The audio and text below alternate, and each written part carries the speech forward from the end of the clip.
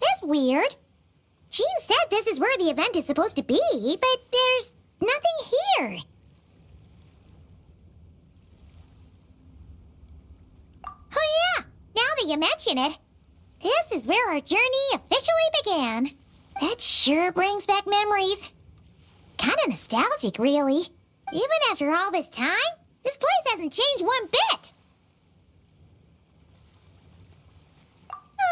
Rucker's getting all sentimental and poetic. Well, we still need to find Jean and the others. Let's have a look around. Yeah.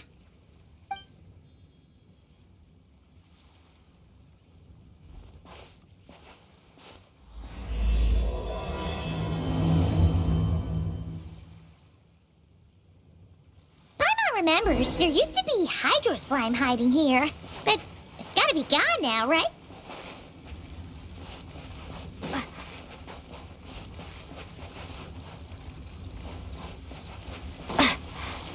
Whoa! A fungus? Are those supposed to be in Mondstadt? Not that these are a real threat to us at this point, but still!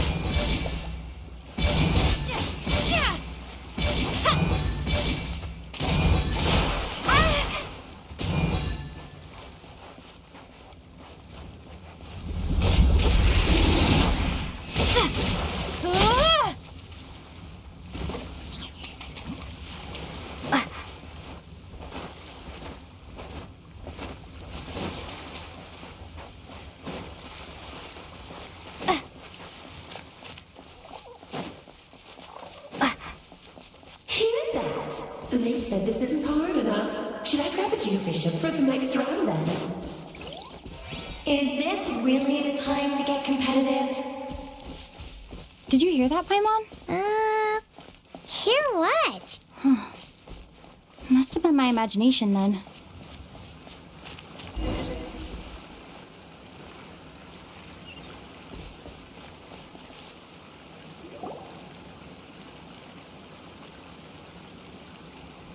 Huh?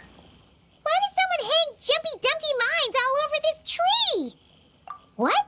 But they don't look alike. You can't even eat them. Hold on. Could this be an event setup thing? Not a lot of people come here, but a bomb's still a bomb. If someone gets hurt by accident, Clee's gonna get marched off to the confinement room again. Yeah, but let's take a picture with the camera before we take them down. First the fungus, and now this? Something weird is going on. If it turns out not to be event-related, it'll be good to have a record of what we found. You couldn't just compliment Paimon's smarts like a regular person? Whatever. Paimon will take it. Better than being called emergency food, at least. Anyway, it never hurts to be careful. We've seen through lots of tricks, but we've also gotten the short end of the stick a bunch of times, too. Paimon likes the optimism. Come on, let's get that picture taken. Then, get rid of these bombs.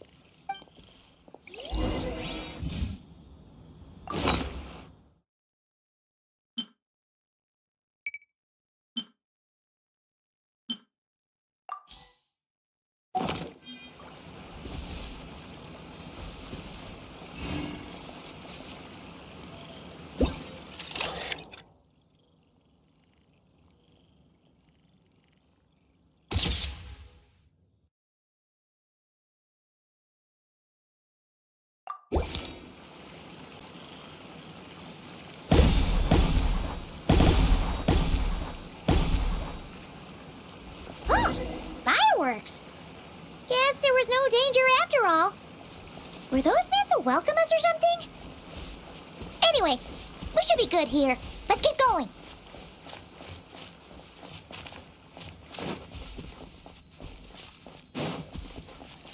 What was it Paimon said back then? Ah, right! Oh, wow!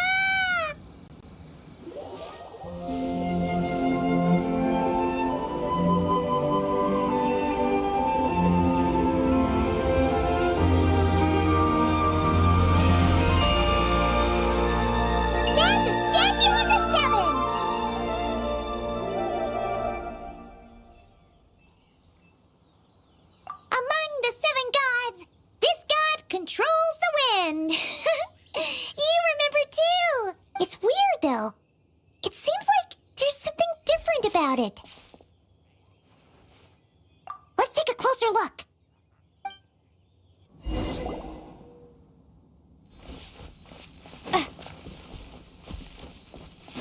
Huh. Paimon's next line was... As we all know, Right! Poetry and language flow like the wind!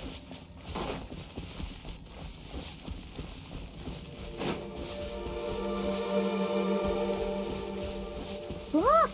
There really is something wrong with this statue of the Seven!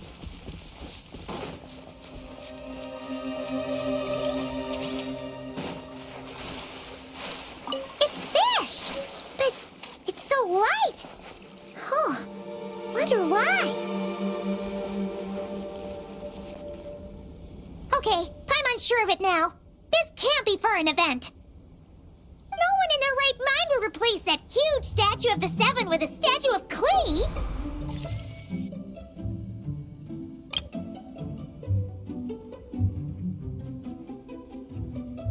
Yeah, and well made too. But that's not the point. You're not weirded out by this? Oh, you're right. This must be Alice's doing. She could put 100 Klee statues all around Mondstadt and Paimon still wouldn't be surprised. That explains the other weird stuff we saw up till now, too. She must have asked Jean to write that letter so we'd lower our guard. No, wait! Maybe that was Alice just pretending to be Jean. Paimon wouldn't put it past her. Yeah, Paimon's not upset. The surprises were nice, and the statue is pretty cool. Plus, we got to take a little trip down memory lane. Makes Paimon feel all warm and fuzzy, remembering where it all began. What do we do now, though? There's nobody around. If this is some sort of elaborate prank, guess we're in it until the people behind it jump out and say, "Gotcha!" Huh? What does that mean? Oh, yeah. And there could be even more. Guess all there's left to do is touch that statue and find out. Maybe it'll give you the power of pyro or something.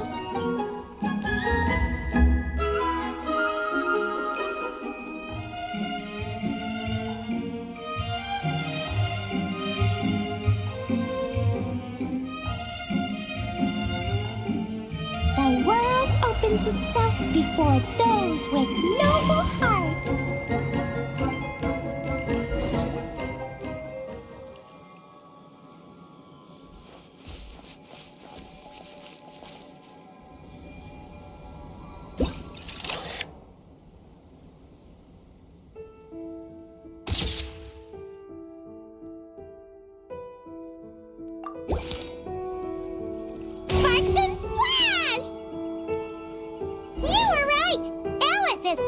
Surprises.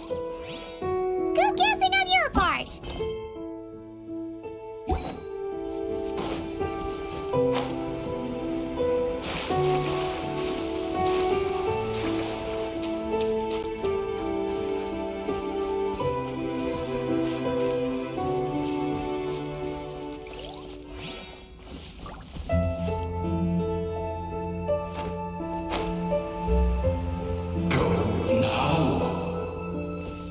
Yes, but now we're way too late. Oh, it's the ball! there's something huge in the sky. Okay, we all remember what Paimon said back then. Anyway, since he's here, that must mean we're about to meet another old friend in these woods.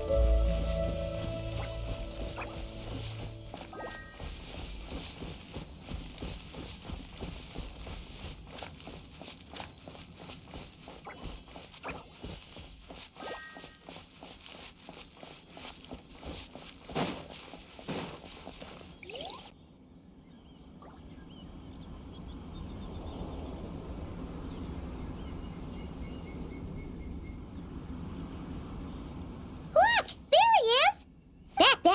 Dvalin was tainted by the Abyss, and Tone Deaf Bard was about to heal his wounds. But your control over Animo wasn't so great, so they noticed you and ran off. But you've had tons of practice since then, so mistakes like that should be a thing of the past.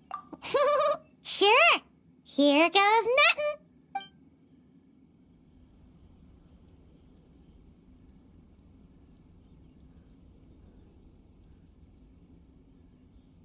Rah!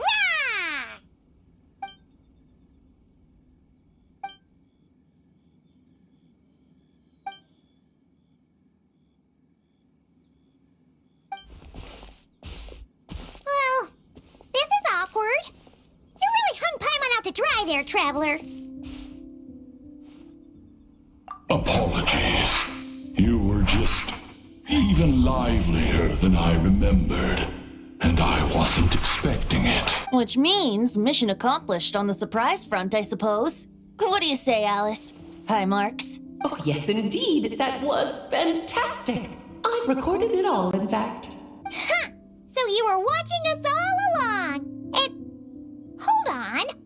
You can't just record people like that. What a delightful reunion. Welcome to Mondstadt, you two. The place where it all began.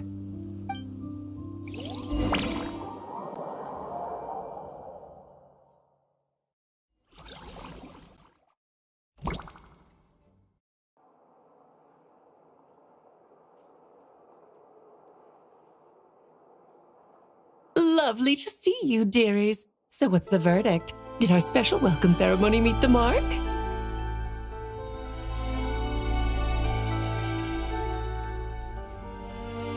It was very... you, that's for sure. Paimon can't believe the Knights of Favonius let you go that far. Where'd you move the real statue of the Seven anyway? Oh, gracious me. You still haven't figured it out. If I had actually done something to that statue, I would have been locked up in the teensy room next door by now. Certainly not my idea of a pleasant afternoon. So, what's going on here? Ah, now you're asking the right questions, Paimon. The answer lies over here. Nicole? You're here too? That's right. Our two lovely mages are here on vacation. In fact, everything you just experienced was their handiwork. But I'll leave the explanations to Miss Nicole. I trust you're well acquainted with her skill at explaining all manner of magic and phenomena. Yep. We experienced that firsthand in Notcry. This bubble is a new kind of magic Alice and I invented. Inside it is a small world created using a person's memories. When you were busy reading that invitation to Mondstadt, Alice took the opportunity to place you within it. Oh, we didn't even notice. Huh, I wouldn't be much of a dodo king if I couldn't pull off a simple trick like that. All that to say, the things you saw weren't real. They only exist within this bubble. Ah, except for Venti and Dvalin, of course. I invited Venti, and he brought the dragon along. It's not every day you get to relive the beginning of your journey. It feels like listening to a verse you haven't heard in a while, right? You might not remember the name or melody, and still, you start humming along in no time. I'm assuming your trip down memory lane was similarly nostalgic. So does Jean know about this or not? Paimon's starting to think that invitation letter was a fake. Oh, no. Jean wrote that herself, I assure you. I wouldn't dare forge a letter under her name. Huh. So you do draw the line somewhere.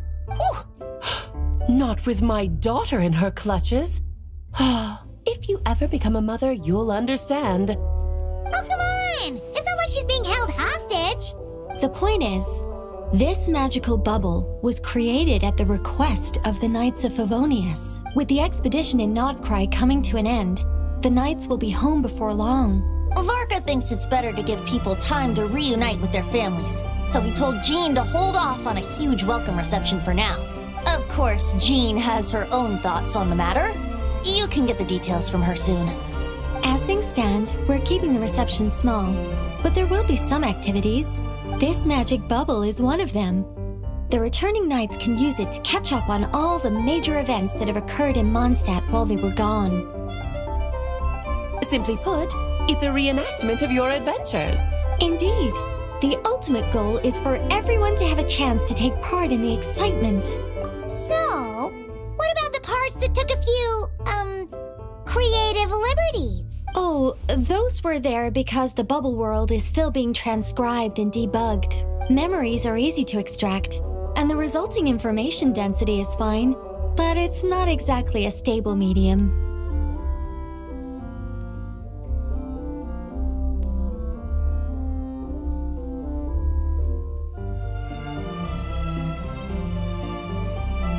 If memories are the only thing used to recreate a world, it's hard to ensure a lack of deviations. For example, these memories belong to Venti. But even for someone like him, whose memories are quite reliable, there is bound to be some variance.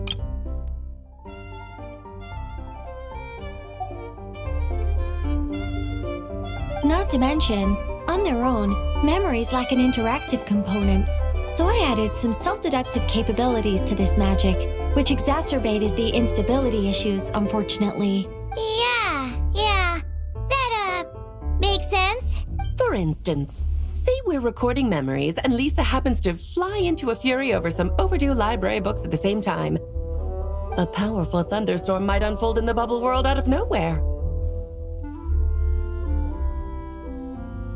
Luckily, there's a simple solution. We just have to send someone to scout things out first. Then we can manually correct anything that doesn't make sense. Exactly. Plus, once the recording is complete, the magic will loop, so there won't be further deviations, and we won't need real people to act things out. Ah, and before it's all said and done, we'll be sure to cover up your identity, Venti. Much appreciated. Otherwise, buying around at the Angel's share is gonna be much more of a hassle. Like you're the one who does the buying. It's settled then. We'll allow you to be the first to relive these precious memories, and in return, you'll be our eyes on the inside. Yeah, but it sounds like fun. Besides, we already snapped a few pics of some potential bugs. Like that weird statue of the Seven. Oh, no, Paimon. That one was entirely intentional. What? Seriously? As the creator of this world, I'm afforded a bit of creative license, I would think. Creating this bubble was no easy task. Is a little personal touch too much to ask for? I doubt anyone will mind. As far as I'm concerned, you're free to do as you please. This is Mondstadt, after all. Oh, well. Paimon can't argue with that. In that case, we'll be counting on you to continue testing our work tomorrow. It's still early. Why not check out the other events at the testing grounds in the meantime? Jean should be there too. Yeah, we'll go say hi. She's the one who invited us after all. I think nothing of it. Now that the world is at peace, you two are overdue for a vacation. Best to make the most of it.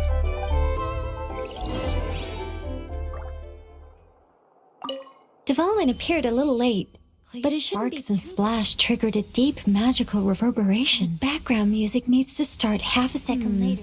I should put another instance if now the diagnostics are failing. I just don't get it. Oh, Nicole, dear, stop fretting. You're projecting rather loudly, you know. Every detail is within your control, huh? Color me impressed.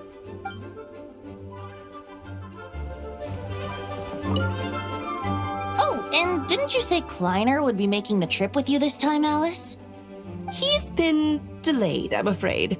Troublesome happenings on another planet. And of course, just when he jumped through all those hoops to make it back to Tevat, Dottore starts causing trouble. The border is a terrible mess even now. So, unfortunately, his vacation has been postponed. Just yesterday, he did give us a call on the Dodo communication device, though. As you can imagine, Klee was pleased as punch to hear her dad's voice. I see. Being a seeker is a tough job indeed.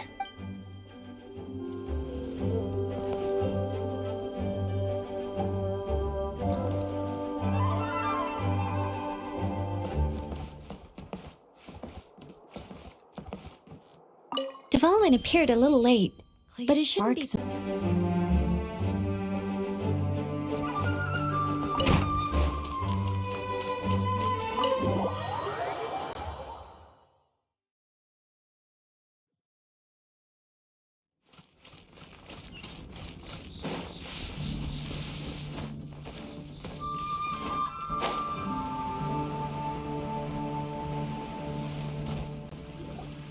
Yes, good work. We'll go with this setup. Hey, Jean! We're here! Honorary Knight, Paimon, welcome back. Did you have a good time in Alice's magic bubble? Yeah, it was so cool! Paimon's looking forward to getting back in there tomorrow! I'll be sure not to spoil it then. I imagine you might be interested in what went into the preparation, though. I loved the idea when Alice brought it up, but I knew it would take a great deal of reenactors, not to mention recruiting Dvalin. Luckily, Venti, or rather, Lord Barbados, agreed to help. After that, I opened up recruitment to the people of Mondstadt. Countless volunteers jumped at the chance to reenact your stories, Honorary Knight. It took me 2 days just to read through all the applications. A lot of people have gotten involved, and that includes quite a few familiar faces as well. Are you one of them? Yes, according to Alice, I'm one of the leading ladies. Yeah, there are other activities here too, right? Sounds like there's a lot on your plate. Ah, well, such are the duties of the acting Grandmaster. I'm used to it. For those of us who have been holding down the fort, so to speak, the return of the expedition team is a matter of great importance. The Grandmaster contacted me and said not to organize a grand reception on their behalf, and I understand where he's coming from. I'm sure the team will be exhausted upon returning, and making a big fuss might just tire them out further. I'm sensing a butt in there somewhere. Tone-Deaf Bard said you had other ideas. Yes, well, those of us here in Mondstadt have been awaiting their return for a long time. Resuming normal life after such a long expedition will be quite an adjustment.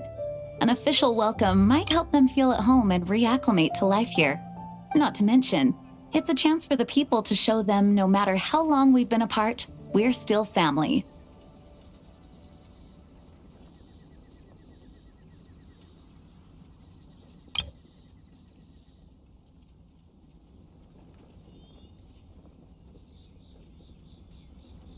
Yes, absolutely.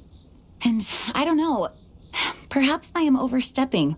I just hope the Grandmaster isn't too upset. So, besides the whole bubble thing, what have you got planned? Here, I'll show you. First, this is an arena we've set up to showcase Favonius blade work. The Cavalry Company is in charge of this one. I'm sure there will be some exciting sparring sessions. Ooh, that means we'll get to see Kaya on stage! That's right. Compared to me, he's much better at keeping things interesting, even when the subject matter is quite serious. I can think of no better person for the job. You're as modest as ever, huh, Jean? Over here, we're running a wind glider speed shooting event. It's not hard to guess who's in charge of this one, I'm sure. Yes, her gliding skills are top-notch, and she's quite creative when it comes to event design. Be sure to check it out when the time comes. There's also a booth that will serve as a reception area where people can relax and chat with each other. A few simple games will be available as well. Hertha is in charge of the drink stall, but we're still working on the menu. Well, the more alcohol options, the better, I think. The expedition team likes the strong stuff. Fair point. Huh? What's with that face? Grandmaster, you're back? Has the entire team returned as well? Well, apologies, we're not quite done with the preparations, but I assure you, it's limited to what you see here. We're exercising the utmost restraint. Hey. Relax, Jean, relax. No need to get all formal with me. I split from the group to make it back first. Pretend I'm not even here. Besides, I knew you'd want to surprise us, no matter what I said. Oh, I see. If I didn't tell you to put on the brakes, I knew you'd go full throttle and start planning the next Ludi Harpastum or Windbloom Festival. You put so much pressure on yourself, diving headfirst into the deep end without thinking about how much is on your plate. I just didn't want you to overwork yourself, that's all. Oh, wow! That's actually really nice of you. Yeah, well, looking out for my fellow knights comes with a job. As for the event, food, drink, and fun in spades without too much pomp and circumstance. Yeah, just like a Mondstadt festival should be. The team will feel at home in no time. That's far too kind, Grandmaster. But thank you. I I mean it, you know? Just trust my judgment. Anyway, you two got a sec? Now that I'm finally back in my old stomping grounds, let me treat you to a meal. I'll even introduce you to the Good Hunter's secret menu. Ooh, nice! Paimon's never heard of that before. What's wrong? Not hungry? Actually, Grandmaster, there's a few things I'd love for you to look over. Since you seem to have some time to spare, perhaps we could go back to headquarters first. Hang on, you know this is just a pit stop, right? There's not going to be time for me to take over the whole shebang. Of course. Still, you are the Grandmaster. Oh, you have no idea what this means. I'll be trapped in the office until tomorrow morning. It's not that dramatic. If we make haste, we'll finish before dawn. As much as Paimon wants to check out that secret menu, you should at least do some work now that you're back. All right, all right. Oh, let's go. Guess I'll see you tomorrow.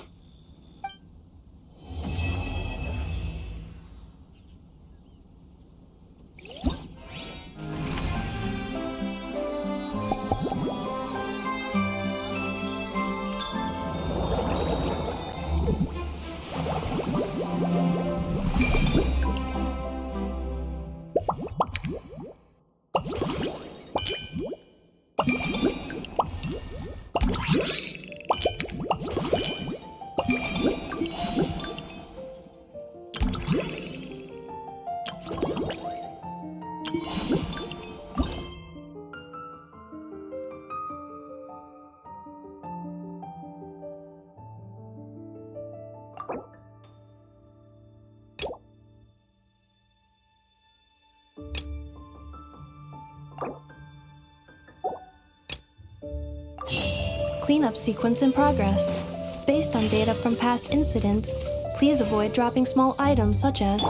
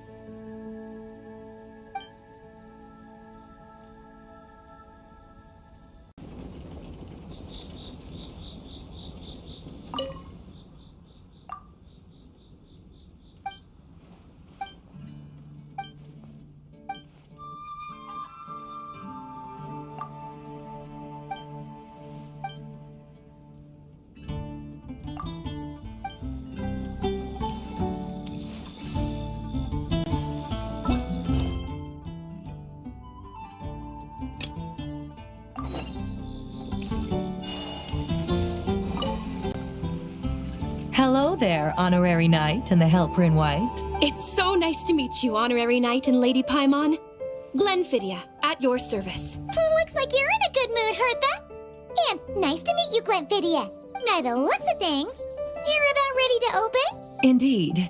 Thanks to some help from the Angel's Share and the Cat's Tail, our drink stand is ready to go. Besides all the classics, we also mix cocktails to order, and are currently offering a limited-time delivery service. Cocktails? Do you remember that time we served as bartenders at the Angel Share?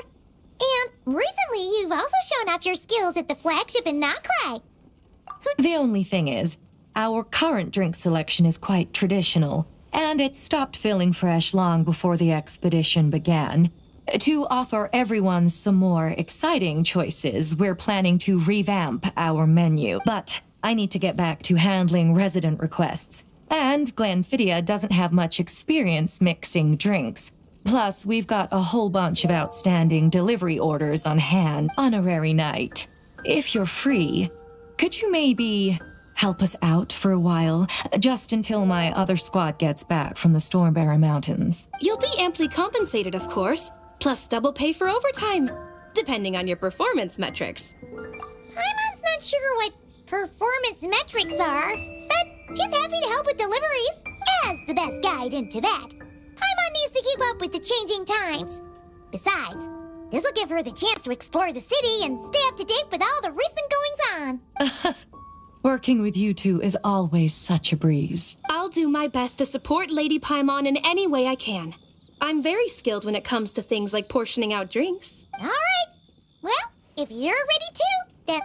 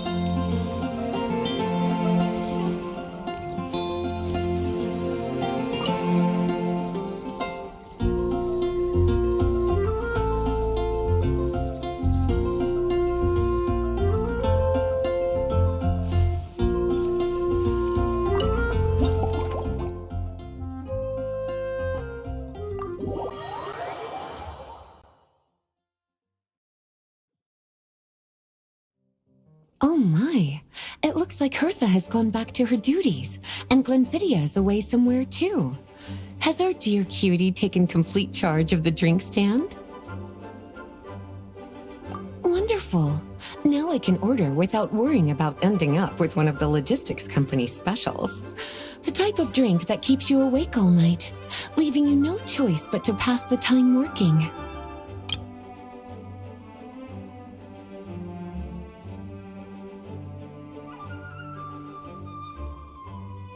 That's right. I'm just a carefree librarian now.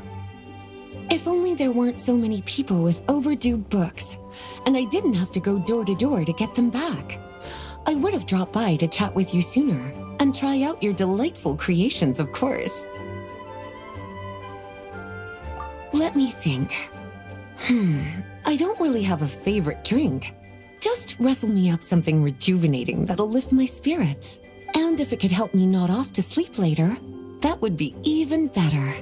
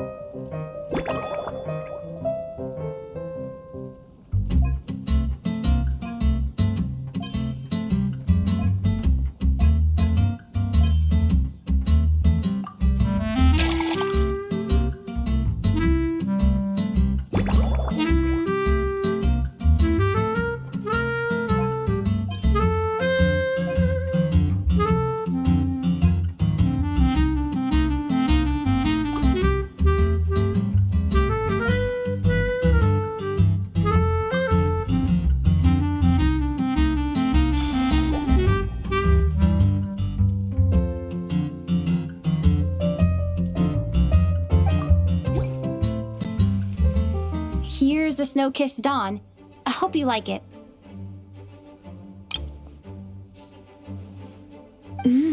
It's delicious, cutie. Pleasantly tart, sweet, but not cloying, smooth on the palate, with a refreshing aftertaste. If anything, though, I seem to be feeling a little more energetic than I'd like. Perhaps you've unwittingly unraveled Glenfidia's secret and concocted an even more effective pick-me-up? Don't worry, there's no rush. Your eyes are aglow with curiosity, as though you have many more questions to ask. Let's chat for a while. Take your time. Inspiration will come soon enough.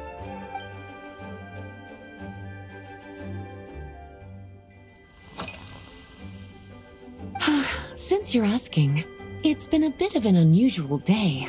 There's a chef, fresh out of training in Fontaine, who's recently taken up a position at the Goth Grand Hotel. She borrowed our most valuable book, the Mondstadt Millennial Compendium of Desserts. Apparently, she plans to use dessert-making techniques to improve the taste of various savory dishes. Something about reducing their greasiness. Indeed, and judging by the results, she rather overdid it with the caramel sauce. What should have been fragrant meat slices ended up tasting nauseatingly sweet. Caramel sauce is such a fantastic ingredient, you know? It never fails to please when added to drinks. Sometimes I even add a spoonful to my afternoon tea. Improving food, I suppose, isn't always about being as creative as possible.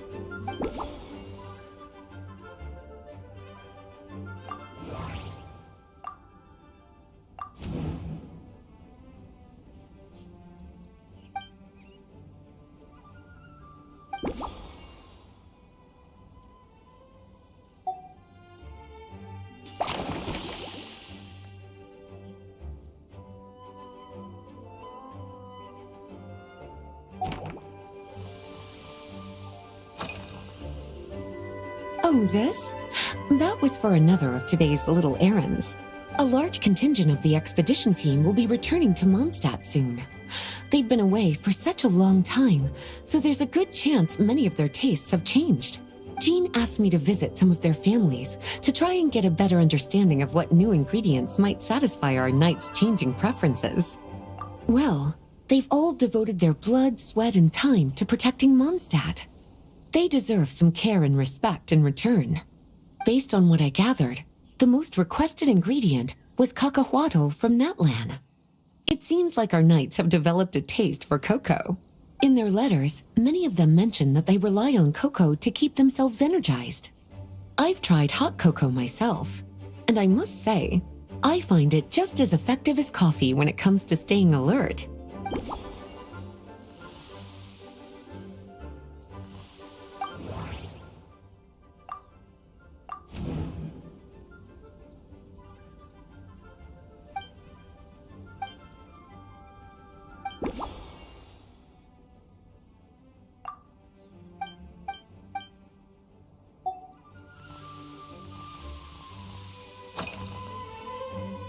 Surely you're not suggesting I'd take this opportunity to sneak off on a little countryside wander? You caught me. My investigations into Mondstadt's lesser-known drinks took me to Dawn Winery, where I had a little chat with the head housemaid, Adelind. On my way back, I ran into Emmetall out on patrol. She'd encountered some monsters she didn't know how to deal with, and in her desperation, asked for my help. I accompanied her on a detour to Wolvendom to teach some raving hounds a lesson. It's been a while since I've had such an invigorating workout.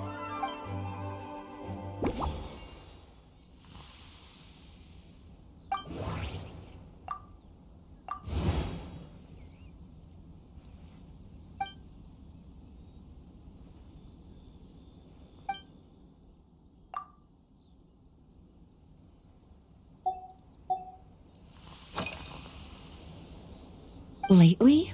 So careful with your wording, cutie.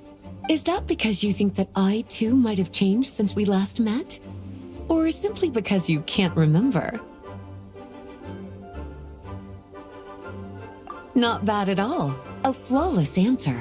Back in my student days, I might have been drawn to every new and exciting ingredient I read about, constantly expanding my horizons and stepping out of my comfort zone.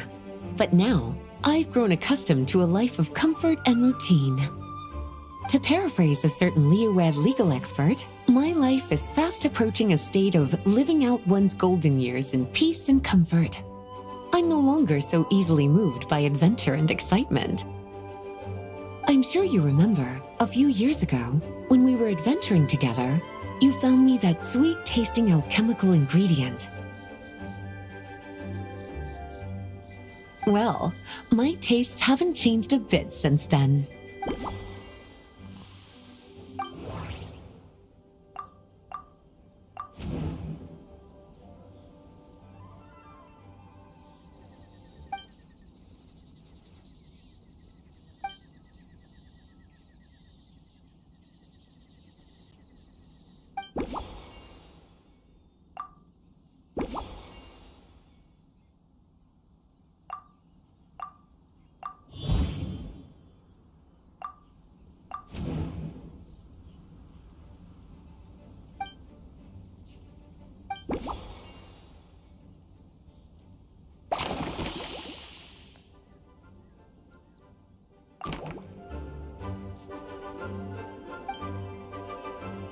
As expected, cutie, your brilliant mind has grown even sharper.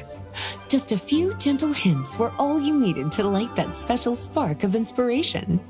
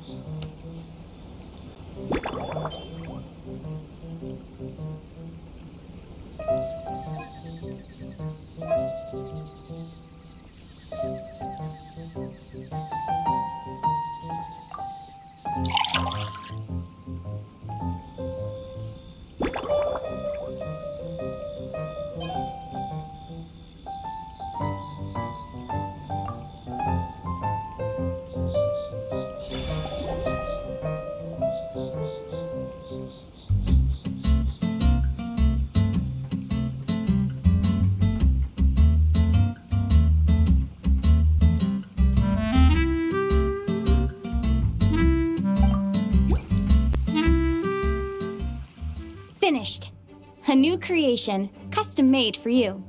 This should help you fall asleep quickly and guarantee you peaceful dreams. It's called a slumbering rose.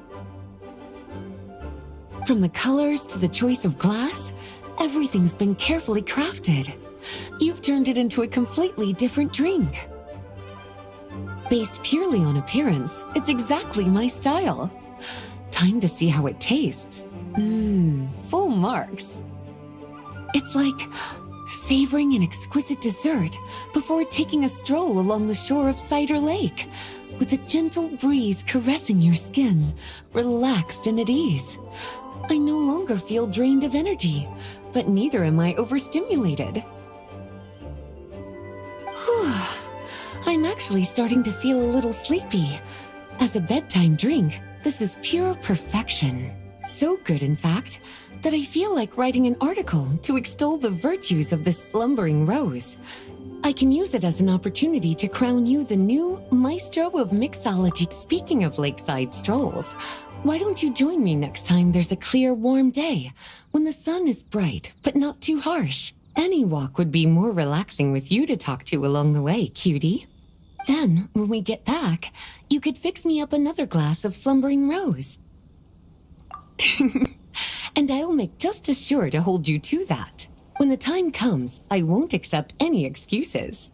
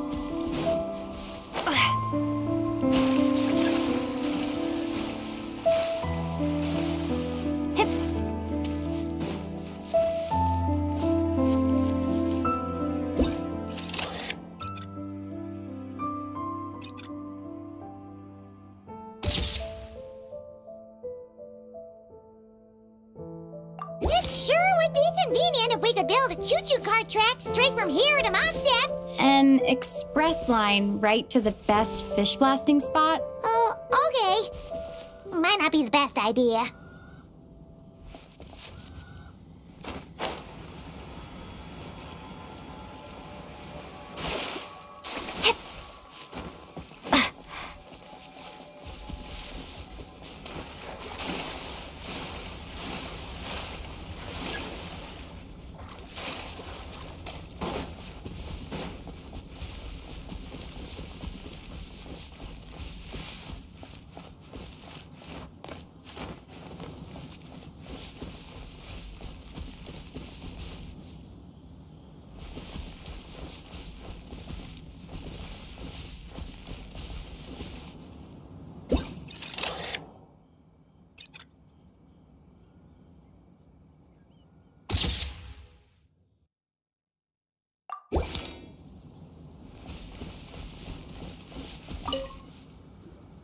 Razor? What are you doing here? And shouldn't this thing be in Wolvenden? Fiery woman came to take Lupical.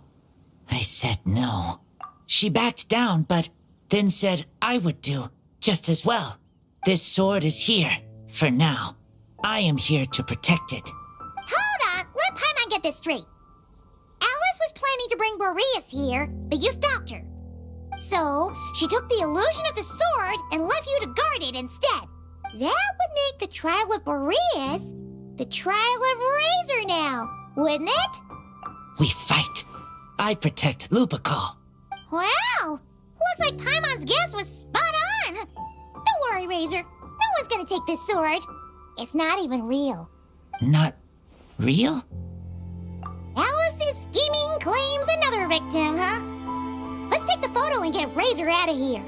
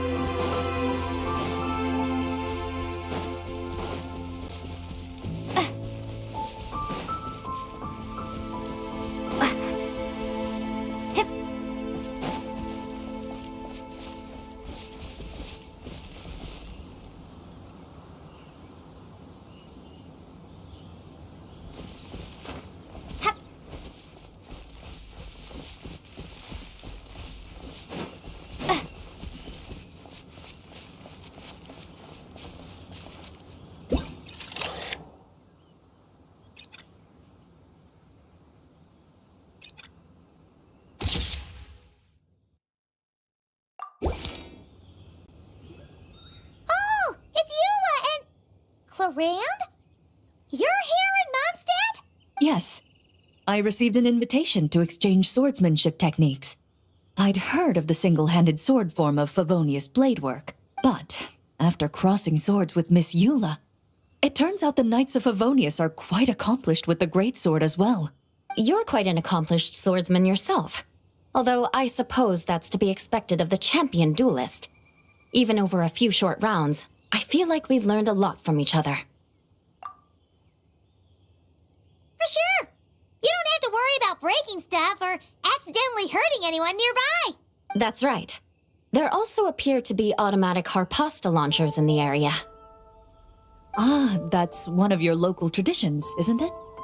Shall we have ourselves a game then? Why not? You should know, though, I'm not easy to beat at this game. Ah, hold on. No muskets allowed. Oh, why not?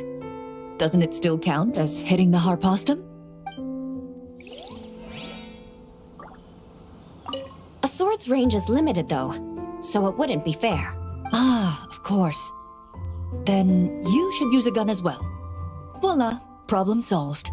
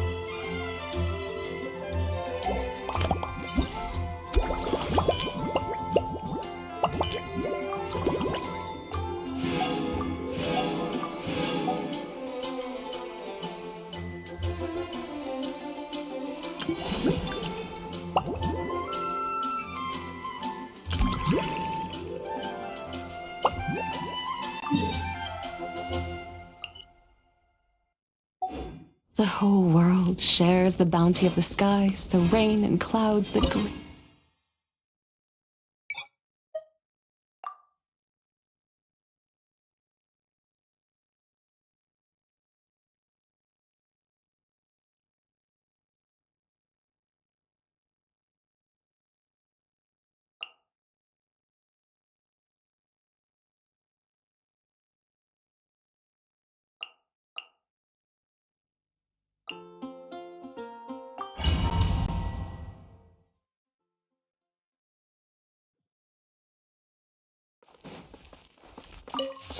Stay back!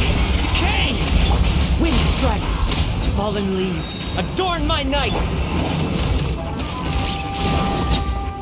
Teamwork is dreamwork! Devouring claw! Maria sweeping in!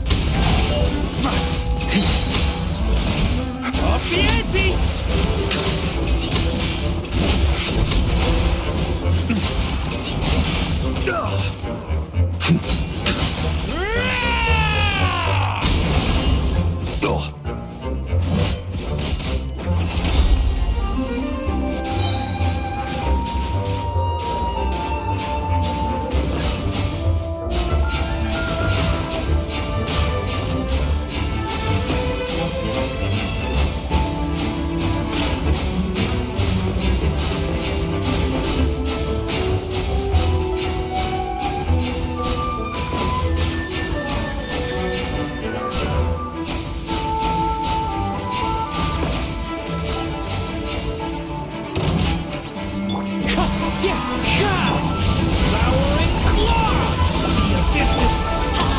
Everybody stand back!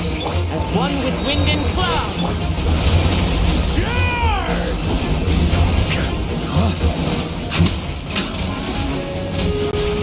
Thunder!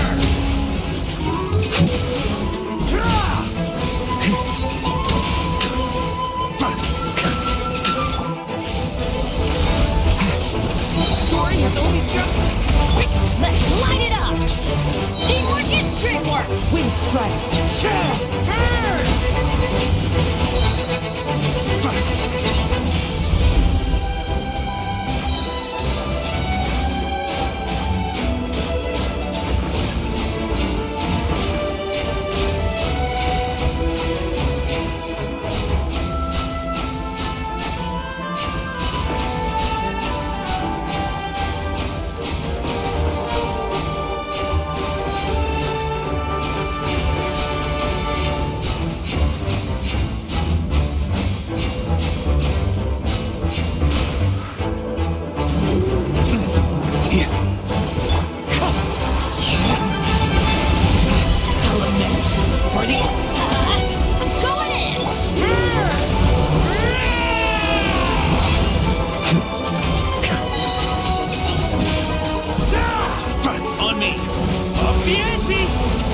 Fallen leaves, adorn my neck! Stay back! Story has only... Teamwork is dreamwork!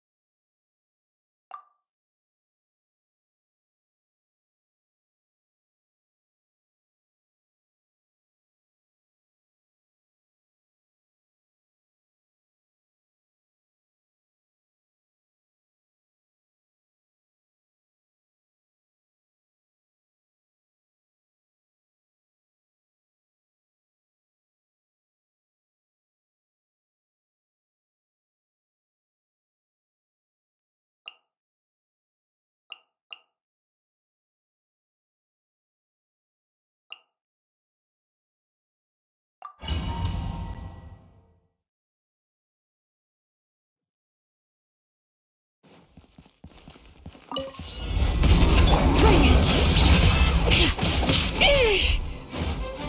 Hear the echoes of the valley! Faster! Stronger! Let's move! Yeah! Oof! Hero incoming! Yeah!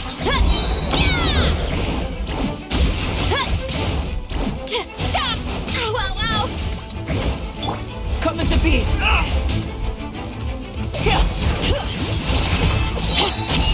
Step aside! On my mark! Feel this ancient power! Maximum power!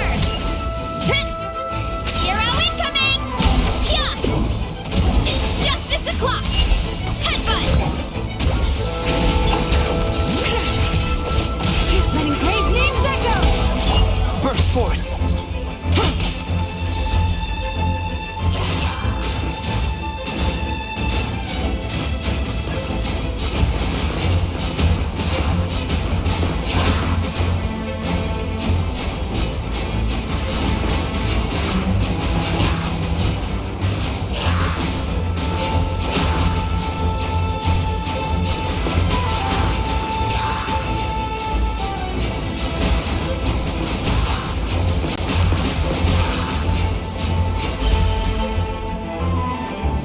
Coming to be! Moment of birth! Bring it! Hear the echoes of the valley! Oof! Kapow! Ultimate flying kick!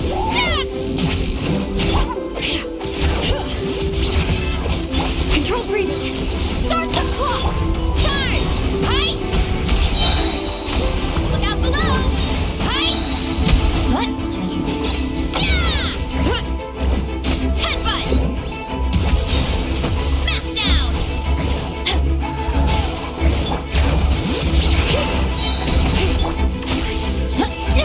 On my mark! This!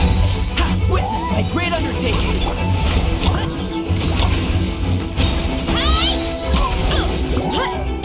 It's justice o'clock!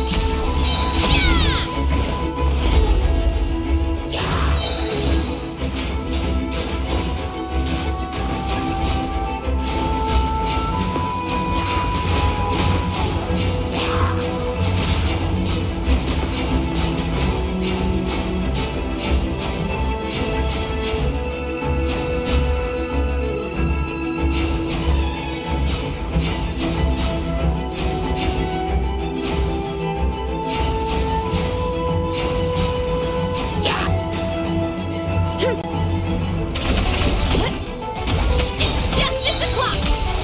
Yeah!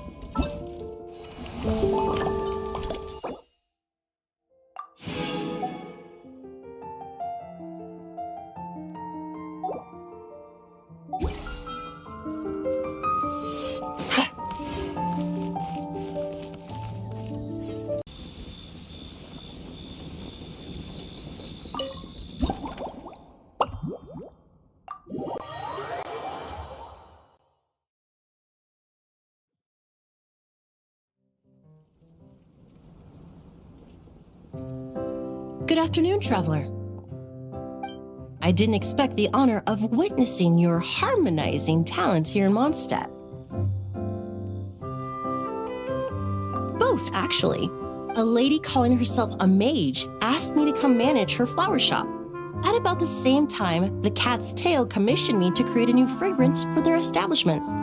Ending today's busy schedule with a drink crafted by you in person is truly a wonderful reward.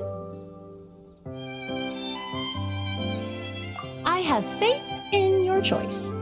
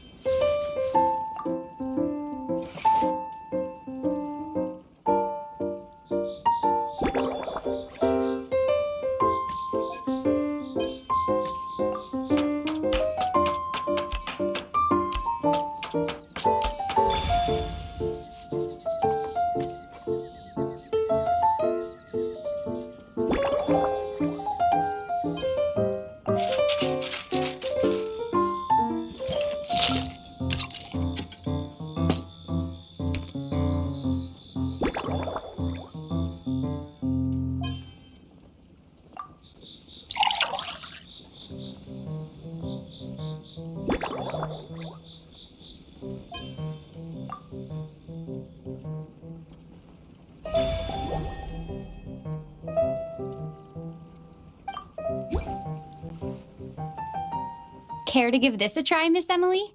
Your artistry is truly a pleasure to watch.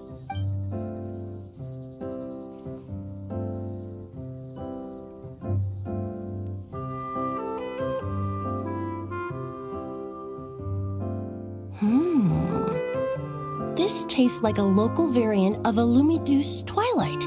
Am I right? The gentle and elegant taste, with its distinct layers combined with a hint of Mondstadt's characteristic scent, offers quite a welcoming flavor, all the while avoiding potentially discordant aromas, though in reality, there's no need for you to be so conservative.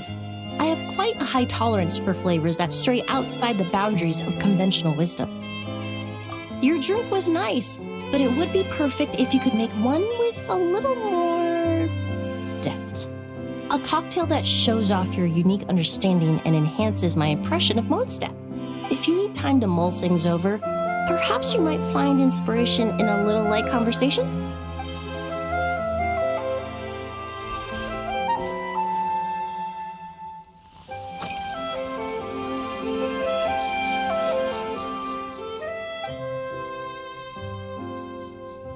It really is. A while earlier, I watched a whole run of fair weather clouds float by, fluffy as pillows. It's not overly humid either, and the wind is gentle too. In such conditions, one's sense of smell is heightened, but not to an excessive degree. When scents are blended well, they naturally combine with the ambient context, leaving particularly powerful impressions. It seems something similar is true for mixology. As long as you choose a base of appropriate strength, the various flavors will blend seamlessly together. When mixed properly, all the ingredients work as one to create a most wonderful symphony for your taste buds. Yes, that's it. Now I think about it, layering distinct flavors doesn't really suit my personal preferences.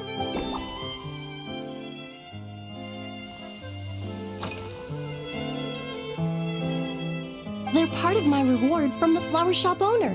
Important ingredients for making perfumes. Thanks to these, I was able to complete my commission for the cat's tail. I studied Mondstadt's Cecilia flowers many years ago. In fact, the fragrance of Cecilia in certain fields has become synonymous with Mondstadt itself. However, this is a special case.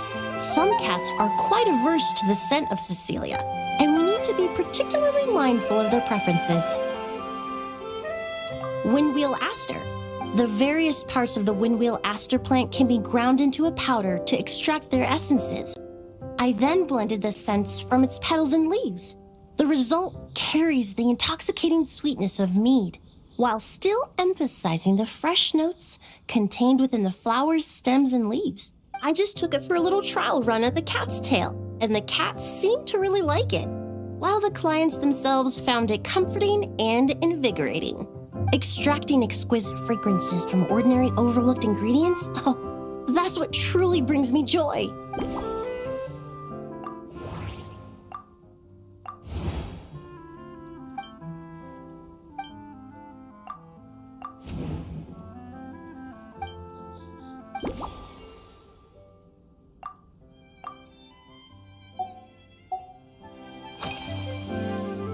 Oh, thank you for asking. It's been going well, though this trip to Mondstadt has presented some unexpected challenges. When I first got here, I was relying on a copy of An Overview of Aromatic Substances and the Human Senses to identify promising local ingredients from the Mondstadt region. To my surprise, my trial fragrance, which used valberry as the primary note, proved far too sweet in the context of a tavern, relaxing people so much that they ended up feeling drowsy.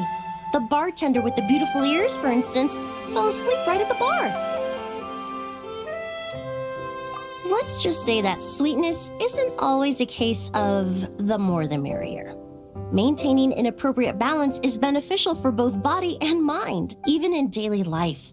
I rarely eat sweet food, and I try to avoid fruits like berries that have a high sugar content. In the end, I completely eliminated valberry as an ingredient and turned instead to windwheel aster, with some success, I might add. Usually, after After work, my friends from the Maison Gardiennage sometimes treat me to a few drinks.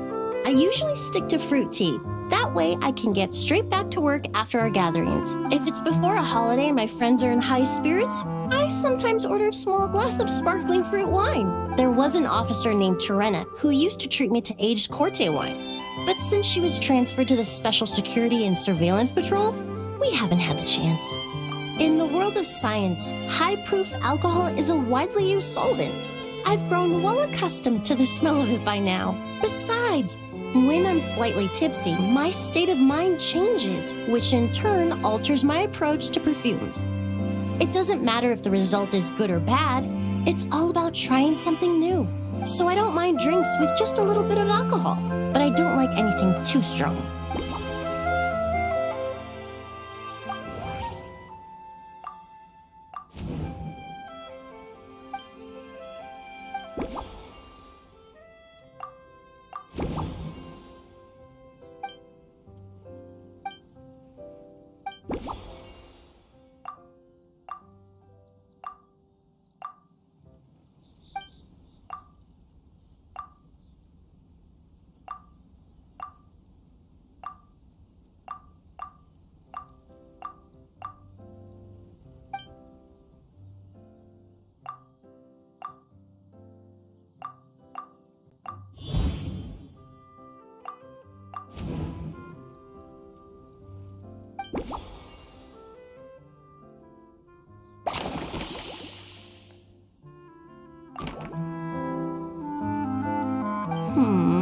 Just from our brief chat, you've already formulated a new concoction. Perhaps you possess a natural talent for this kind of creative work.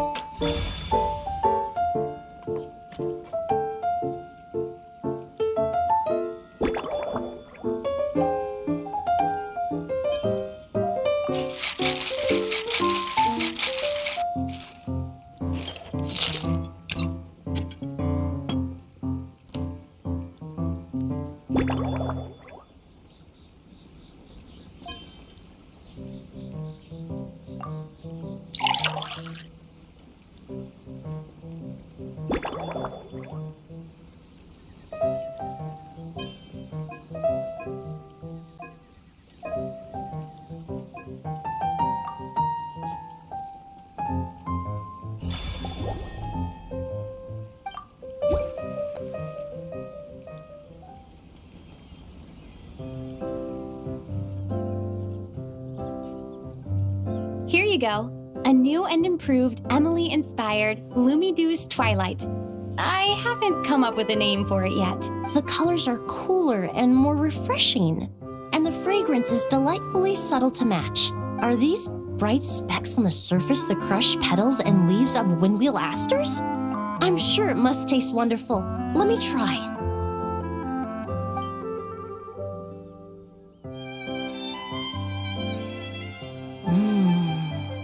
In the language of flowers, the windwheel aster represents the visible winds. Your cocktail not only captures their form, but also the fragrance they carry.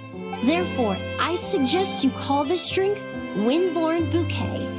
The winds and clouds of Mondstadt swirl together in the glass, leaving behind enchanting traces of fragrance. Really? Perhaps it's just a habit of my profession. I'm glad you like it. Now it's time to slowly savor this masterpiece. Thank you so much. This trip to Mondstadt has been so rewarding. This is the most memorable cocktail I've ever had. Once I get back to Fontaine, I will attempt to recreate this moment as both a fragrance and a perfume. Once I've perfected the recipes, I hope you'll do me the honor of being the first customer to experience these new products. Until then, I look forward to seeing you in the Court of Fontaine.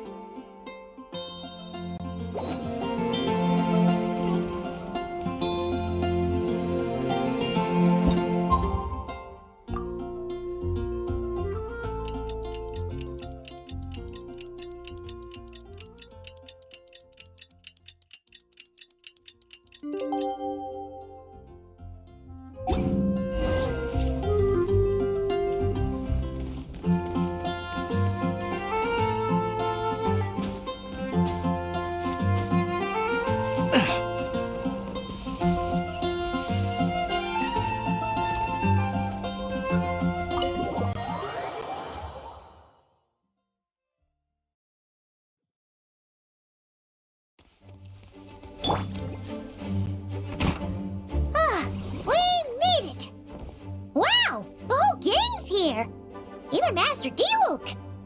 Wow. Jean wanted my input on everything. Even though I left the Knights, Grandmaster Varka has done a lot for me. He didn't stop me from leaving back then, or throw any administrative roadblocks my way. So I owe him one. Well, I was sad to see you go, but your mind was made up. And anyhow, you're an adult. As long as you're prepared to follow through on your choices, who am I to stop you? And let me tell you, my rebellious streak was way worse back in the day. You look pretty tired. Late night yesterday? Yeah, didn't get much sleep at all. And now my head's killing me. My terrible memories of being Grandmaster came rushing back at once. The Grandmaster's wording is somewhat misleading, so allow me to elaborate. We made quick work of our tasks yesterday, much to the Grandmaster's great pleasure. So he hit up his friend Charles for a few drinks. You know how it is. When you're catching up with an old friend, a few drinks turn into a few too many. Am I right? Ah, so you're just hungover! Ugh, and Paimon was starting to feel bad for you. I see. Understood. I just received word from the Knights stationed at the venue that the setup is complete. You can start today's story at any time. Ask away.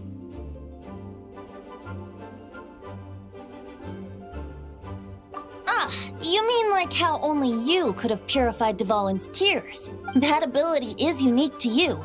And to be honest, a lot of people might not even know you're capable of something like that. So they might get stuck at that point in the story.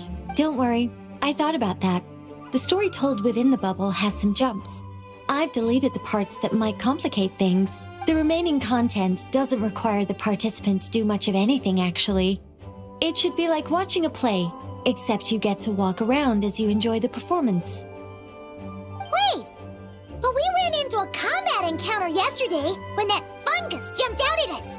We'll take care of that. Alice and I want this to be an experience even a child can complete without trouble.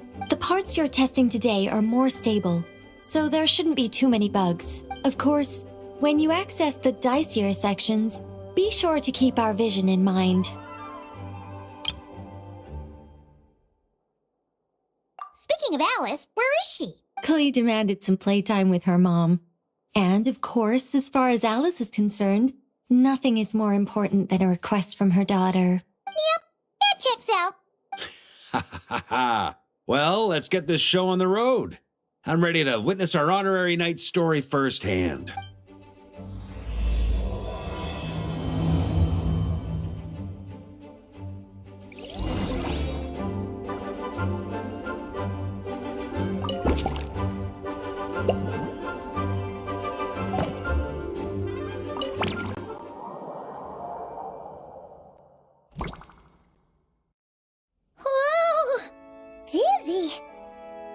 take some getting used to. Why didn't that happen the first time? Looks like we've jumped forward a bit since yesterday. We're at the Favonius Cathedral now. Wait, is this the bit where we borrow the Holy Lyre?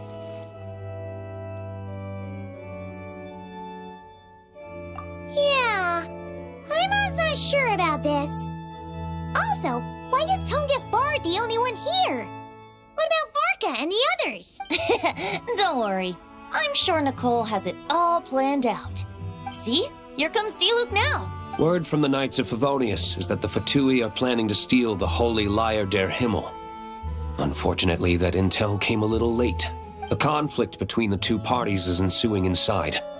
If the Fatui succeed, we'll miss our chance to borrow the lyre. Come on. Let's go help the Knights. What is it? Oh, so that's how we're explaining this part. Huh. Pretty convincing. It's all thanks to that committed performance from our good friend Diluc. I'm just reading the lines Miss Nicole gave me. You need to play along, okay? The cameras are rolling. Don't worry. Our operation isn't that strict. If there are slip-ups, I'll just delete them later. Feel free to take a relaxed approach. Wait, that was Nicole's voice? Where's it coming from? Probably that small bubble. That's right. This is a kind of communication magic. The same one the Knights of Favonius used to get in touch with me earlier. If you get stuck at any point, you can contact me through this magic, and I'll provide a few hints. How very convenient. I suppose, given how the story is progressing, we don't have to worry about borrowing the Holy Lyre then. That's right. Obviously, we're not including the stealing part in this version of the story. After all, the Fatui were the ones who ended up with it. Borrowing, stealing, leaving out that detail doesn't change the direction of the story. Anyway, the Knights are currently fighting to protect the Holy Lyre.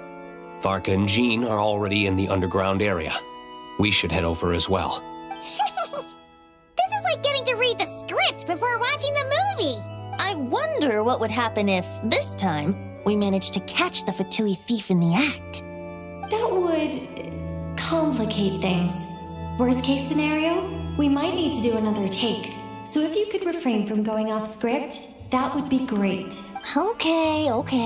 Someone's got an axe to grind.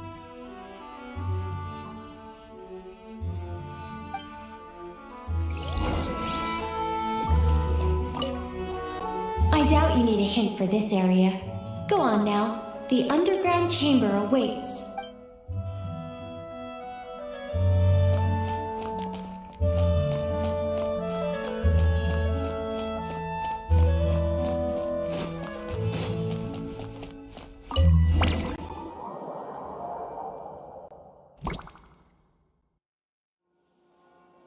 You're just in time. The situation is not looking good at the moment. The Fatui brought much more force than expected. Yeah, it's turned into quite a mess.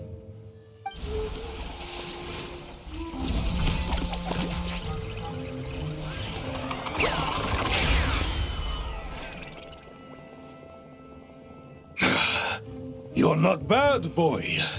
Against the Fatui, though, you'll need to try harder than that. You ain't messing around, huh? Take this! Oh no! If this keeps up, the Holy Lyre's gonna be... Oh, sorry. Paimon can't do this. Nicole, shouldn't these people be wearing Fatui costumes at least? Yeah, it's kinda hard to get in the zone when our opponents look like average guild members. Let me see here. It looks like magical autoload has been disabled, so the Fatui costumes didn't appear. I'll get that fixed. Just ignore the problem for now and continue with the scene. Remember, this is a tense moment. Got it. In that case, I'll evacuate the members of the church right away. All right, thank you. As you see, Traveler, the situation is dire. We need to retrieve the Holy Lyre and get it back to headquarters. Looks like the Fatui are tied up fighting the Knights. I doubt they have the manpower to spare to deal with us. Which means, if we rush in, we should be able to retrieve the lyre. You all sure are getting into character. Okay then, let's go!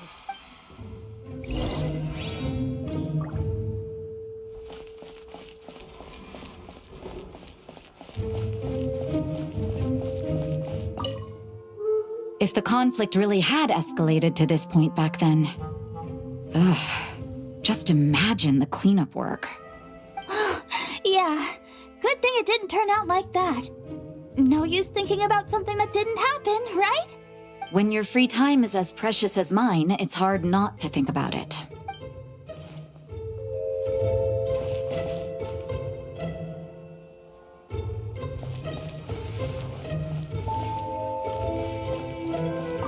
I couldn't keep up with you after all, Grandmaster.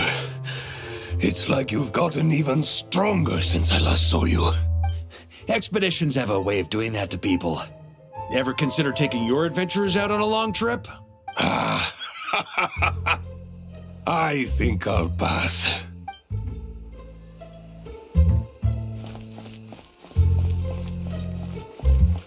No entry. This place is under Fatui jurisdiction.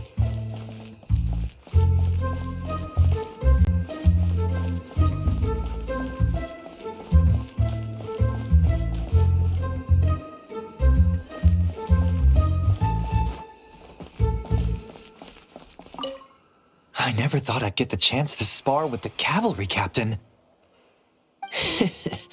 I'm always up for a duel, as long as you treat me to a glass of wine after we're done.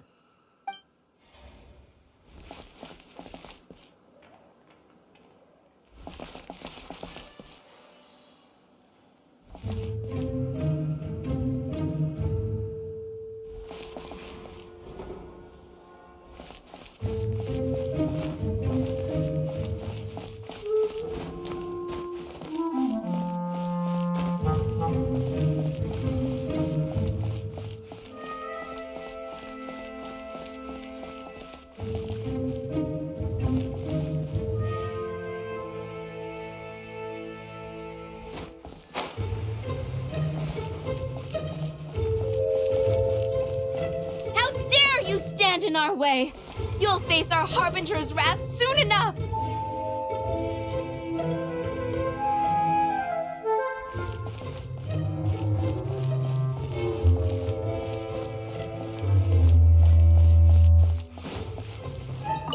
What a coincidence.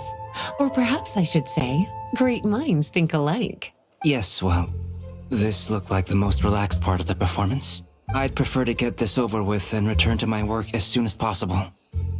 I'm assuming you feel the same, Miss Lisa? Of course. After all, this place suffers from a dire lack of comfortable chairs and good tea.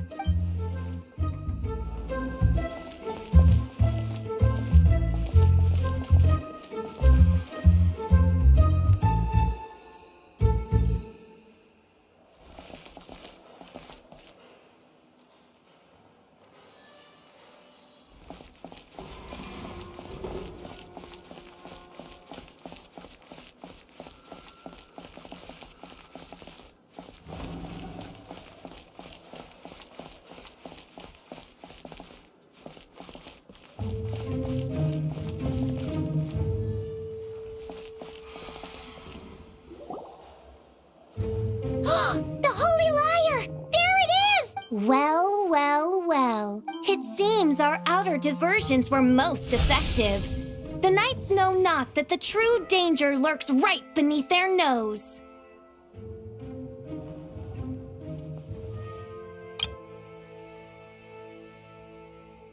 It's no wonder you're known as the youngest, most capable electro-Sisson mage in your unit. You can read our enemy like a book. No! We're too late! Put the lyre down. You heard her! Put it down and put him up! Or this is gonna get ugly! Wait, why are you the only one with a costume, Fischl? Why? Because I fashioned this headpiece myself, of course. How does it look? I am the spitting image of an Electro-Sisson mage, am I not? And I suppose I look enough like an Electro-Sisson as I am. Hold on. Trying to distract me with conniving conversation, are you? Ha! You underestimate me. To think I would appear before you without full confidence in my victory. Go forth, Oz. Sissons, take care of these pests. The holy Lyre der Himmel belongs to the Fatui.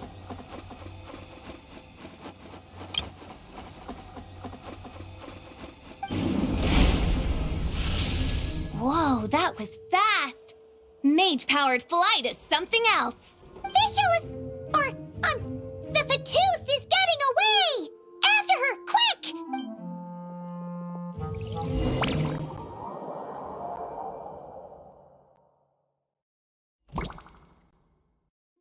Here, take it away, and don't let them catch you. That's nothing the gliding champion of the Fatui can't handle.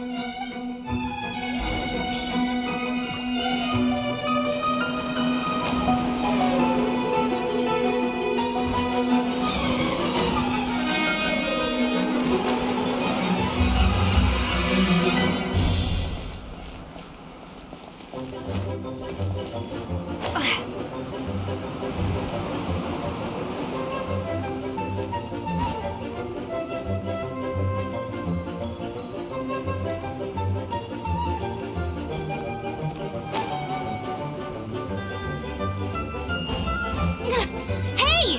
That goes against gliding regulations!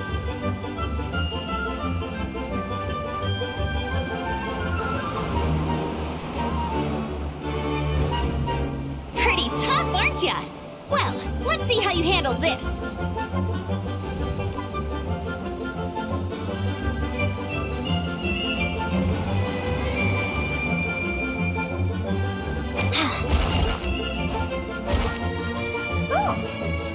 Paimon thought the Adventurers Guild were the only ones role-playing as Fatui. Just thought I'd lend him a hand. Fischl didn't have time to make me a cool hat, though.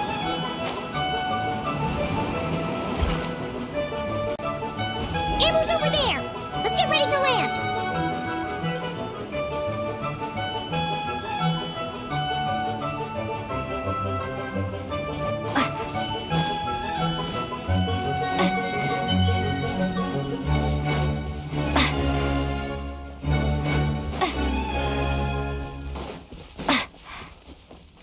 How about we explore the area ahead of us later?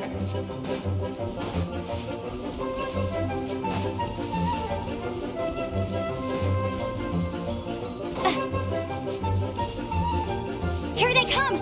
Positions, everyone!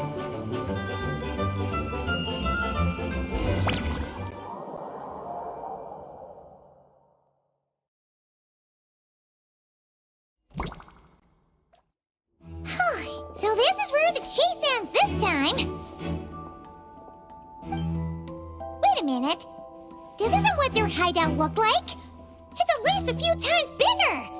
Yes, I remember it being much more run down. This place has far more structural appeal. The Lawrence clan lived here for a time, but this doesn't look like their handiwork. And I know for sure it's not the work of the Knights. Must be a bit of creative license on the part of our dear mages then. Alice said the original was too run down and didn't fit her aesthetic taste. So we repurposed some assets from the Golden Apple Archipelago. As you can imagine, Alice has always been a go big or go home kind of person. Yeah, this is go big, all right. Still, our mission remains the same. We're here to get back the Holy Lyre. Yeah, and this time we have a whole bunch of people to help us. Not just you, Luke. Should be a total piece of cake.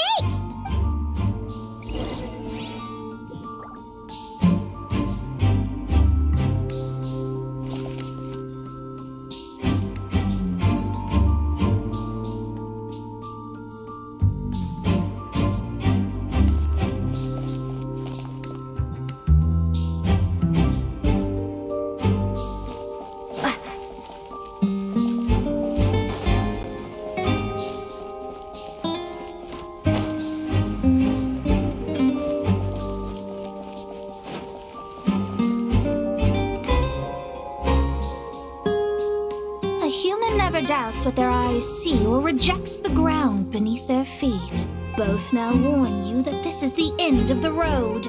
Give up and turn back while you can. That voice. Is that Mona? Mona? Oh, you mean Barbarloth's student. You know about her? But Mona came to Mondstadt after your expedition left. Well, I had regular contact with the Hexen Circle, so her name came up now and then. The whole thing about her messing up and being too afraid to go back? Yeah, I know that too. What? But how? No one in the Hexen Circle should know about that. For real? Sorry, but I'm pretty sure all the mages know. All of them? I'm afraid so.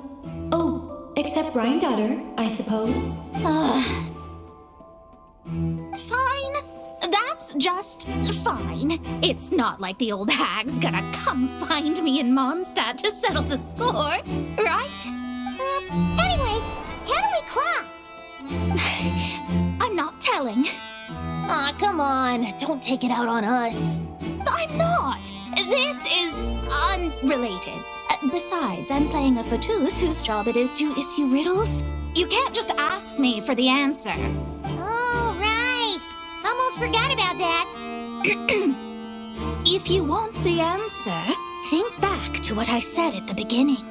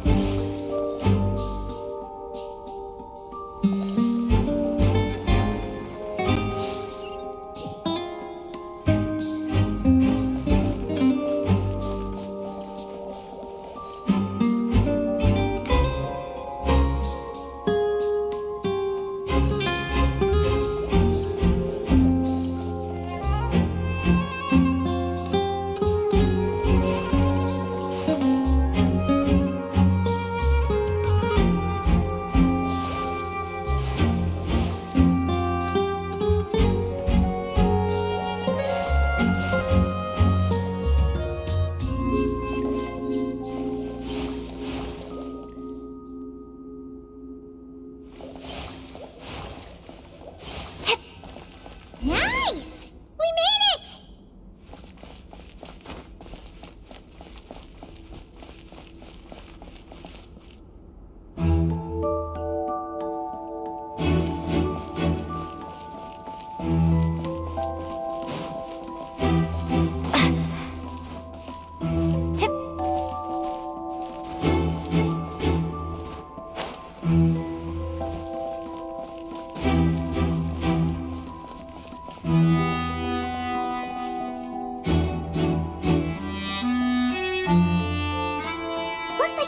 Guarding the spot. Oh, hey! It's been a while. Hello, Grandmaster. Hello, everyone. No. Wait, my line. How did you get in here? I would think you have bigger concerns right now. Tell us where to find the lyre. It's locked in the back room, but good luck getting in there. 3 crests are needed to enter, and each one is guarded by a fatus. Wait, but in real life, we only needed 1 key. Yes, but there are 3 locations to visit. If there was only 1 key to be found, there's a good chance the encounters set up at the other 2 locations would go to waste. All our actors worked so hard to memorize their lines. It would be a shame if their part got skipped over. A fair point. They're playing through the story just like us, after all. To be honest, when I first read my lines, I was kind of confused at how I just give up the intel without a fight. But when I actually had to stand up against all of you, it made sense. I mean, Mr. D-Luke practically had me in a cold sweat. Really? I only had 1 line. Aha! Yet in a game of cards, it's the ones that remain unturned that strike the greatest fear in your opponent. The same principle applies here. That's right. And I've been told you have quite a few tricks up your sleeve, Mr. D-Luke. Anyway, you can head in now. Everyone should be ready. One moment. We can't quite end it like this. I believe you have one more line, Mika.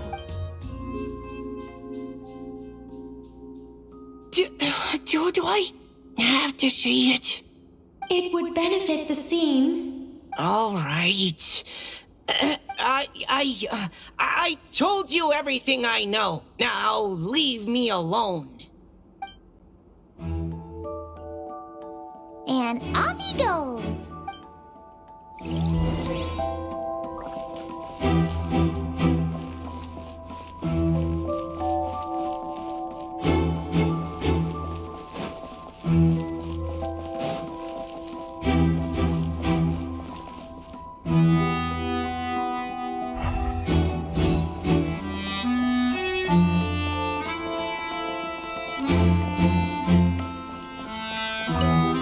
The Fatus up ahead is courageous and loyal. Be prepared for a head-on clash.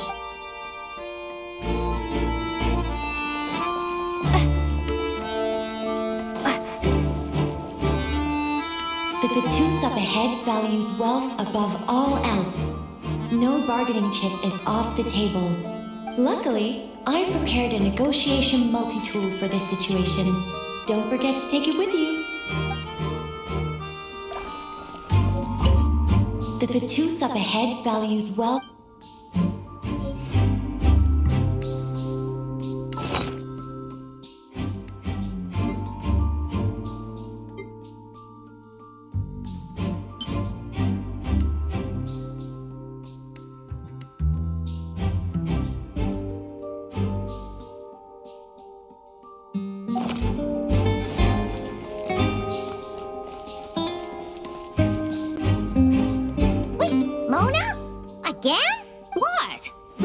You play, the more you get paid. That's what Alice said. I was hoping to do even more than this, but it is what it is. Anyway, the crest is with me.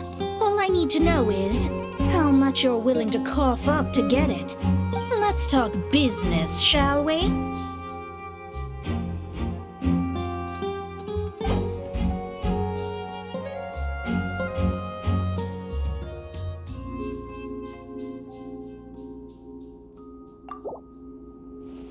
That's all. You have to at least make it worth my while.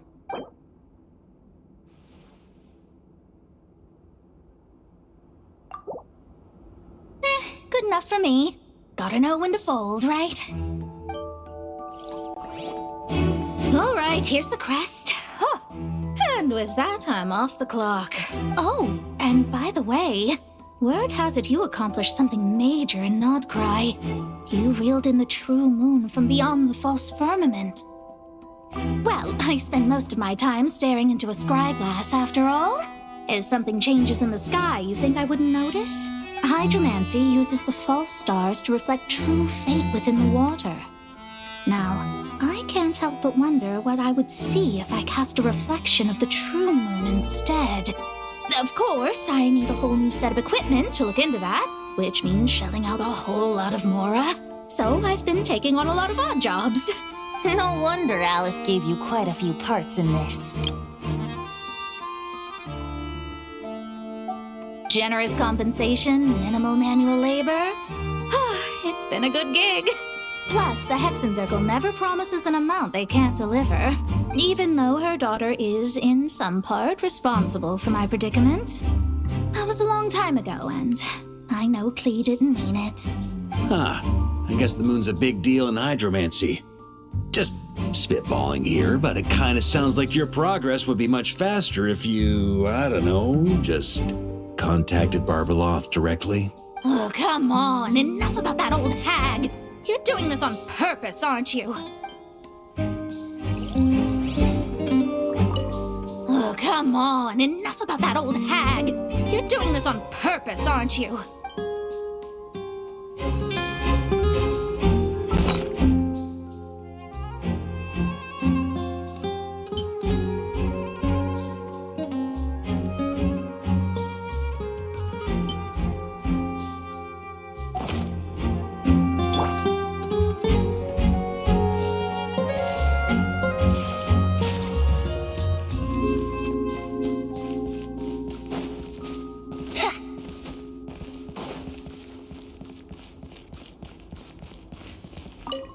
The Fetus up ahead is courageous and loyal.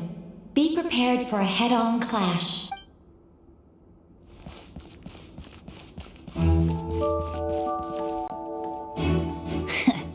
Looks like we were followed. Guess Mondstadt's elite aren't to be underestimated, huh? Stand aside. This one's personal. But this time, I'm fully locked and loaded! Come on, kid! Let's finish what we started!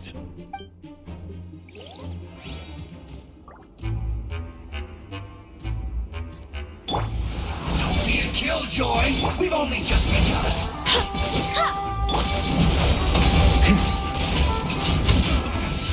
Looks like I... Okay. You win. Somehow this round wasn't quite as fun. Probably because you had to act like a Fetus. At this point, I could take down those with my eyes closed. True. Guess I didn't stand a chance, huh? Oh, so you were the one in the Fetus costume. Does that mean the auto-load bug is fixed now, Nicole? It would seem so. Man, their armor is heavy and not breathable at all. You're telling me the Fatui and Sumeru and Natlan also wear this stuff? I can't even imagine. Rumor has it, Fatui recruits undergo rigorous training. I feel like there's some truth to that after all.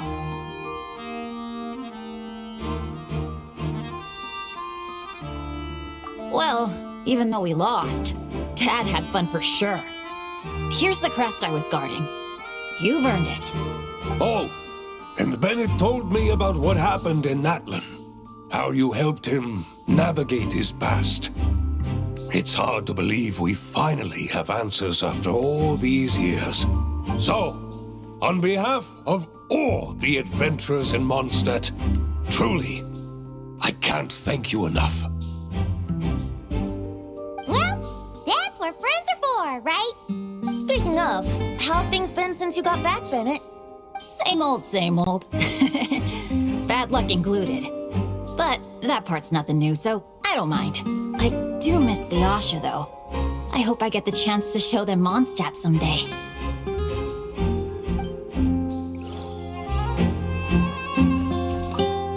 Talk about bad luck.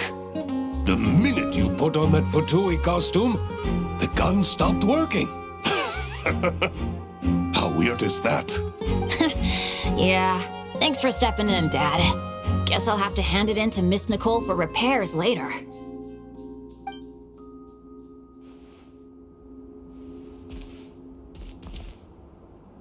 Huh? On me! The Fetus up ahead is a pragmatist. You might have a chance to avoid conflict if you obtain the other crests first.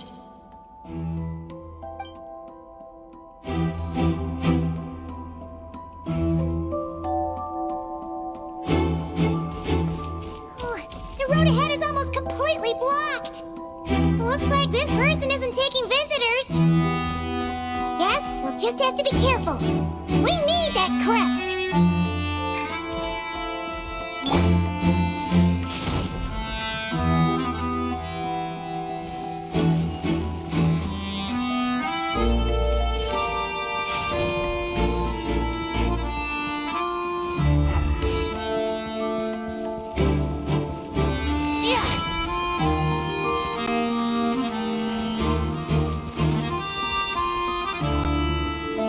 What? They handed over their crests? Looks like the decision has been made for me, then. Further resistance would be foolish.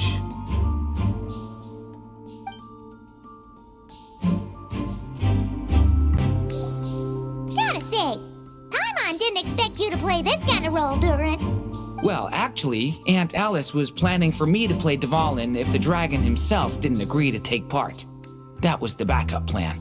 Apparently, there's a spell like the one used to make Simulanka that could change me back into an evil dragon. That does not sound like a good idea. I have to agree.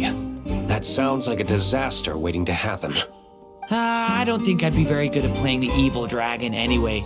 I'm not intimidating enough. Luckily, Dvalin agreed to take part after all, so my role was switched to timid Fatui Guard B, and I got to wear a costume instead. Wow, that's a pretty huge change. Why B, though? Oh, because Mika is Guard A. As expected, Alice has got it all planned out. All right, we got all the crests. Let's head back and look for Mika. I'm just glad I didn't have to play the evil dragon in the end.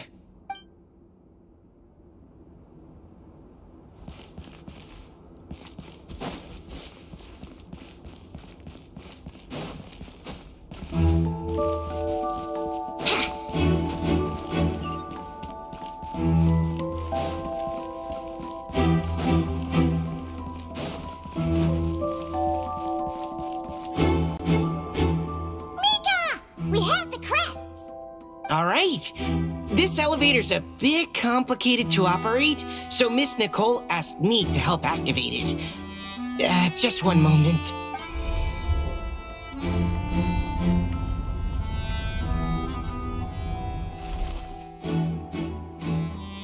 Thanks. No problem. Best of luck up there. Huh. I don't remember Fatui being this nice. Where's the fun in that? Of course you want to make things difficult. Come on, let's get out of here.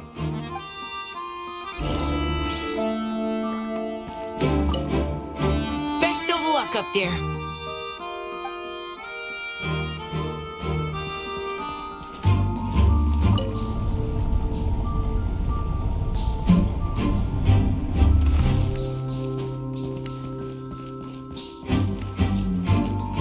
Security's tight around here.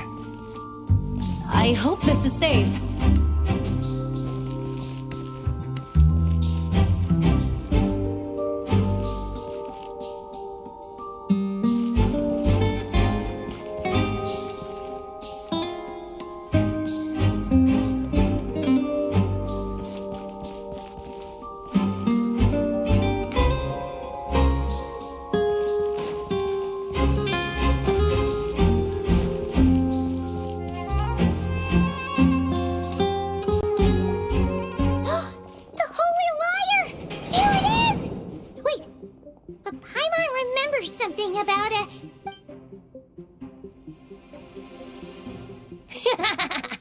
Hot-blooded, careless, and reckless heroes!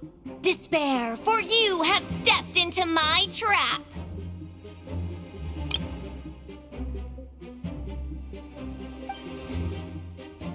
Wait, what? All it did was lock the liar up? Well, I wasn't the one who designed it. All Alice said was that activating it would turn the tables. I see. That checks out. They laugh as if they already know what is to transpire. I do not have a good feeling about this. Allow me to clarify before we proceed. How was it that the lyre was retrieved back then? From what I've heard, the Fatui agent guarding this place was given a thorough beating, and then the lock opened. So then, I'm the one who walked into the trap? Do not despair, mein Fräulein. Miss Alice provided us with backup, did she not? We are not entirely outmatched. 'Tis true. Though thine Prinzessin stands on the cusp of defeat, courage has not yet failed her. Let this be our last stand!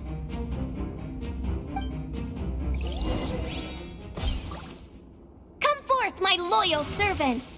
Smite all who stand against us!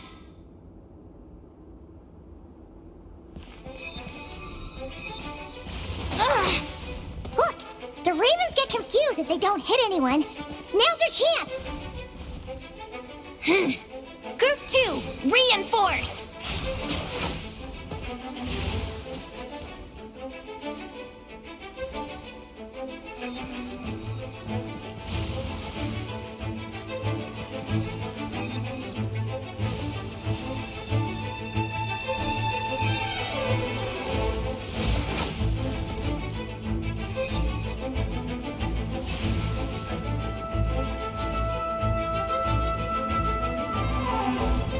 Group 3, Group 4!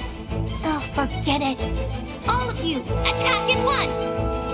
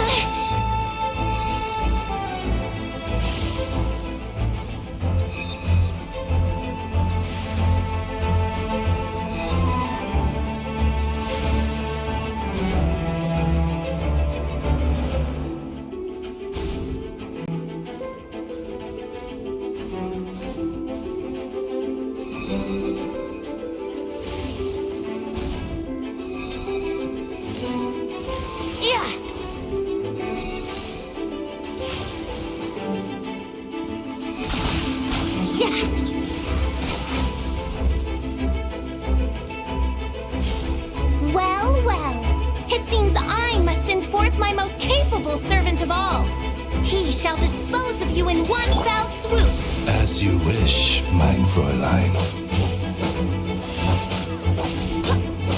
Go as planned!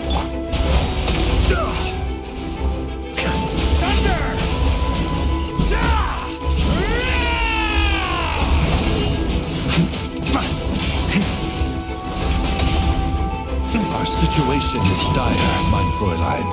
It seems this is the end of the road.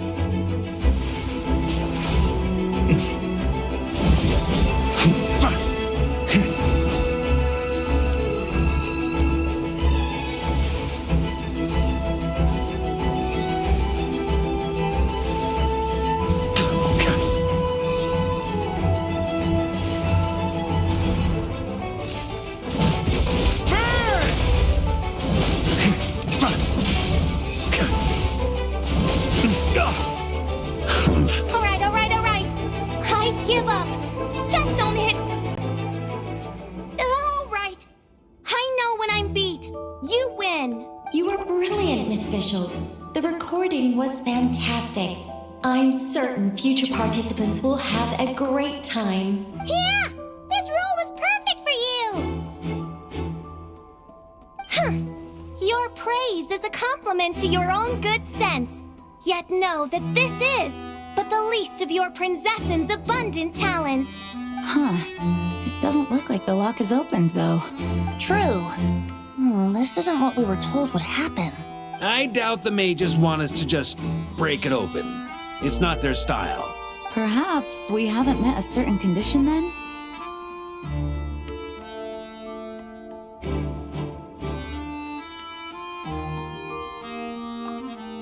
Oh, wait! Does that mean the beating up part has to happen for this to proceed? You dare place your princessin in such a scene? 'Tis an affront of the highest order! I'm afraid it may be the only way to end this, mein Fräulein. But not to worry. It's all pretend, after all. Very well. I shall allow this trespass, if only to bring this to an end. Just be gentle. Huh? Oh, right.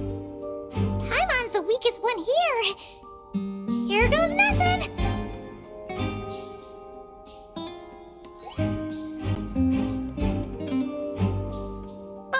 It's open!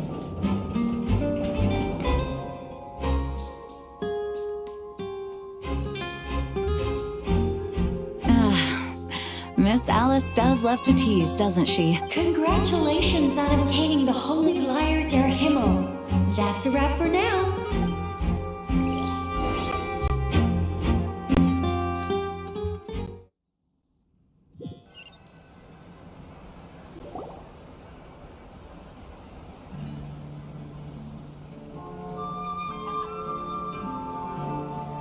Wow!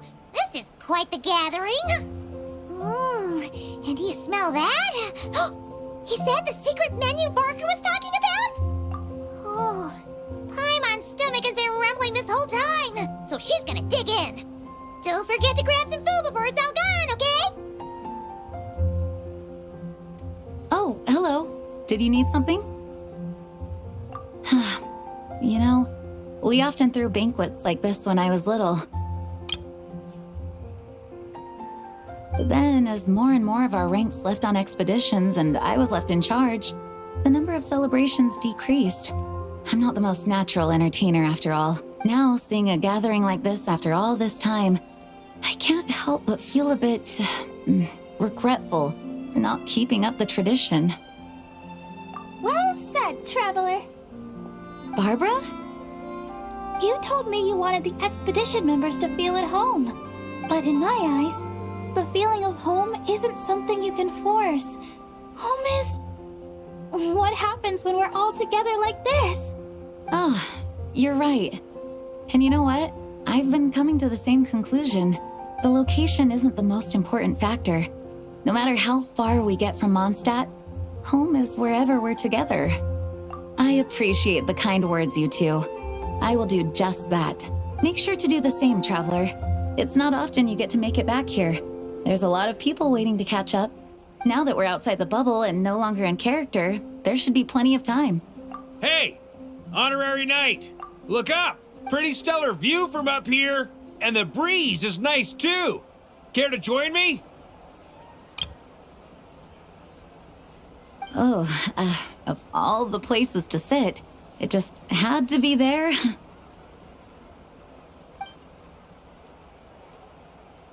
Well, to each their own, I suppose. Just be careful on the way up, traveler.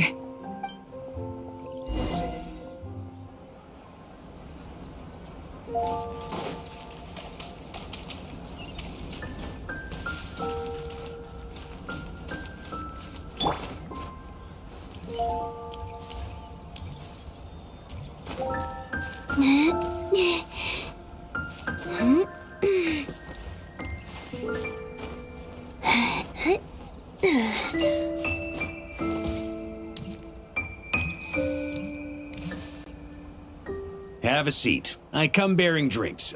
Booze free, of course. You're welcome. Ah, well, that's what being home is all about, right? Letting go, feeling at ease. Figure we both deserve that after all this time. You think so? Glad to hear it.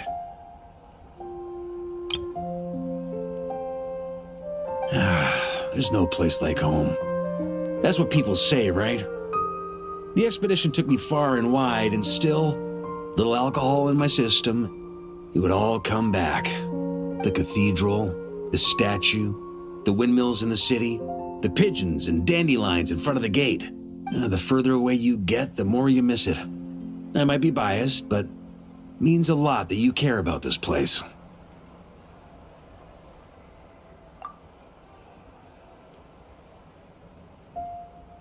I get that. The people are what make Mondstadt what it is, too. All the carefree kids running around, livening up the place. Which reminds me, I never thanked you for helping Mondstadt out back then. It takes a special person to do what you did. Most people are helpless in the face of abyssal corruption. Considering their target was Dvalin, things could have been bad. I suppose Barbados could have handled it, even though he hadn't been awake for long. But still, I doubt the ending would have turned out quite so perfect. Dvalin is family to him, you know? Having to choose between the dragon's life and Mondstadt's safety, that would have been cruel. Not to mention, the Wild Hunt would have reached our borders sooner or later. We'd have been stretched thin without your help. Maybe you've never put two and two together, but what you did in Natlan also helped reduce the threat of the Wild Hunt. If Natlan's crisis hadn't been resolved, the two abyssal powers might have joined forces at some point, making our situation even more dire.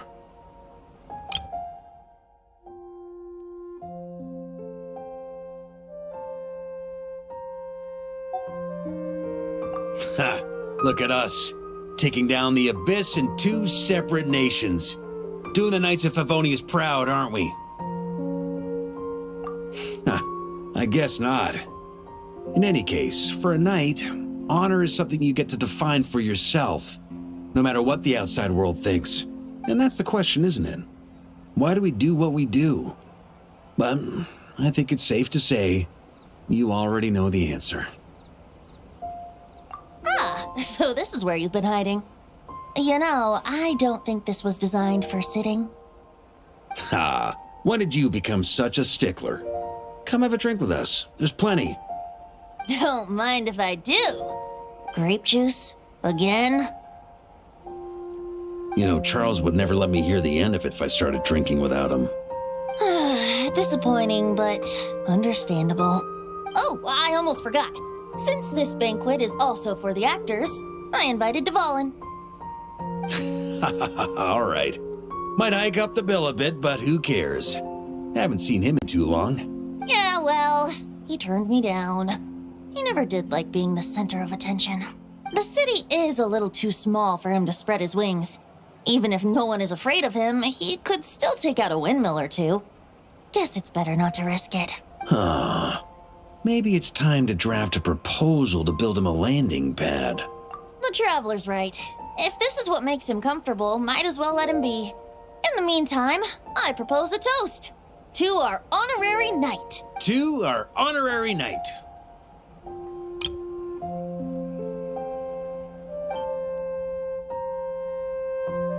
I often think about our parting at Windrise, you know.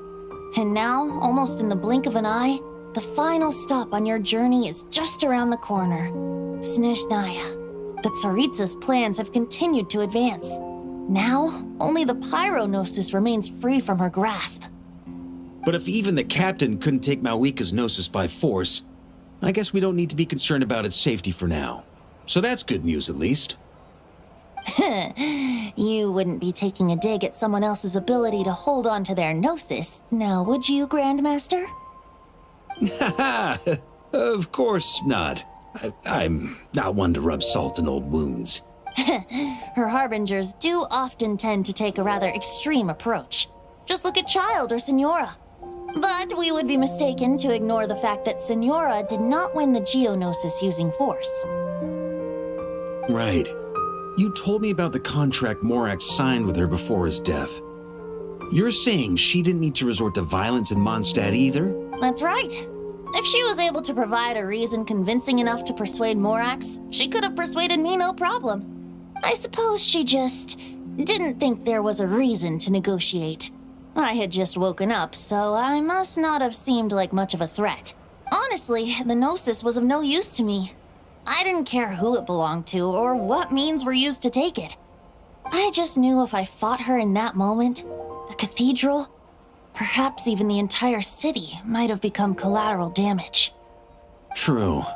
I wouldn't put it past Senora to take civilians as hostages either. In the end, though, it was those same methods that led to her end. After all, her third target, the Raiden Shogun, wasn't a big negotiator back then.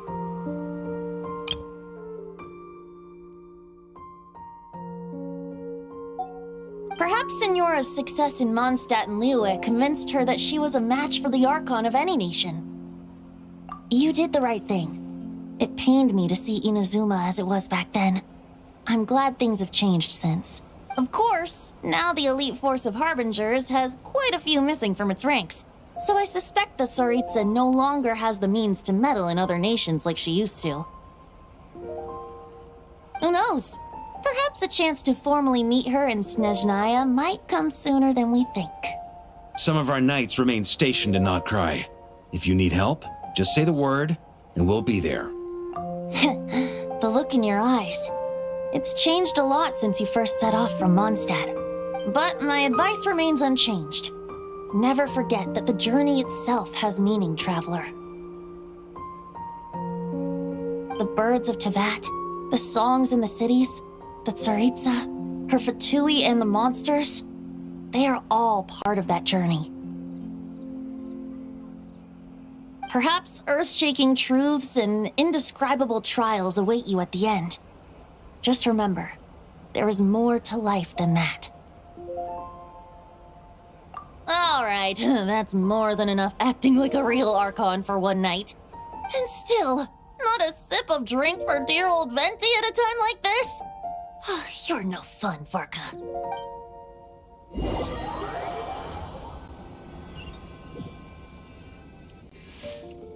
Dun dun dun! Dun dun dun! Da da da!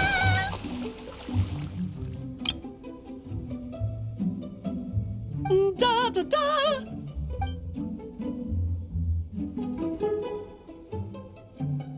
This is so fun, Mom! I think so too. Come on, let's blow them all up! Mom, when can I play with the magic toy you made me?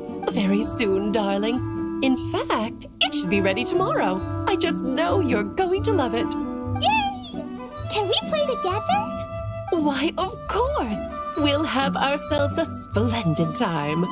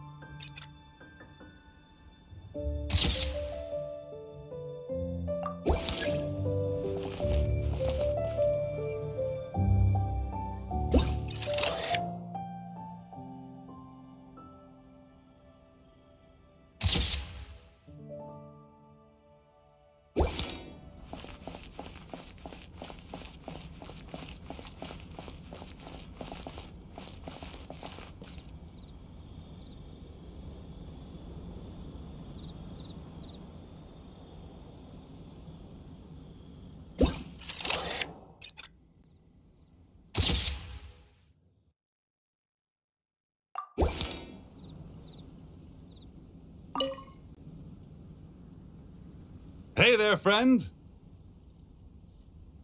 Well, we couldn't just drag Catherine in here, could we? What would the Real Adventurers Guild do without her? Not that she ever shows it on the outside, but she's one busy bee, that's for sure. I mean, just think about how much time it must take to travel between all the different nations.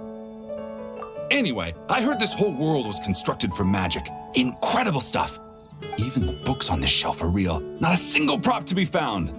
I really gotta take a better look around once this gig's done. Not today, I'm afraid. The funds I need haven't transferred in yet. Once I've earned enough more from this trip, I'll open up shop at the usual spot.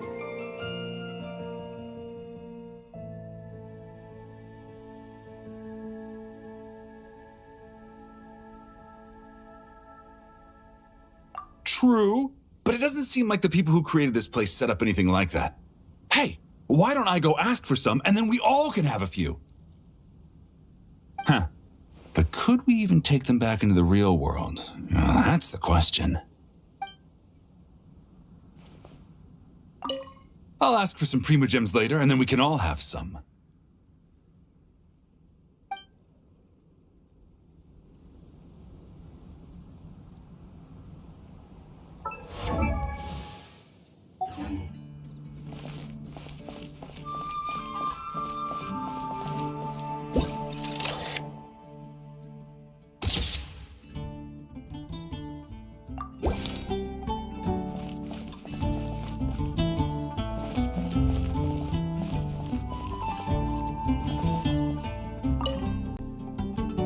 So that's where it was.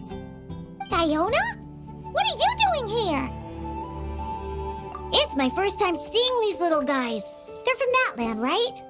Oh, they're so cute. Alice put a version of the cat's tail here and asked me to run it. It has the setup I'm used to and everything. Now, all I need to do is make some drinks.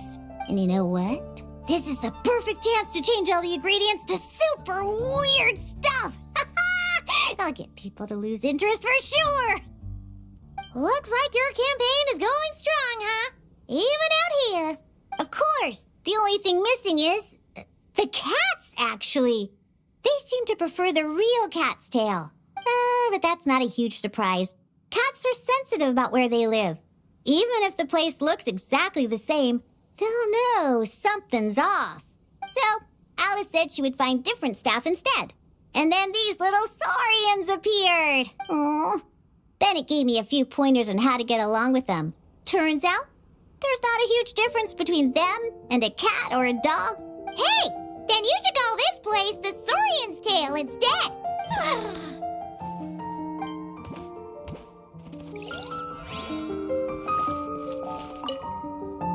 Huh. I think I've seen saurian-shaped cookies somewhere before, too. Maybe I should bake some to sell around here.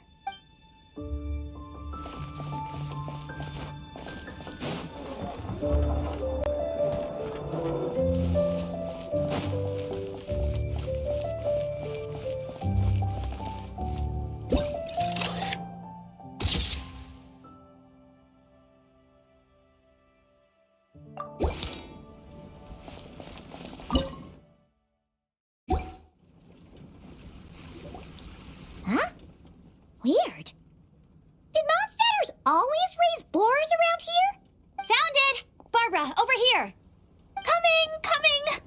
Oh, how did this happen? Barbara and I were just grabbing some food at Good Hunter. But then, how do I even put this? The sweet madame and sticky honey roast we ordered came to life. Sorry, what? That's right. I managed to catch the sweet madame earlier. Come on, let's wrangle this thing so we can head back and eat. Wait, what? Uh-oh. What is it? More pigeons and forest boars! The rest of our lunch is making a break for it!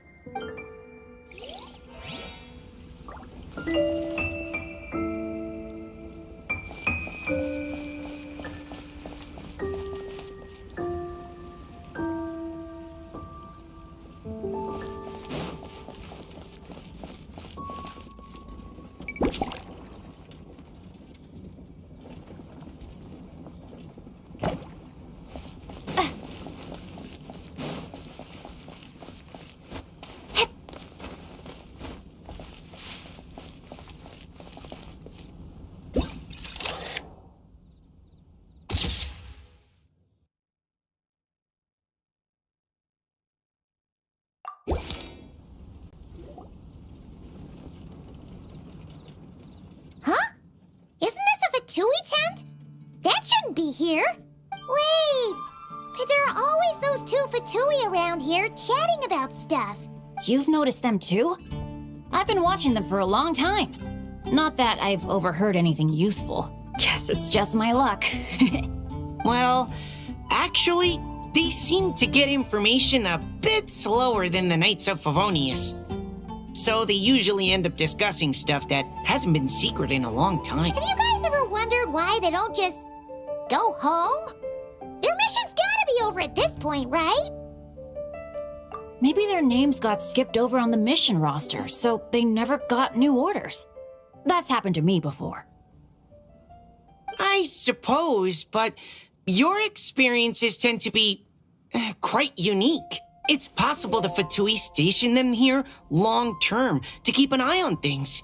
Or maybe they volunteered for this position because they don't want to go back. Either way, we should have Nicole take this tent down. It's making Paimon think we're gonna have to fight someone. I guess you're right. We don't want people getting their hopes up.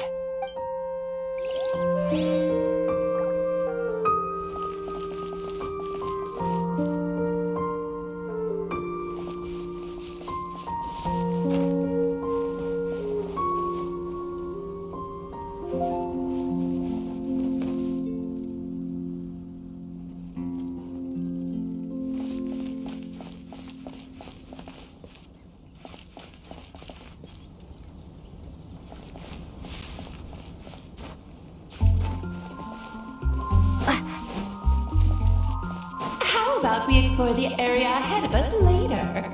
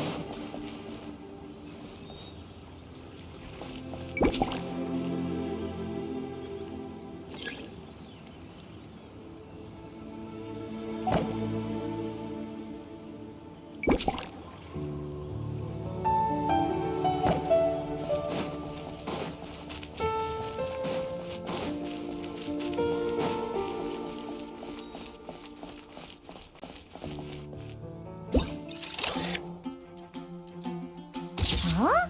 None of these flowers look local to Mondstadt.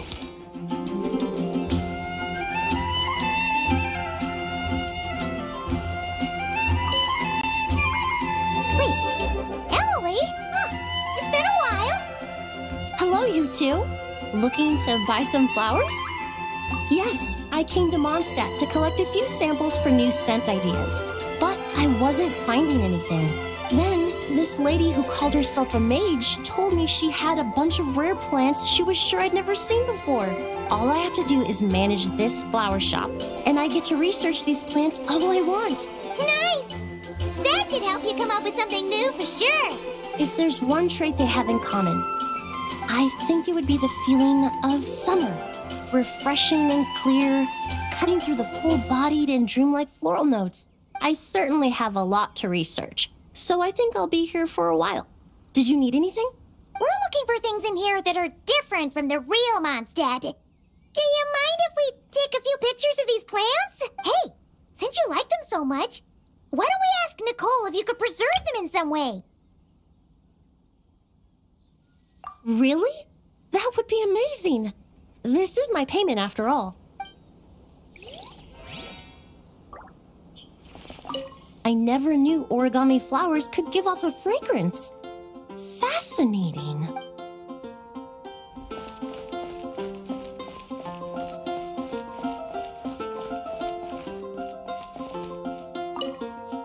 I'll ask for some Primogems later, and then we can all have some.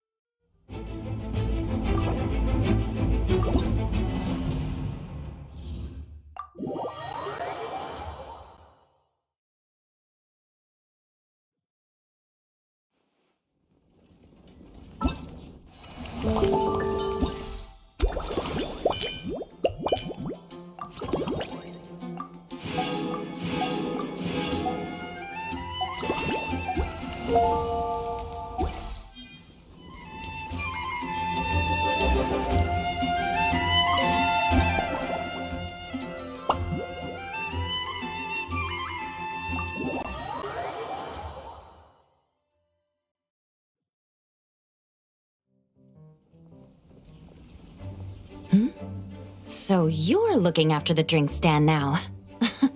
If I'd known sooner, I would have stopped by this morning.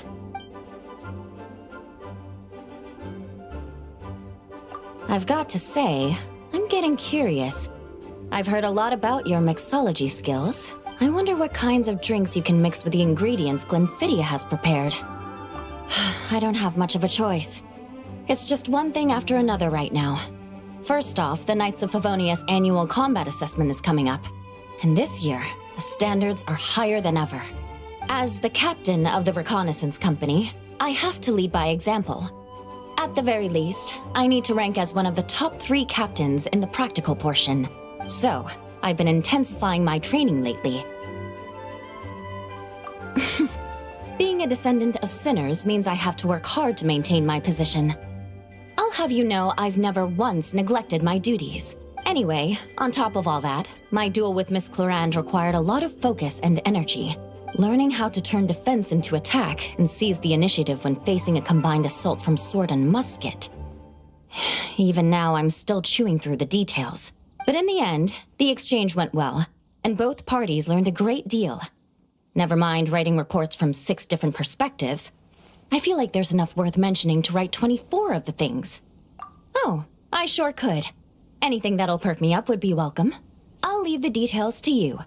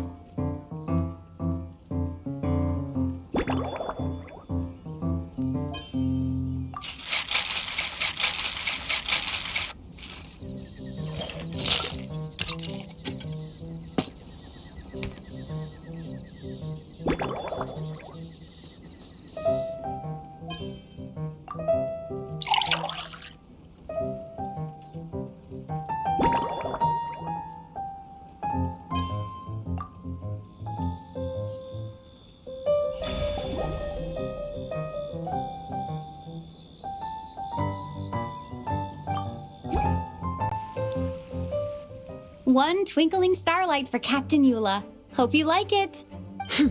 Judging by your confident tone, I'm certain I will. Well then, I'll make sure to savor this thoroughly.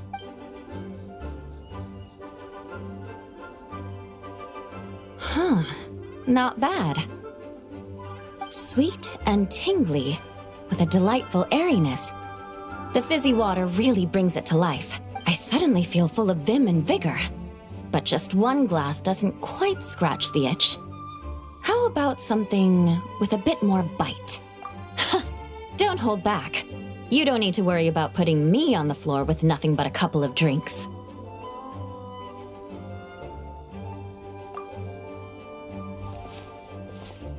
Works for me.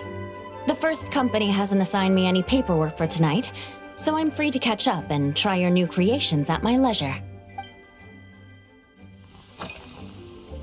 If you want to know what I've been eating recently, I'd better start by mentioning the logistics company's latest revolution. They launched a diet improvement initiative and started distributing a form of standardized canned food to knights operating in the wilderness. In the past, we only had dry rations. Every mealtime we had to set up pots and campfires, roll dice to choose a cook, and take turns standing guard. In all honesty, it was a bit of a hassle.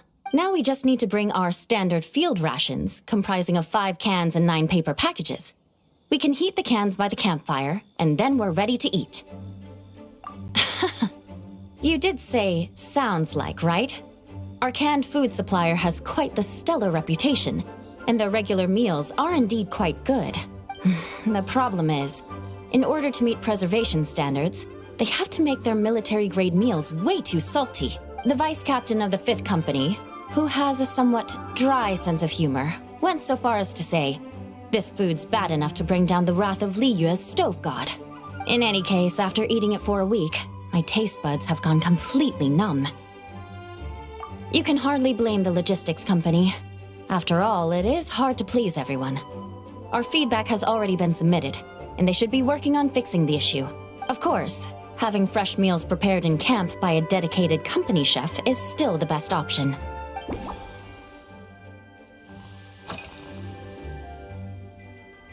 Yes, I have. For a while, the situation there was difficult.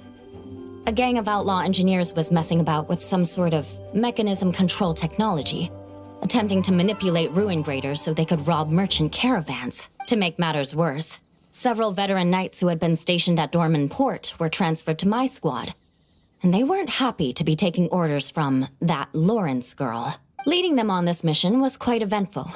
It took 3 weeks of stealth operations in the snow, with no fires to keep us warm, before we finally located the enemy's stronghold.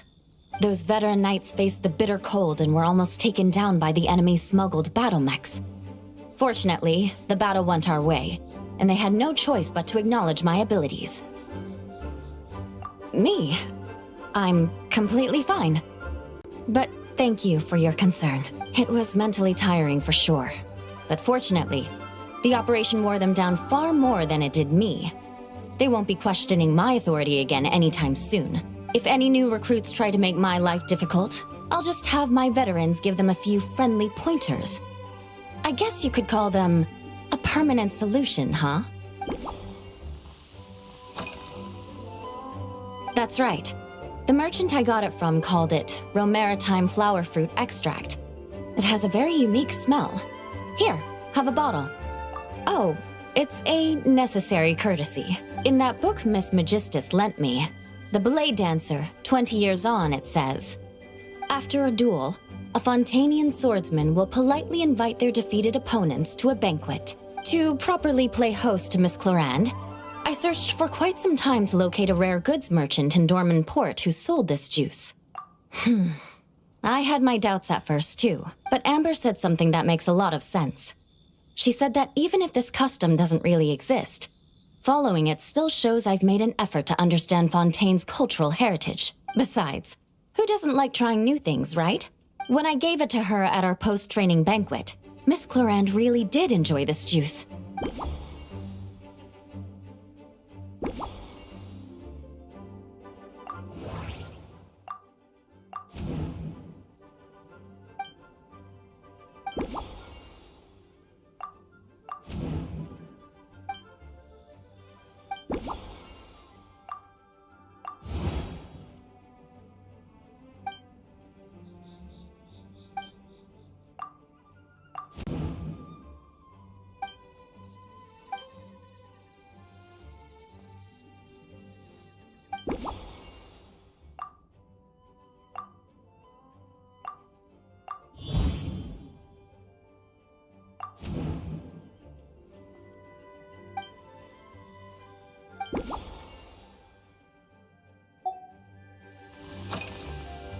Oh my.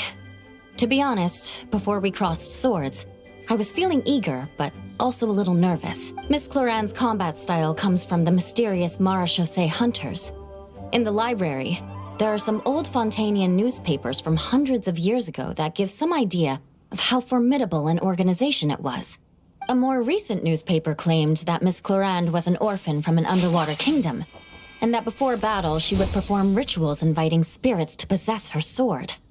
Certainly, from my own experiences, Miss Clorand's abilities more than match those descriptions. Incorporating elements of swordsmanship into a drink? Huh. Certainly a creative idea, I'll give you that. A commemorative cocktail at a time like this sounds nice, but how do you plan to express something like swordsmanship with a drink?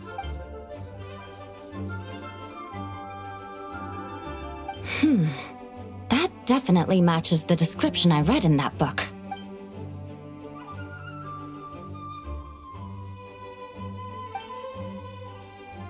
That's right. You really know your stuff. I doubt there's anyone else in all of Tevat who could come up with such a perfect metaphor.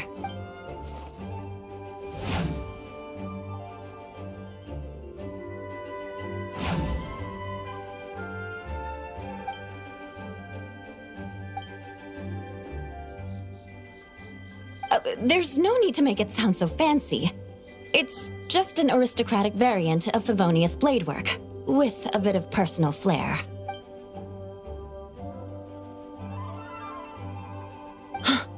Firewater. In recent years, firewaters gained popularity the world over, following in the wake of prosperous Snezhnayan merchants. These days, almost every tavern has a signature drink that uses it as a base. You really are good.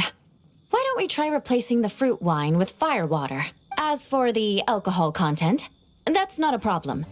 Plenty of the expedition team may have drunk themselves senseless with firewater. But me, I'm full of confidence.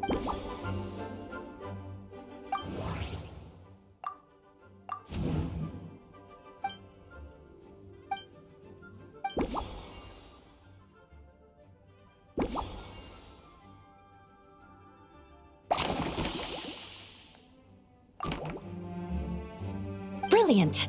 I'm looking...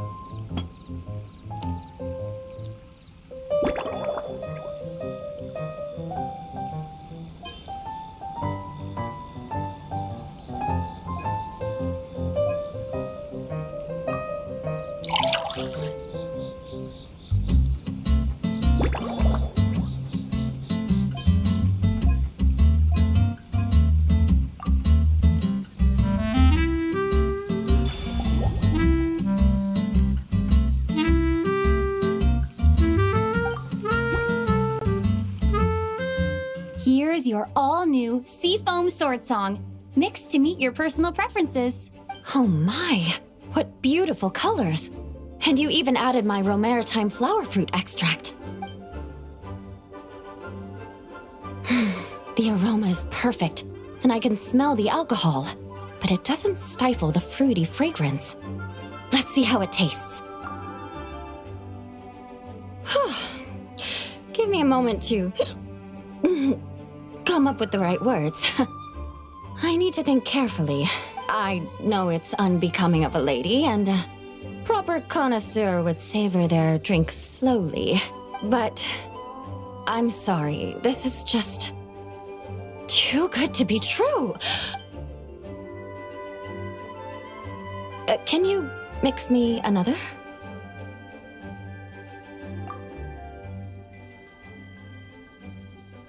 Oh, no, what was I going to say? I've completely lost my train of thought. Whatever. I feel fantastic. This cocktail, it's the best I've ever had. I think I'm gonna head home and get some sleep. Don't worry about me. This is the happiest tipsy I've been in years. I'm still far from being drunk. By the time I've written up those reports from my exchange with Miss Clarend, I'll have been on duty for 3 months straight. Jean, the acting grandmaster. Isn't it about time she gave me some time off? I won't be forgetting this injustice in a hurry. You mark my words.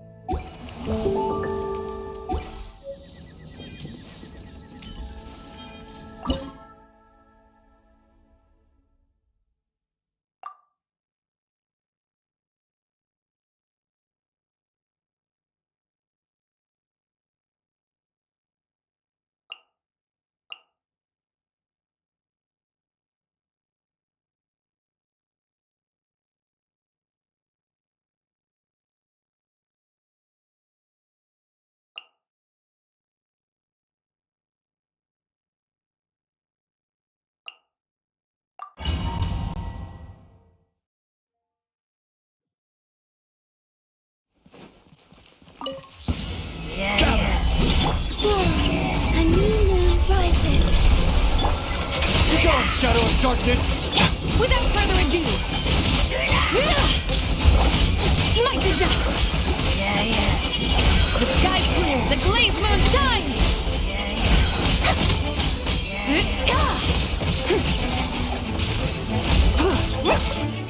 Solidify! Order guide you! A moonlit night for all. You got this!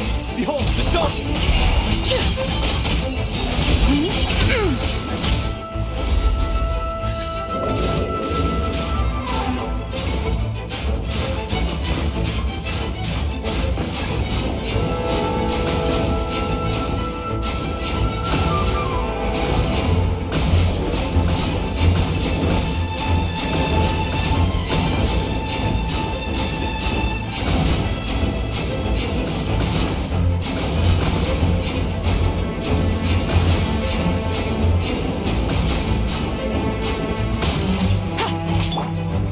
Stabilize!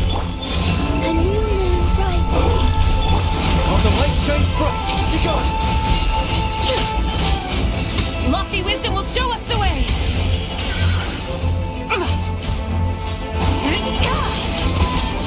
Smite the dust.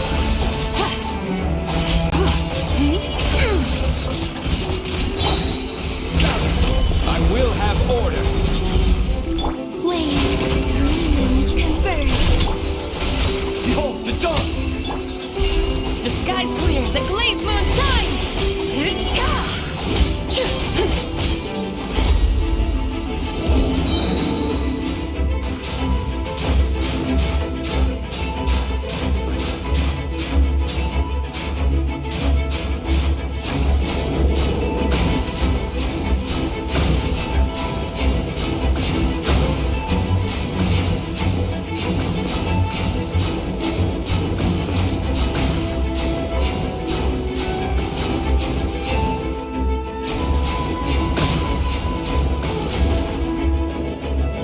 Be cleansed.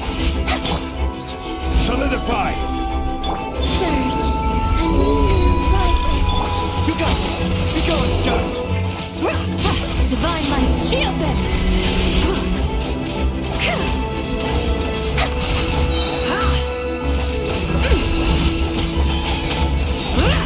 Smite the dust. Gather! Wayne, a moonlit night for all. Go get him, Aiden! Behold the dawn! Be cleansed.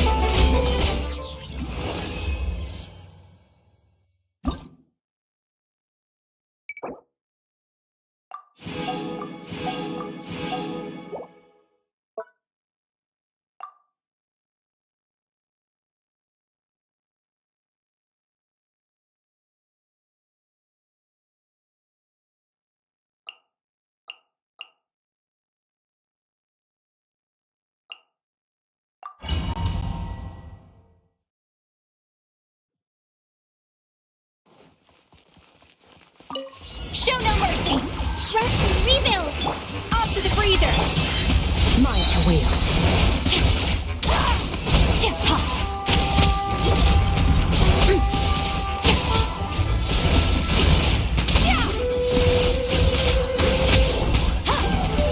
Get to work! A little amuse-bouche! At first, merciless! And never star goes out!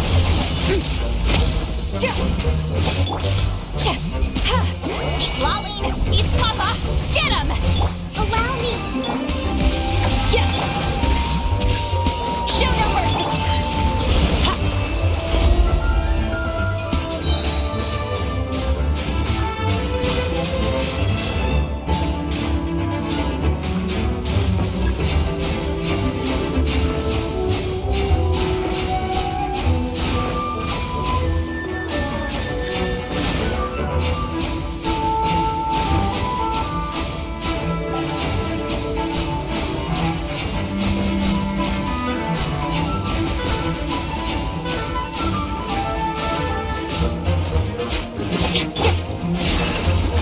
Rest and rebuild!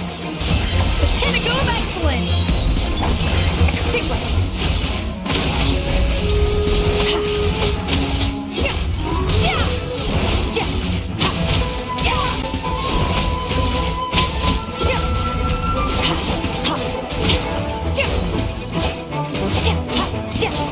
Get to work! Hold the line! A dash of frosting! Boost on the loose!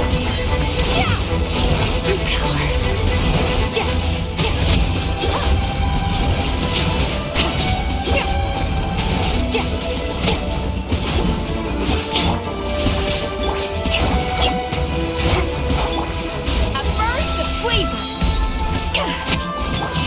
Sorry! Mine to wield!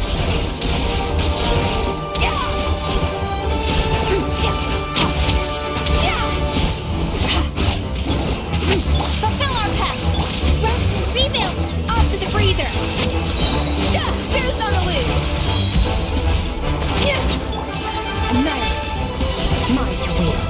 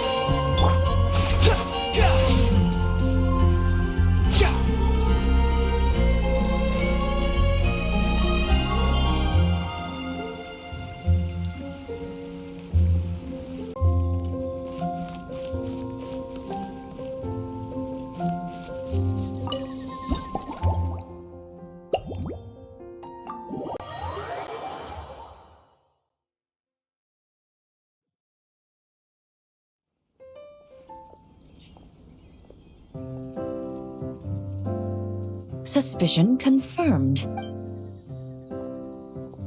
While patrolling the area, I was sure I'd sensed a familiar presence, so I came over to take a look. And sure enough, here you are.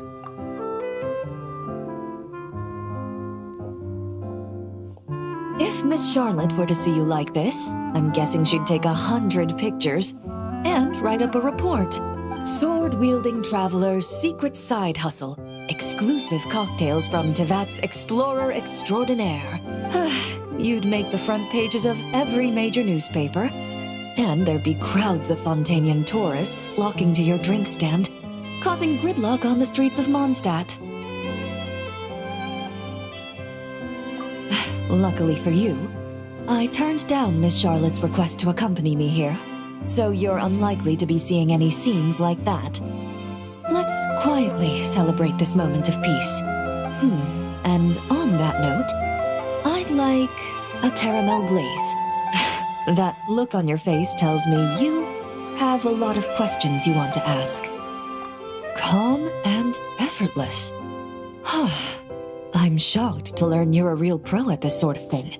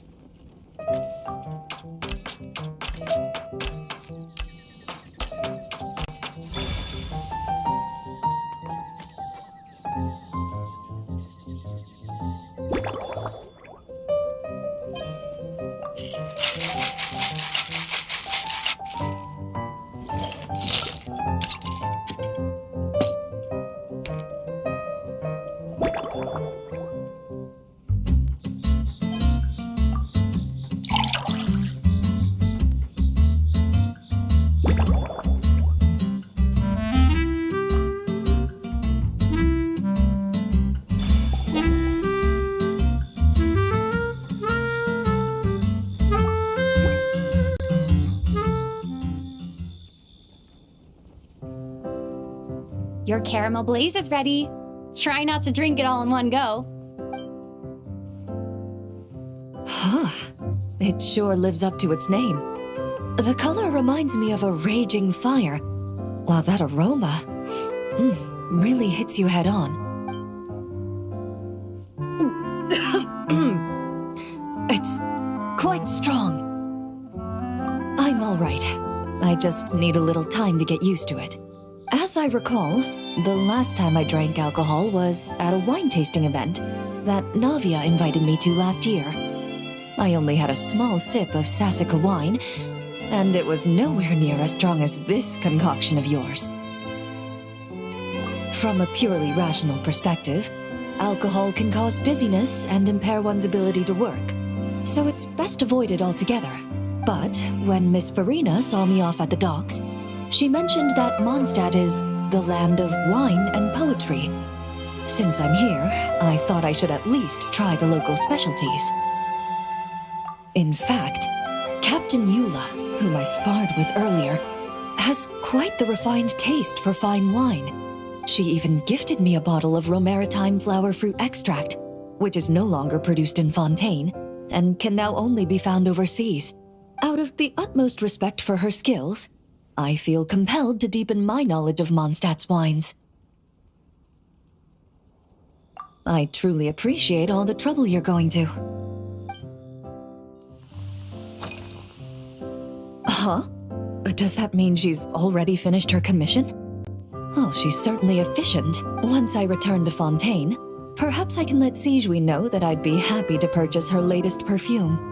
I'm not sure I'd say that. On my way to Mondstadt, we happened to take the same boat. Naturally, we got to chatting. I've often heard Sigewin praise her work. After conversing with her on the journey over, I must say, she is indeed a rare and refined individual. She's gentle and composed, yet keeps others at a distance. Perhaps it's due to her profession. I find this approach ideal. It allows one to maintain a lasting sense of inner peace. Oh, thank you, but there's really no need to set anything up. Our work rarely intersects, and our social circles hardly make for a Venn diagram, if you know what I mean. Best to just let things take their natural course.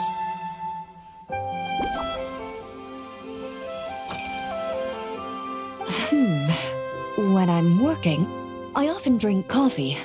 But with meals, I prefer a lighter tasting drink, like Buell fruit juice, since I eat a lot of meat. The slight acidity of the juice helps balance out the greasiness.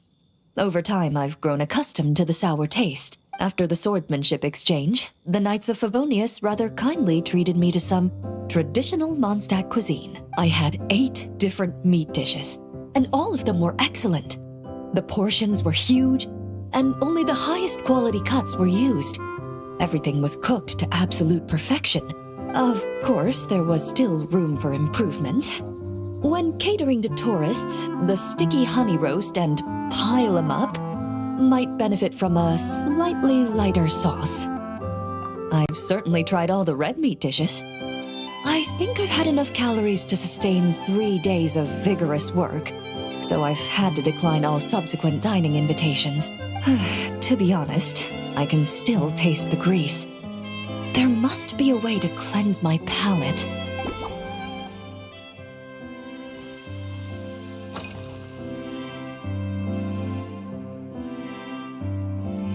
I've seen a little. I took a stroll around the city the first day I got here.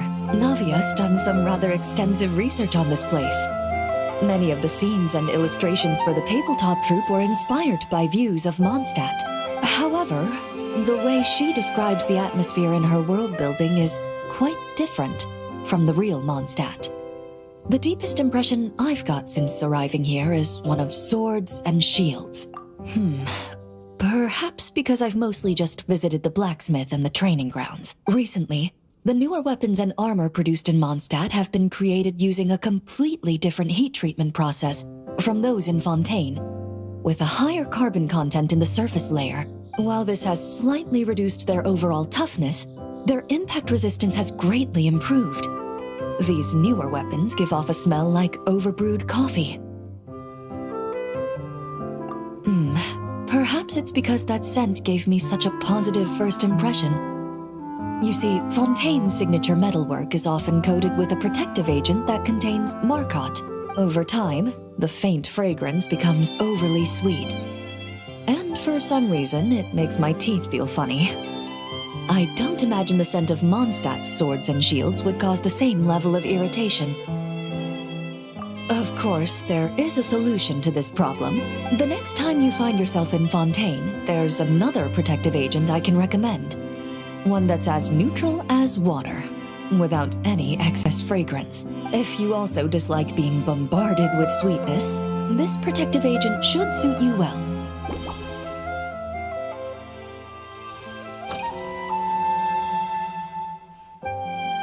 Indeed it is.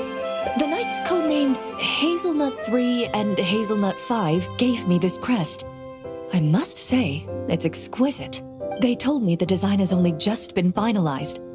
Apparently, it's only presented to important guests. They said they're making a badge for you, too, but it hasn't been finished yet. You're not wrong. I guess it's similar to how I can't remember the name of every clerk in the Palais Mermonia, but I'm certain you'll get to know them in time. They're clearly seasoned veterans. Even though they work desk jobs, they still turn up in full armor. After handling my affairs, they headed to the tavern for a gathering, saying they wanted to continue last night's duel and determine who had the highest alcohol tolerance. Drinking barrels of beer the night before, yet being able to work with clear minds the next day. So what you're saying is, while Mondstadters may seem carefree, they actually have an admirable ability to know their limits when it comes to drinking.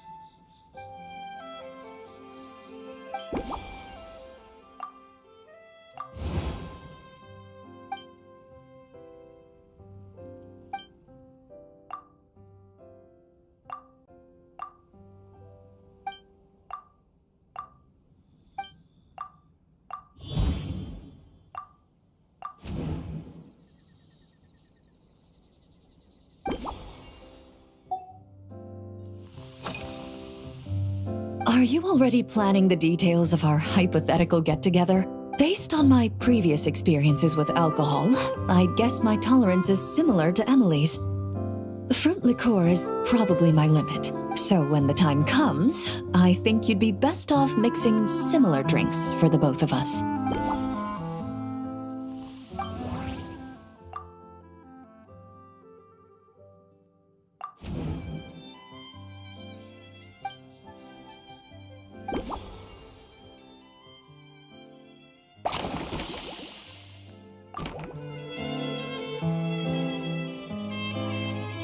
All right, I'll make sure I'm mentally prepared.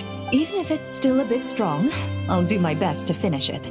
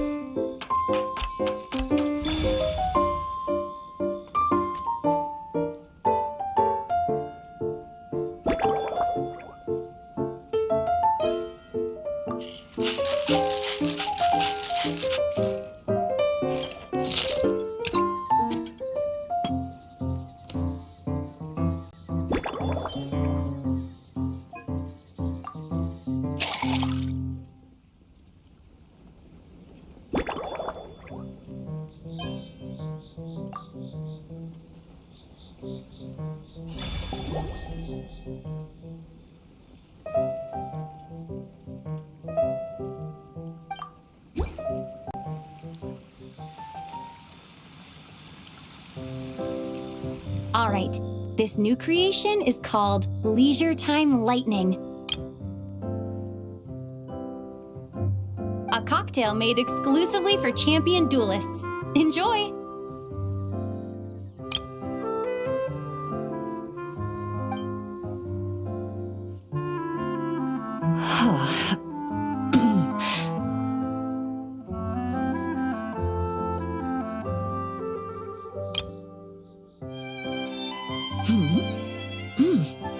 Have you added fruit wine? It tastes wonderful. This is ideal for me. There's a subtle saltiness that combines well with the tartness of the fruit and the sweetness of the caramel. Each sip balances delicately on the edge of perfection.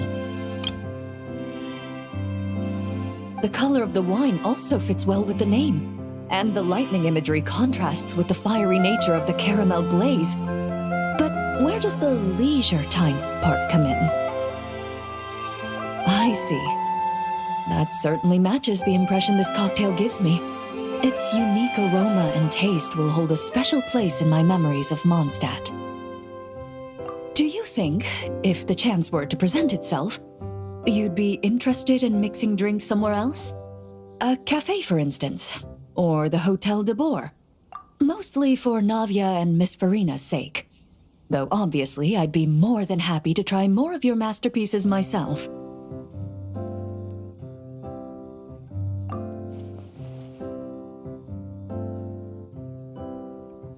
I understand.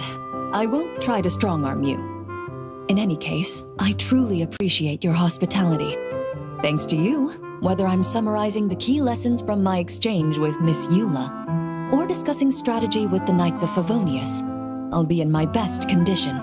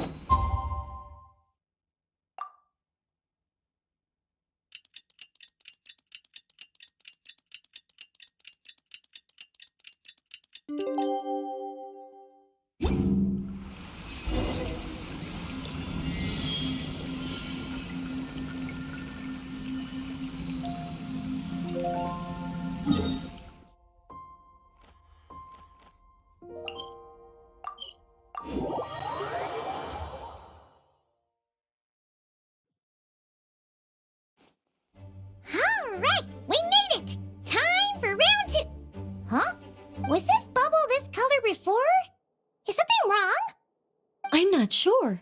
It was like this when I came to check on things this morning. What? That can't be!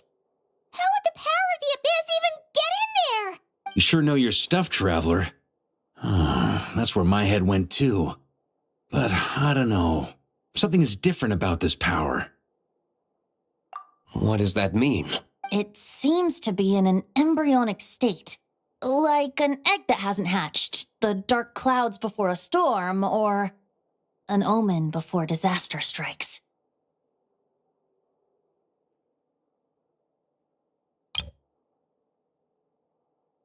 Of course, the world within the magic bubble is imaginary, so the same should be true of this abyssal power. At least for now. You created this magic, right, Alice? Do you have any idea what's going on here? New magic does often come with its issues, so I can't say I'm entirely surprised something like this would crop up. As for a solution, however, I'm afraid I need more information first. One thing is for certain, at least. Given the current threat, we'll have to close off the bubble to event participants. My apologies, Miss Alice. I know you've made a promise to Klee, but I'm not sure you'll be able to keep it. Have we ever seen Alice look this serious?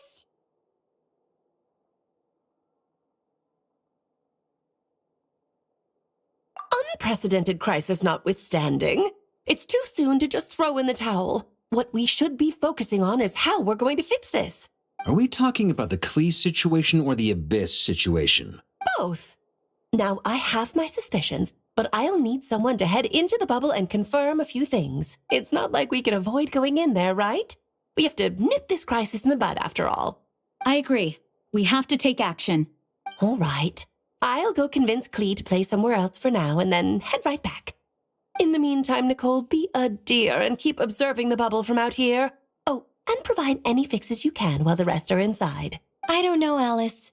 There are quite a few unknowns here. It's not like I can force people to head in there and take that risk. We angels aren't miracle workers. You sure about that? Fine. I'll do what I can. Just be quick, okay?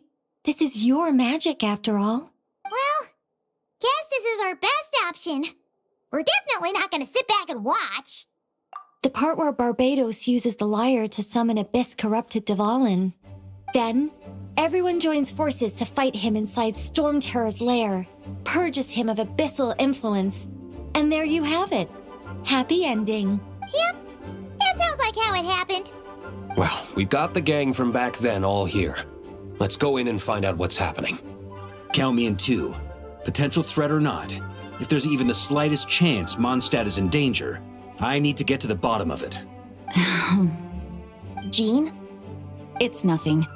I was just feeling a bit, nostalgic, getting to work together like this again. Yeah. Yesterday felt like that too.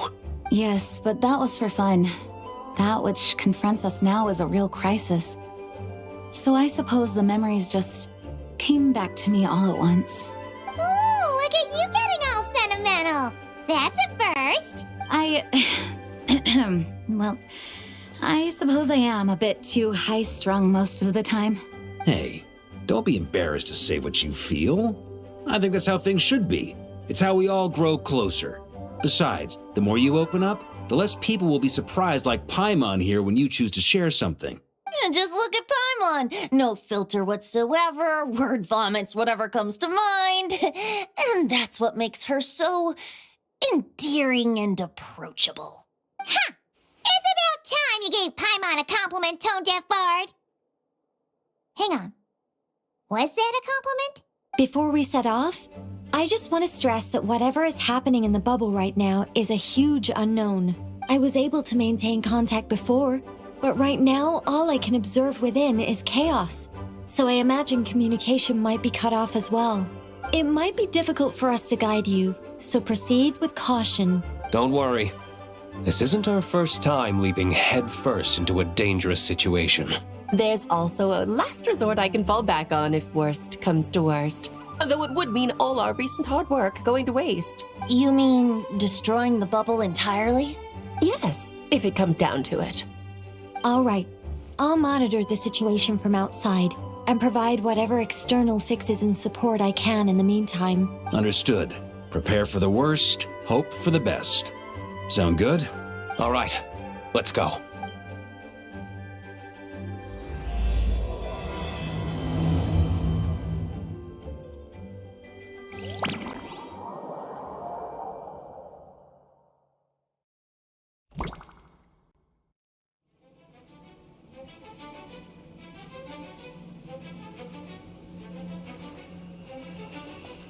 Whoa! Is this Mondstadt?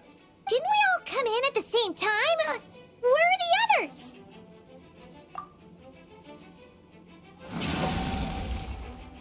Look! There's Venti!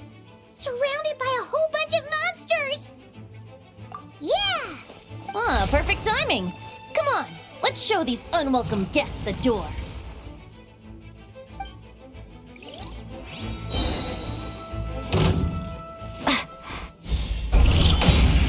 Think you can get away? Brace yourselves. Yeah.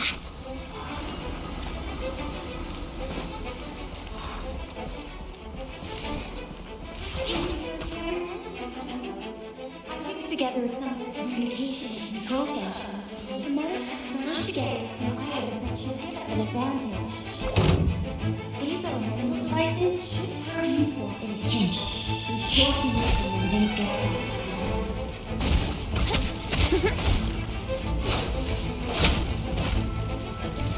Yeah!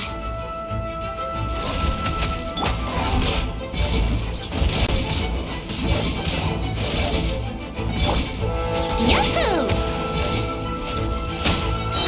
Time for takeoff.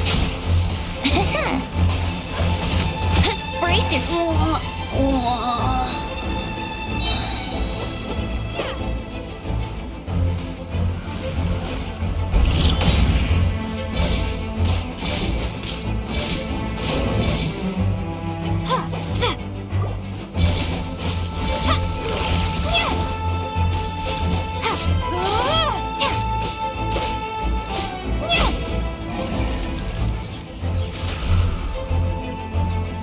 All good, Venti? Very much so, thanks to your timely arrival. But Mondstadt looks like it's in bad shape. Yeah! The city's crawling with abyssal monsters. It's almost like we've already lost. I'm not sure what happened, but the rest of our group might need backup. Let's find them first. Good point. Let's go!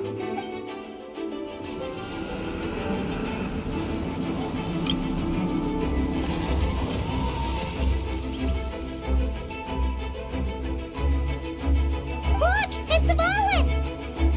Is it just Paimon, or does he look way worse than back then? You're right. The corruption has spread throughout his entire body. If we had failed to purify him in real life, I imagine this is what would have become of him. Wait! It looks like something's falling! It's his tears. Like the ones we purified in the past? Yes, but at this point, these tears are essentially crystallizations of abyssal power. If left unchecked, they will continuously summon abyssal monsters, and this disaster will never end. We also need to get our hands on one of them. No, this degree of corruption cannot be cleansed. Besides, we need them in their corrupted state if we want to summon Dvalin. I doubt the pure sound of the lyre can reach him in his current state. Sounds like this whole thing is still gonna end in a confrontation, though. Just like back then. Yes. I wasn't certain before Dvalin showed up, but now I'm sure this situation is more than simple chaos. It seems more like an alternate version of events. And I have some idea of how it came to be. Well, monsters abound no matter where we look. You choose where to go, and I'll follow.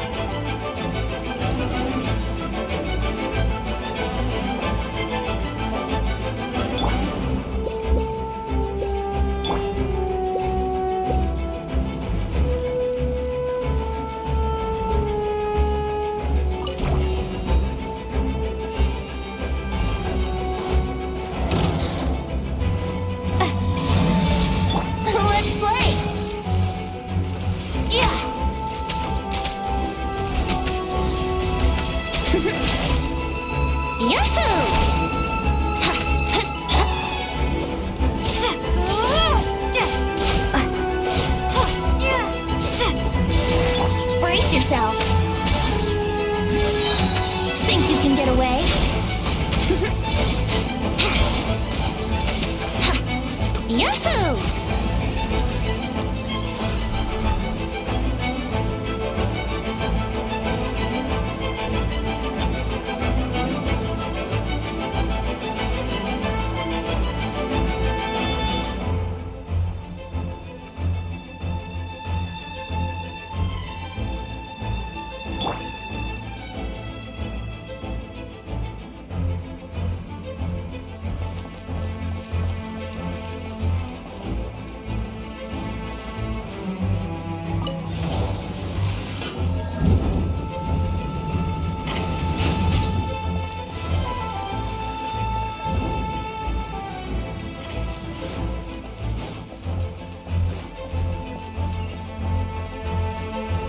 Hey! Ewok is over there!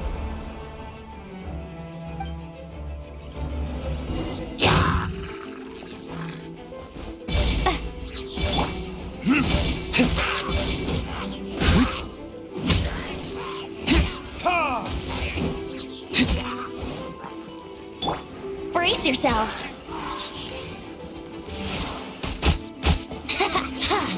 Time for takeoff! Ugh.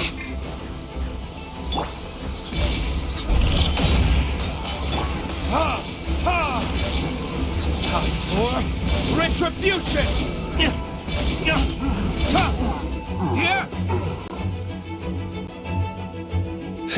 Made it. Thanks for the assist. It looks like Mondstadt is in dire straits. Did you see any knights or civilians on the way here? And my initial suspicion could be right. The knights have abandoned the city and evacuated all civilians to a different location.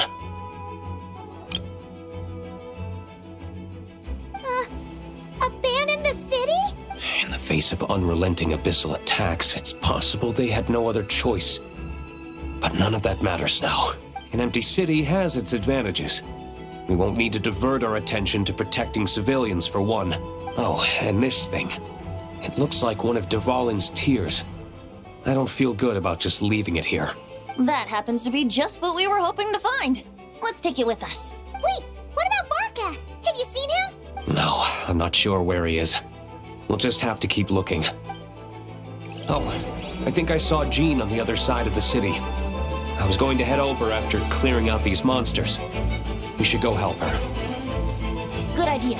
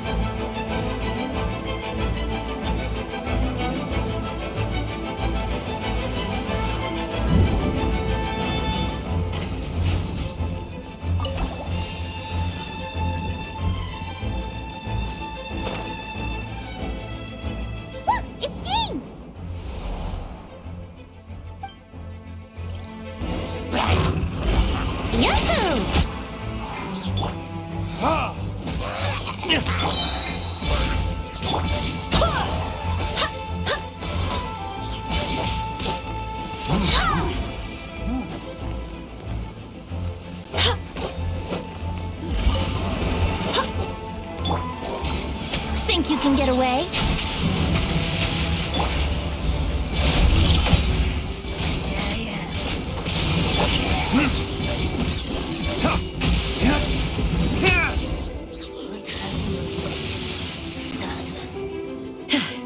Thanks for the help. I know everything we encounter in this bubble is imaginary, but these monsters sure fight like the real thing. It's a bit too true to life. Don't worry. As long as we collect Dvalin's tears, we can use this abyssal power to our advantage. I see. In that case, let's get moving. Have you seen Vorka, by the way? We haven't found him yet. No, he might be at the upper levels. Let's search together. Better to find him soon than later. The Grandmaster is an exceptional warrior, but this is the abyss we're dealing with. You can never be too careful.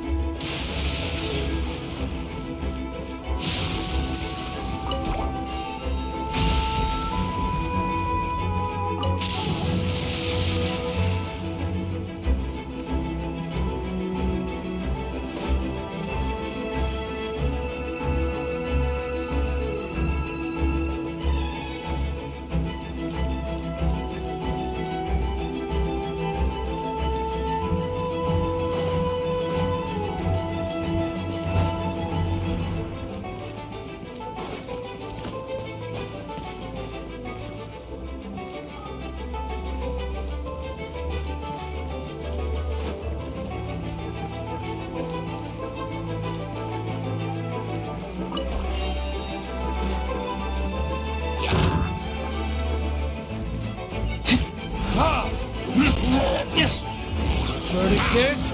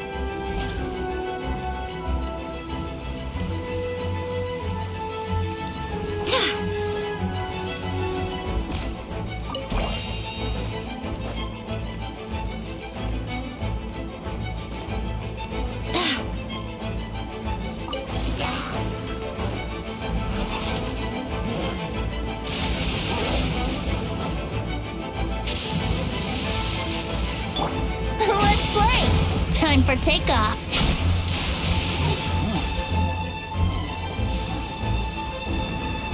Yahoo!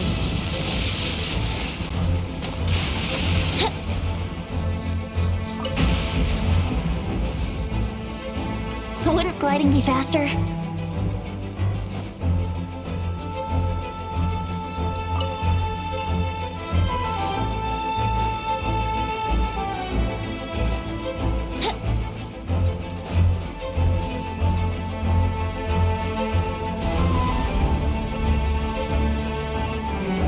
What happened? The statue's broken! The Grandmaster should be over there. Come on, let's hurry.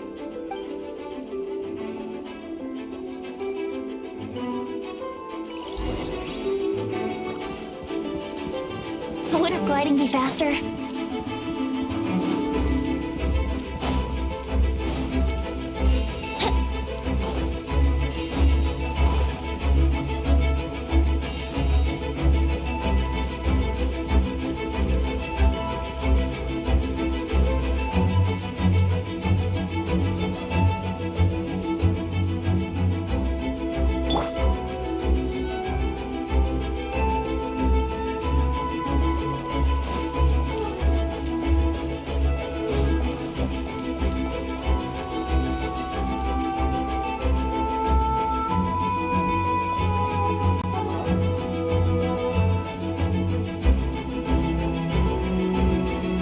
We're here to help. Perfect timing. Let's do this.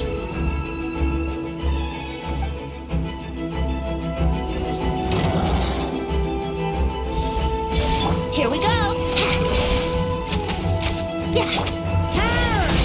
Up the ante! Charge!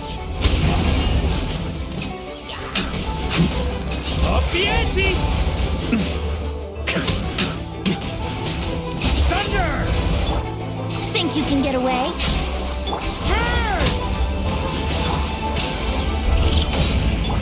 Yahoo! Looks like we're all back together. Everyone in one piece? Yes. The honorary knight arrived just in time to help us out. Now that we've collected Dvalin's tears, the monster attacks appear to be easing up too. I'm sure you've noticed, Varka, but the city is pretty much a ghost town at this point. Yeah, we should get out of here. No sense wasting our strength.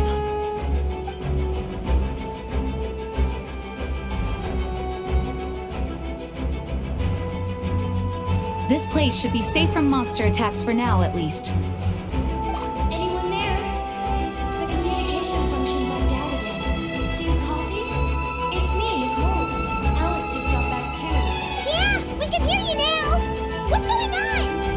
When designing this experience, we cut out the part where the traveler cleanses the abyssal power, and we didn't think to replace it with a different sequence of events.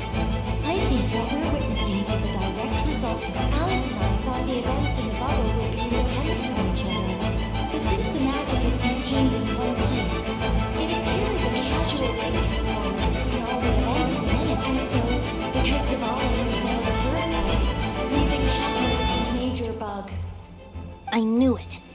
So, what we're witnessing now is like an alternate version of events where the honorary knight never appeared in Mondstadt. Wait, but even if the traveler never showed up, you could have done something, right, Venti? The Abyss is a far greater enemy than one person can face. I could have handled that specific situation, sure, but it wouldn't have gone quite so well. If I'm not mistaken, you've seen how that version of the story goes yourself, right, Varka? Through the mage's scryglass? Yeah, it was a kind of prophecy. It felt so real, I doubt I could ever forget it. In the end, you were able to seal Dvalin away, but you were wounded in the process. But if Dvalin was sealed, how did things get to this point? Because a seal doesn't solve the root problem. Over time, the abyss would just grow stronger and stronger, deteriorating Dvalin's consciousness until there was nothing left. Wait! Does that mean what we saw earlier was... The aftermath of Dvalin breaking free from the seal. That's right.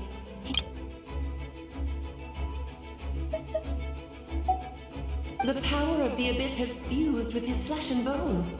Purifying him now in this state is no different than sentencing him to death. So, if we want to resolve this crisis, We have to kill Dvalin. I know that sounds intense, but remember, this is a fictional world. The real Dvalin is right as rain and a lot more mellow than this one, that's for sure. We have our solution, so let's hop to it. Should be a piece of cake for a group like this. No time to lose, right? We've got Klee waiting for us after all. She's playing somewhere else right now, so we do have some time. Of course, the sooner we resolve this, the better. You're right. This is the only way. I know Dvalin means a lot to you. If this is too hard, you can leave it to us, you know? No need to scar yourself over a game, right? I'll be fine. I was prepared for that possibility back then, too. Let's go. Storm Terror's lair awaits.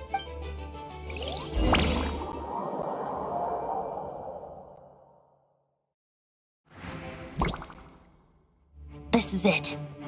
Ready, everyone? More than. of course. I just hope I learned a thing or two since the first time around. Guess I'm the newbie, huh? Good thing I'm a quick learner then. What about you, Traveler? This was your first big fight in Tibet. Were you nervous back then? How about now? I'm not nervous. We've all grown a lot since then. We overcame this challenge once, and we can do it again. Paimon believes in you! Then let the mournful cries of this lyre, tainted and defiled, summon a familiar now utterly warped.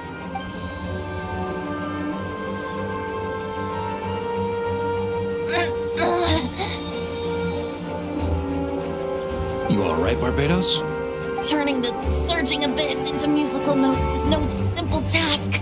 But how could I claim to be the finest bard in Tibet if I didn't rise to the occasion?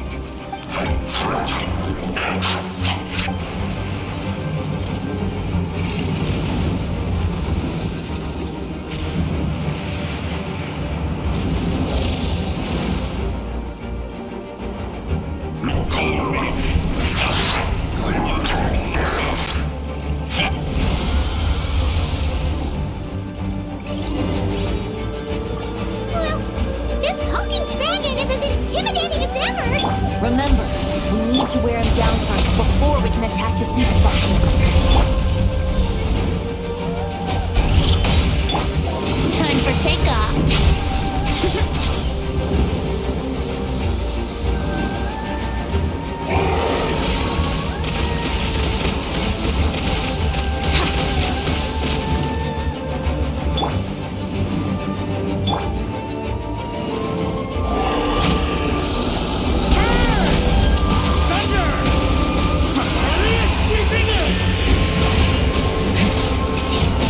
Now's our chance. Climb up and attack the abyssal core.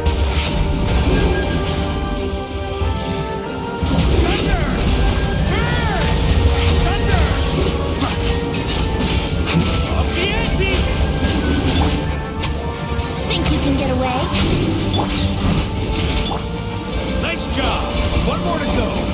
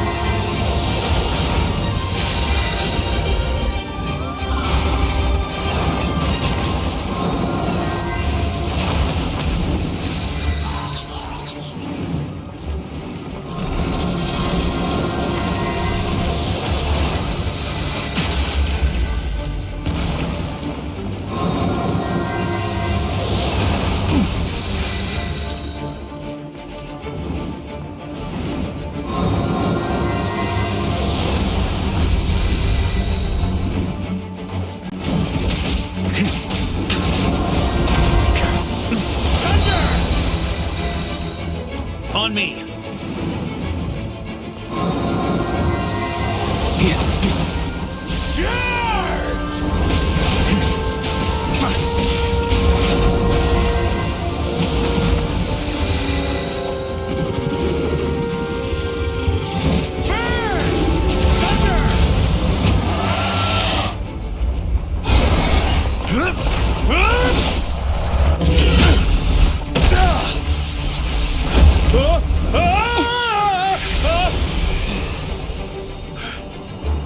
Thanks, Gene.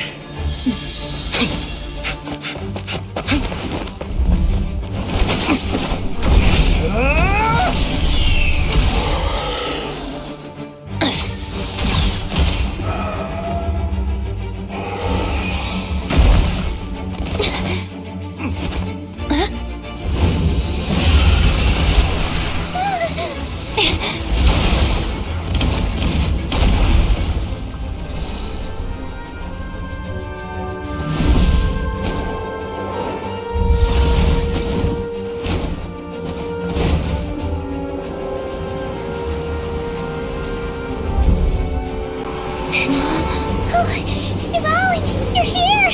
I follow the liar's song, wherever it leads. Thank you. Looks like the mage's tale isn't over yet.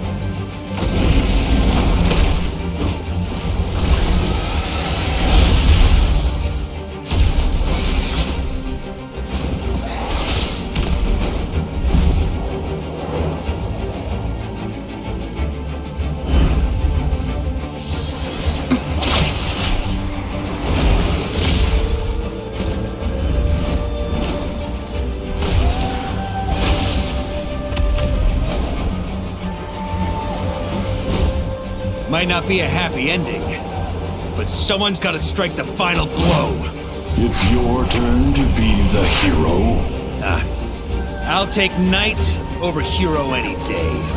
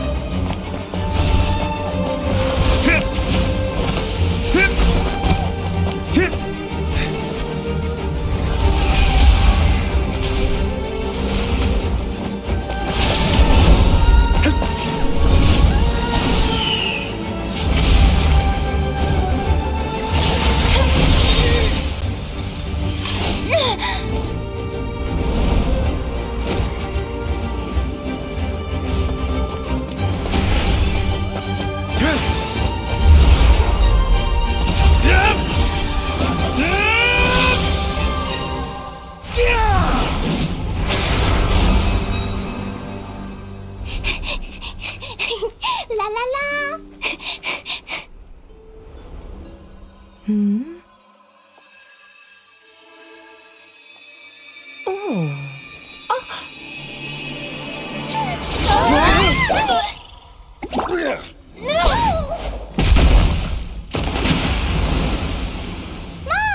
I'm here to play! Huh?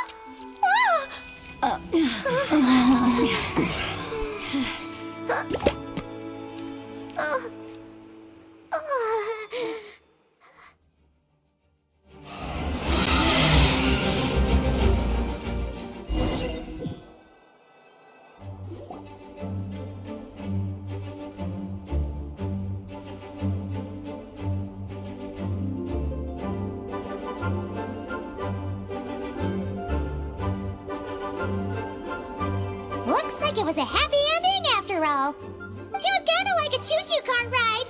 It had its fun moments and its thrills. All in all, Paimon had a great time. Guess it wasn't without some collateral damage, though. Sorry about the window, Gene. It's fine. As long as the building itself is intact, I consider that a win. I'll arrange for the window to be replaced at a later date. In any case, we were lucky Dvalin arrived when he did. It would have been tricky to deal with a flying opponent otherwise. I suppose I could have created a gust of wind to whisk us up, but I'm not sure our gliders would have survived the process. Honestly, after everything we faced, I can't believe Alice still decided to bring Klee in there to play. She's a daring one, that's for sure. I mean, can we be certain there aren't other bugs that just haven't cropped up yet? I suppose that speaks to the confidence the mages have in their magical mastery. If I know Alice, the whole bubble could have been blown to bits, and Klee still wouldn't have had a single scratch. Her abilities do speak for themselves, I suppose. So, what now? Anyone down for a drink? My treat. Sounds like a great idea. But tonight it's on me. I happen to have a bottle of fine wine set aside just for the expedition team. Haha, even better. Count me in. Say no more. You had me at fine wine. All right, let's head over to my place then. You're coming too, right, Jean? I'm afraid not. There's still a lot of work to do. So what? The world's not gonna end if you push it off? Come on, we never get a chance like this. I suppose that wouldn't be a problem if you head back to headquarters with me after we're done and help make up the work. On second thought, how about you just join us when you're done with that? What about you, Honorary Knight? Gonna tag along?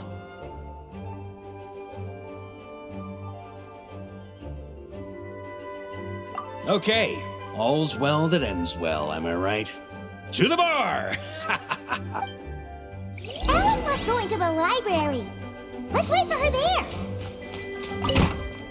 Whoa! Looks like it's been fixed already. Ah, that explains the loud noise I heard outside. So it was Dvalin who fell into the river. Considering his size, the fact that he broke a single window and not the entire wall seems like a feat of magic in itself. Thanks for helping with the repairs, you two. This place looks as good as new now. Does that count as a great feat of alchemy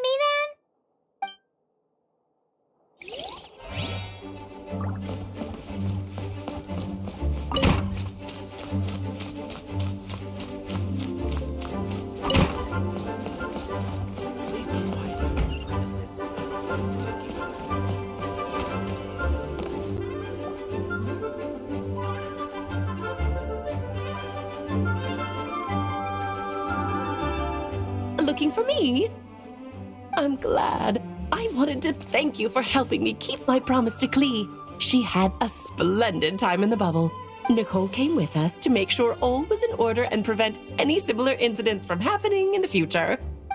You live and you learn.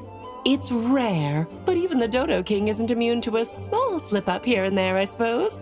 So, it's all fixed? Yes, quite. The recording work is done as well, so now all we have to do is play it on loop. It should be smooth sailing from here on out. Anyone and everyone can now enjoy the bubble at their leisure. Nicole will keep an eye on them, of course. I wouldn't put it quite like that. It was more like a fate that will not come to pass. Huh? What's the difference between the two? Let us not forget the courageous dragon slayer in the story. Well, in real life, he had already left on an expedition to Nodcry at that time. Of course, that doesn't mean Dvalin would have escaped his destined death, for another hero would have come along and paid a painful price for victory. But what we saw in the bubble was what happened after Dvalin broke free from the seal. So, couldn't Barca have been back by then? Dear Paimon, you're free to ponder such questions yourself, of course, but it's of little use to ask them aloud. Word to the wise. Do not lose sleep over all those what-ifs, over the fates that will not come to pass. It's an exercise in futility. Those who can observe fate see both the good and the bad of what could have happened. But all that matters is what did happen. Those alternate fates are nowhere near as important as the world that exists in the here and now. All right. Ah, you're saying it was as if the bubble itself had become contaminated. I suppose some gunk could have stuck to my luggage while I was wandering the border and got mixed into my magic without me noticing. Just kidding. I would never be so careless. Your intuition is spot on, Traveler. What developed in the bubble was a nascent form of abyssal power that, if left unchecked, would evolve into the real thing. What? So it didn't come from outside? It just appeared out of thin air? The abyss is perilous, cunning, dangerous, obsessive, and most infuriating of all, a complete and utter mystery. I'm sure you've seen for yourself how complex it can be. The Hexen Circle has been observing its energies for a long time, and I think Barbalot's interpretation is the most accurate. The essence of the abyss lies in the hatred carried by all the fates that will not come to pass. This world is filled with conflicting elements. That one thing should happen signifies that a different possibility has been eliminated.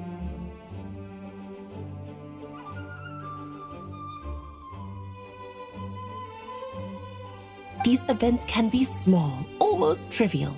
I had Sweet Madame for lunch today, for instance. That means the Alice who chose tea break pancakes instead is no more. Of course, they can also be events that threaten the world, such as my friend Rhindotter's decision to tap into the abyss. In that instant, the tale of a future in which she remained pure was gone forever. So then, the question at the heart of it all is this: why must these fates be the ones to disappear? Paimon gets it! It's hatred that stems from not being chosen. Precisely. The magic we wove this time involved recreating the past. However, some of the variables we added allowed a certain amount of these unchosen fates to come very, very close to reality.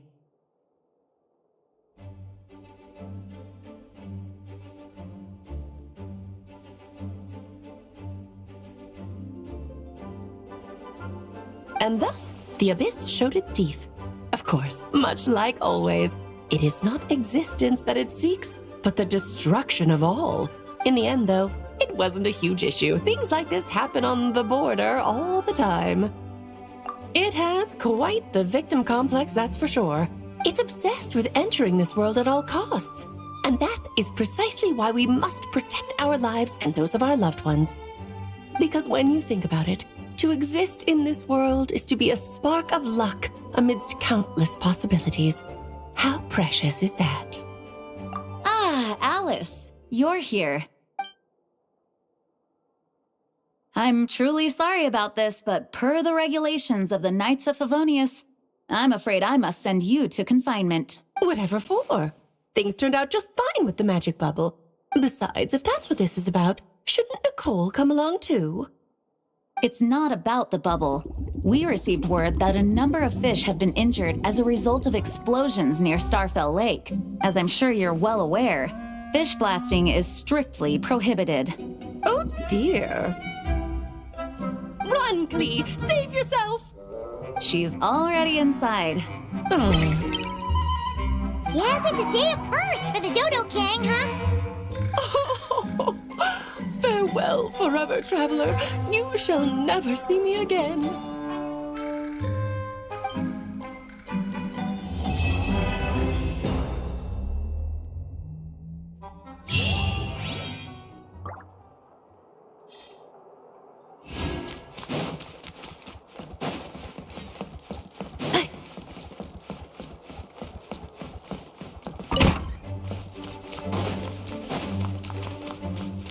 Here, I'll draw him for you.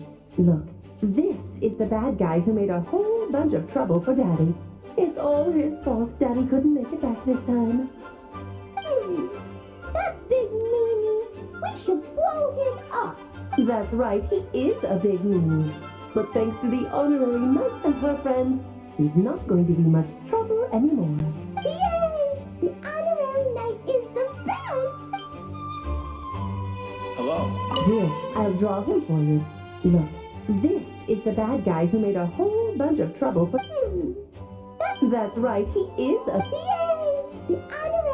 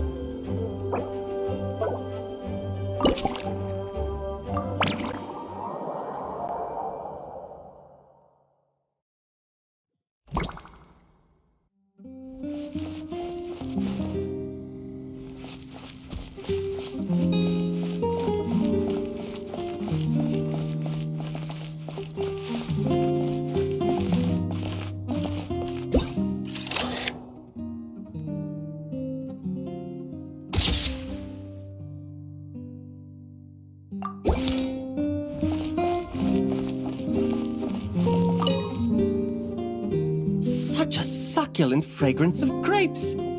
Ah, this place is heaven. Had I a mouth that could move, I doubt I could resist eating them right off the vine. This is awesome. Whoever lives in here must be a person of means indeed. Even in a storybook world like Simulanka, we can never afford such a big estate. Wait, but this is a world inside a story too, isn't it? Oh, hello! Is something wrong? My apologies, but the event taking place at Dawn Winery is not open to the public quite yet. Allow me to show you around a different area. Ah, I see.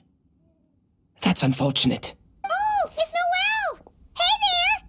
Oh, hello, you two. Well, Miss Alice thought things might get complicated around here, so she said she needed someone capable who could get the job done. So she flattered her way into dumping a bunch of work on you? Stuff that isn't even related to the Knights at all? Oh, no. Mr. DeLuke was there, too. He said he would appreciate some help guiding the tour groups from different worlds that are here to visit. Tour groups from different worlds? Oh, right! The Golden Apple Archipelago, the Valurian Mirage, Simulanka? The gang's all... Oh, it's all right. I'm happy to help. Please head this way, everyone, and we'll get the tour started. Greetings. My name is Ask Me for Directions Arnold, and I am searching for the whereabouts of a certain lovely lady.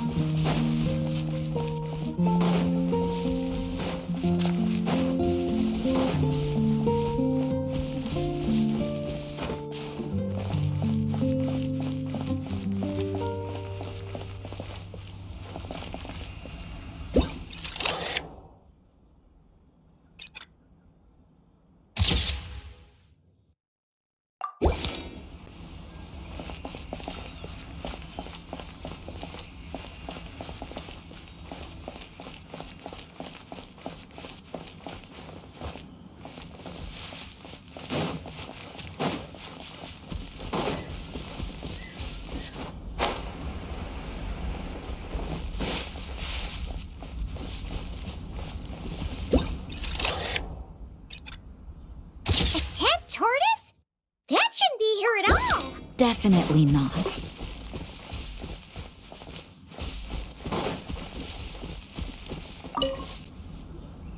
Wow! I've never seen such a large turtle in my life. There was a time, back when I was little, when almost every child in Mondstadt had a turtle as a pet. It was quite the trend. Oh, yeah! Gene and D-Luke mentioned that a long time ago. I had one too, of course. Quite the hassle to take care of. Small pets like that always are. Wait, you had one too? Is that so strange? Oh, no, of course not.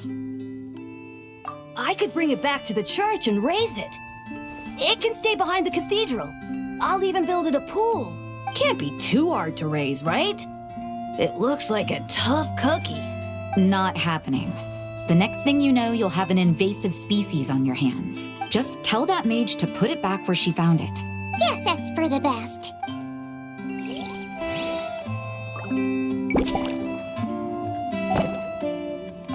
Can't be too hard to raise, right? It looked not happening.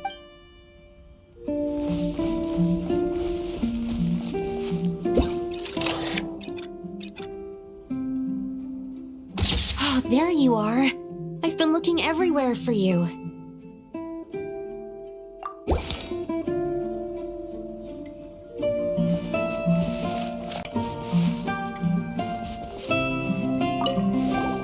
Something wrong, Sucrose? was just looking for a piece of alchemy equipment we needed for the event. Master Albedo has always been careful with our costs. We maximize the use of every piece of lab equipment we have. So if something hasn't been used in a while, it's usually pretty old. Take this, for example. We've used it a few times before, but we found the effectiveness and ease of use somewhat lacking, so it was sidelined quite quickly. According to the mages, it was meant to be placed in the city, but it went missing after being tossed into the magic bubble. Luckily, I found it. I just don't know why it ended up here of all places. Well, all that matters is that you found it in the end, right? We'll contact Nicole and get her to send it back to the right spot. Great. Thank you so much. At least I managed to track it down.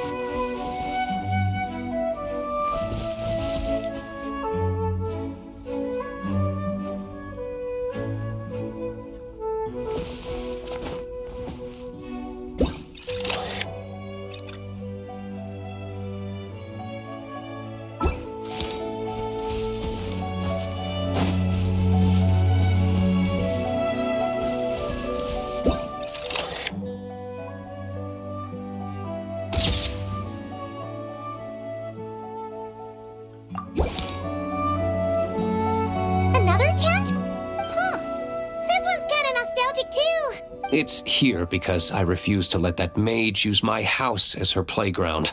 But we still needed an additional rest area for the guests, so we set up this tent instead. Huh. Looks like we can use this device to keep in touch with the mages or get some hints. Kind of like we were able to do back then, remember? Now that you mention it, the arrangement is almost identical. Nights on vacation, summer, the sea, and a small little wave rider.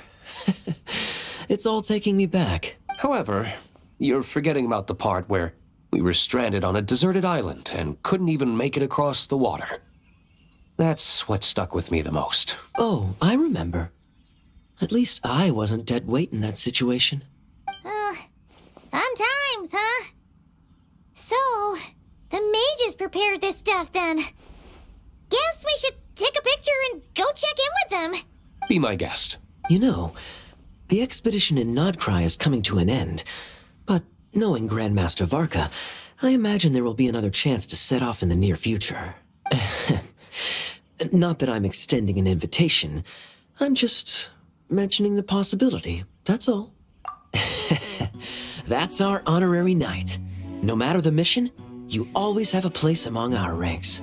Come talk to me when you do have an official invitation, then. I have other things to do in the meantime.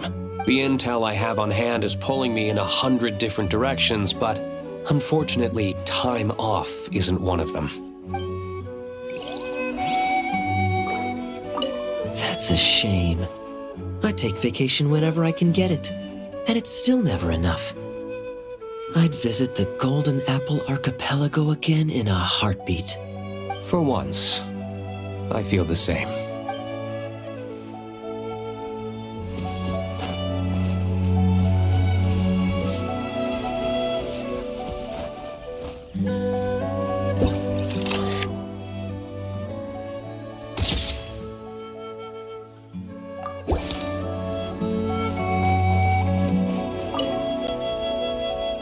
This thing was terribly ineffective when first invented. You could only catch 10 in a week. Why, the research staff barely wanted to touch it, let alone improve it. But for some reason, it gained traction among adventurers once it entered the market. True, it takes time. It beats having to do it yourself, I suppose. But there are so many crystal flies around here. Surely it's not that difficult to just do it the old-fashioned way? It's a bit far, though. Just imagine how tiresome it was back in the day, having to come out here over and over again, and no gadget to help. Does that count as trespassing on private property, I wonder? I suppose it hardly matters anymore. Adventurers aren't quite so keen on crystal flies nowadays. The times they are a-changin', eh? So it would seem. What are they mumbling about?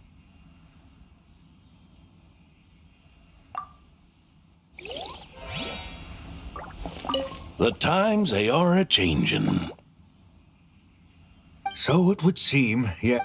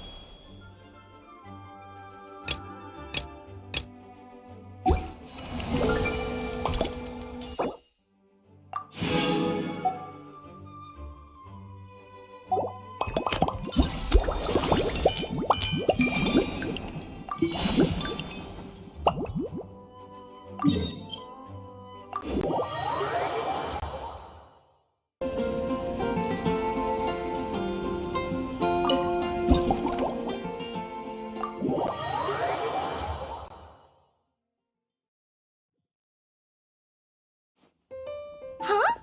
Is that Miss Honorary Knight? Yippee! It's you!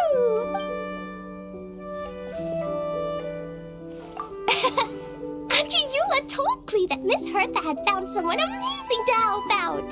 Seeing you here, Miss Honorary Knight, Klee knows this must be the best drink stand in all of Teyvat.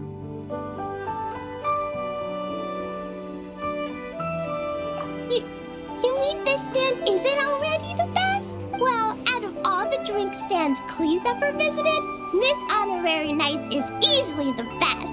And no matter what drinks Miss Honorary Knight makes, Klee will definitely think they're yummy. Oh, you want me to be mean? But Klee could never be mean to you. Let me think. I know! I'll pretend to be Albedo!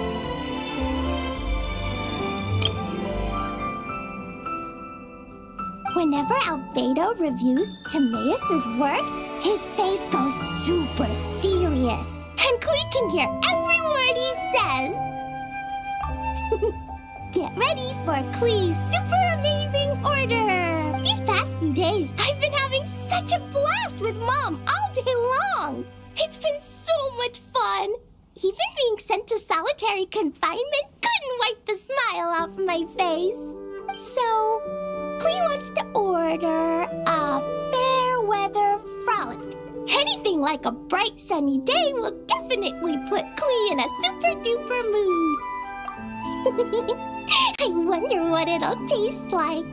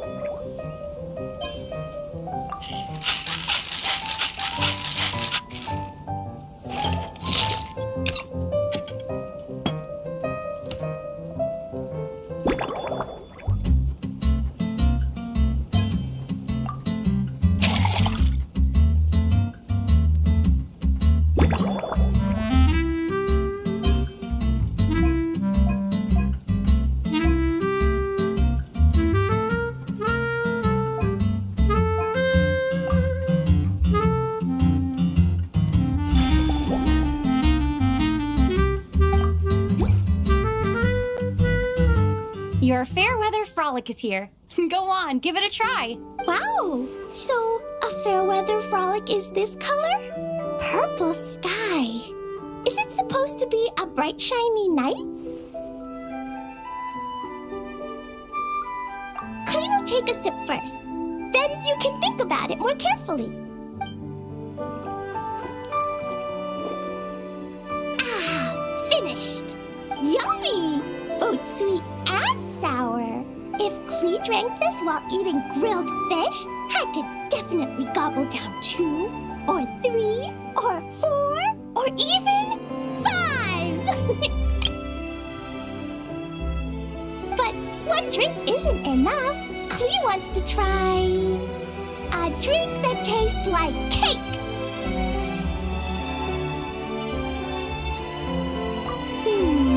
Clee doesn't know what drink to choose. Why don't we decide together, Miss Honorary Knight?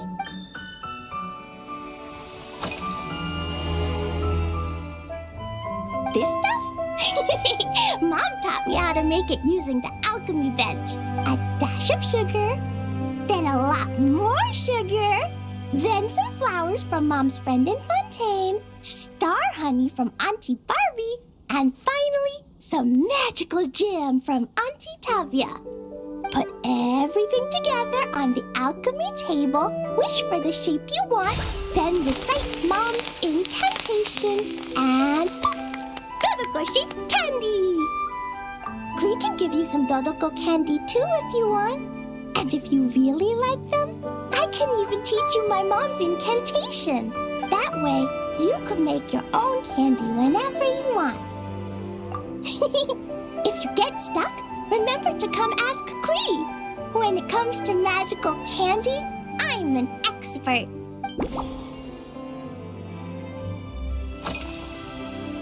Yeah, when Clee gets back home, I'm gonna eat some salted nuts while reading my book.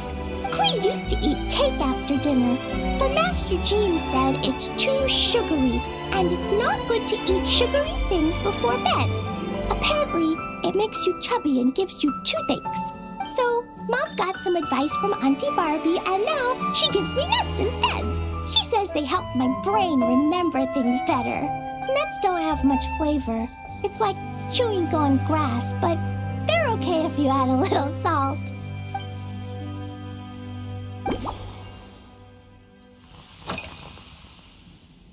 Three square meals? Clee often eats 5 meals a day, sometimes even 7. Adventuring takes a lot of energy, and if I eat too much at once, I can't run so well. So, it's better to eat lots of smaller meals. Albedo used to prepare all Clee's meals, and my lunchbox was always arranged so neatly, just like a pretty painting. When Albedo's busy at Dragonspine, Clee goes to eat with the other Knights of Favonius. Kaya's camp is usually the neatest, while Amber sometimes camps in the trees. It's so much fun. Oh, and Auntie Hertha makes the best food. When my mom comes back, there'll be even more yummy food to eat. There's this one dish where she takes loads of different fish and makes them into little pudding cubes. It's called Rainbow Fish Jelly. Her Chocogo Crunchy Slices are fantastic too. It's her newest creation made with chocolate and cookies. They're a little bitter, but they're crunchy. They smell scrumptious, and they have a really sweet aftertaste. Whenever I eat them, I feel so full of energy. Next time, Clee will have to bring some for you to try. Yeah, Mom gave me an amazing book recently. She said I have to read 1 chapter every night, learn something useful, and then go to bed early. That book taught Clee how to make something called propellant. Now Jumpy Dumpty can go and bounce even higher. It's not hard at all. In fact, it's a lot like making bombs. You just have to be careful when trimming it down. It's like sharpening a pencil that could suddenly go boom. Bedtime's an important part of Clee's schedule, too. Mom sits by my side and tells me all kinds of wonderful stories.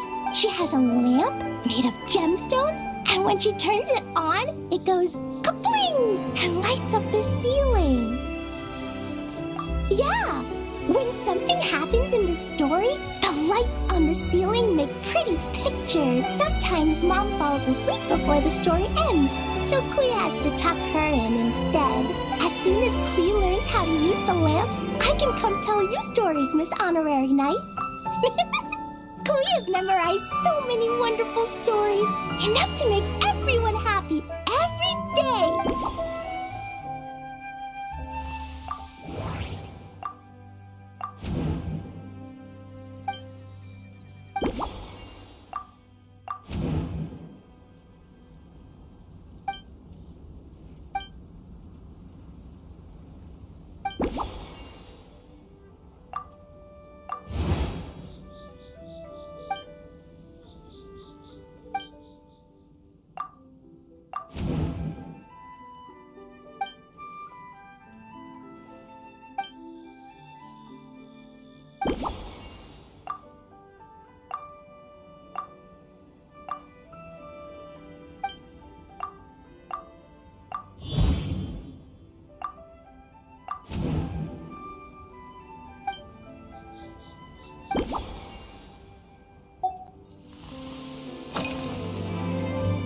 Oh yeah! Clea still wants to eat sweet things, like cake, for example.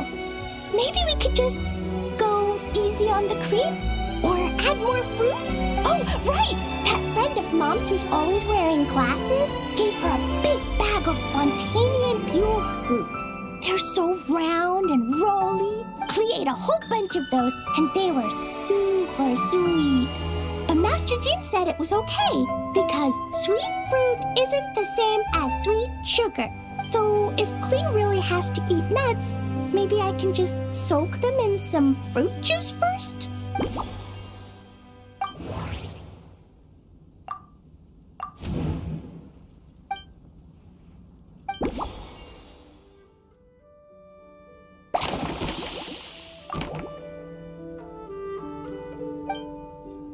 Yeah, that was quick. Clea's looking forward to finding out how tasty your next concoction is.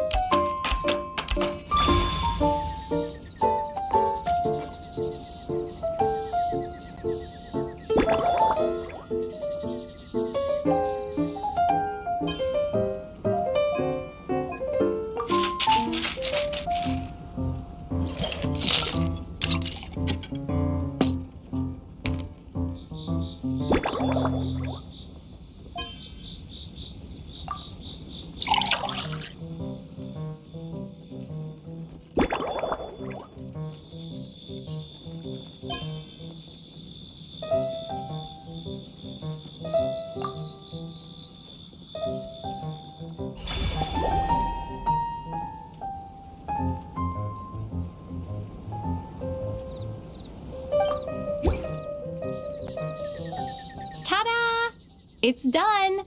I just know you're gonna love this new creation. Wow! There's Dodoko candy on top! There's so much orange in this cup, and Dodoko looks like he's lying on top of white fluffy clouds. And the weather inside looks much better, too. Yummy! It's so delicious! Clea has to drink slowly. I can't just gulp it down, or I'll miss all the yummy flavor. Miss Honorary Knight, this is amazing! It's like you mixed sunshine with juice. Clea was so tired from playing, but now I feel refreshed. And warm. And peaceful. Ooh. You're the best, Miss Honorary Knight. Really? Let me think.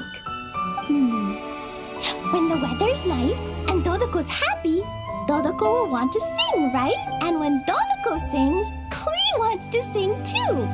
So, let's call it Todoko's Duet. Thank you! And thanks for making such a yummy drink for Klee. Klee's gonna go tell Mom that the best drink in Mondstadt right now is Todoko's Duet. Klee's gonna write down Mom's incantation and give you a copy, Miss Honorary Knight. Then you should learn magic too, so you can make all the candies you want. See you next time!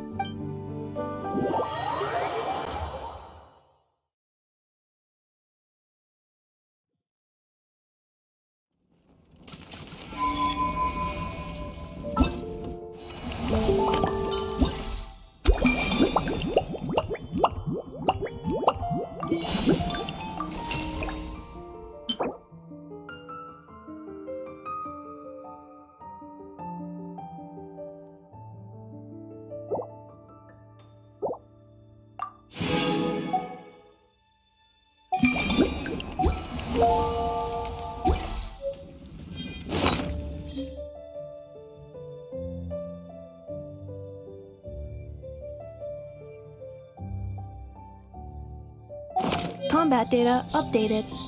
Please rest assured.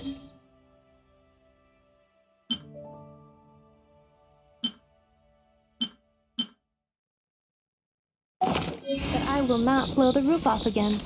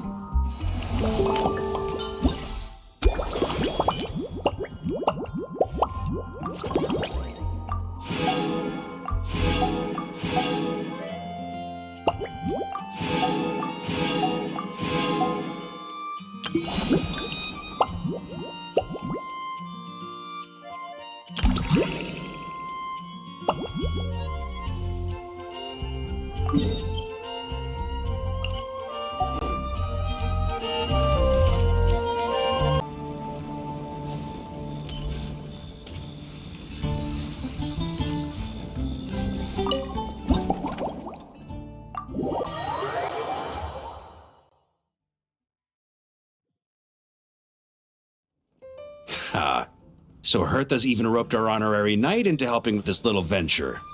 Now that I'm finally free to relax, it's time to start doing just that. Can't wait to see your skills in action. Give me something that goes well with casual conversation, but still packs a punch. Of course they don't clash. A drink that packs a punch means you have to drink it slowly. And if you want to chat, then it has to go down smooth. So, something with a sweet aftertaste. A conversational connoisseur requires the perfect balance. The most suitable choice on this menu would be the Thorny Lake. It's a drink with a real kick that you can find in almost every bar. It's not enough to know the recipe, though. The key is in the mixing. Some bartenders choose to stick to the tried and tested basics, while others like to add their own personal flair. That's the spirit. Now, show me what you've got.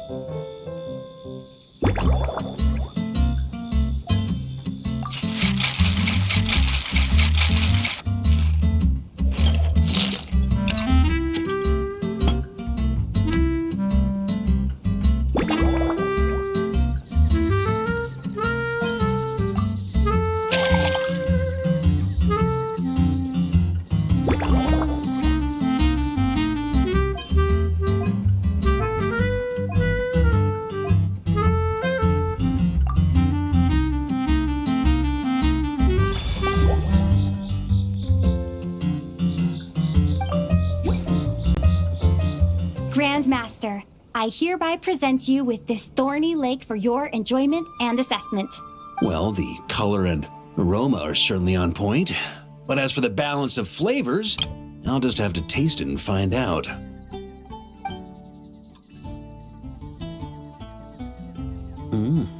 Not bad. You haven't overdone or skipped on any single ingredient. Though, unfortunately, it's a little too, polite for my tastes. Perhaps I should have said modest.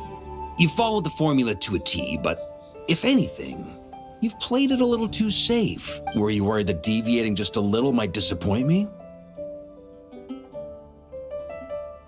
Hey, we fought side by side and dealt with things that even gods were loath to meddle with. Ours is a friendship forged in the margins between life and death. That said, if you ask me, you can ditch the nerves and work your mixologist magic. I'm looking for something that shocks the senses. Mull it over. There's no rush. We can chat while you think. Who knows? You might just find some inspiration to mix in with your magic.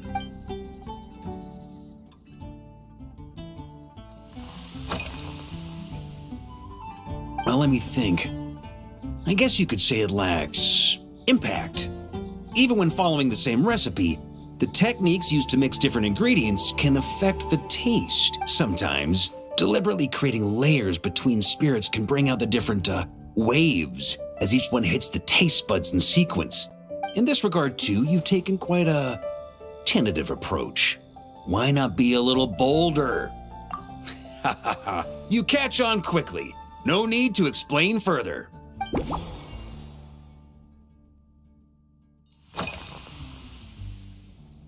It's a treasured place that the Knights of Favonius have maintained for years. So it makes sense that it's become the go-to location for organizing such things.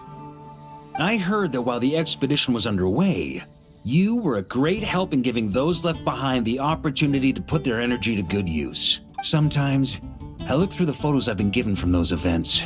Though unfortunately, there aren't enough to include everybody. My conclusion is that Mondstadt needs to do more to popularize the camera.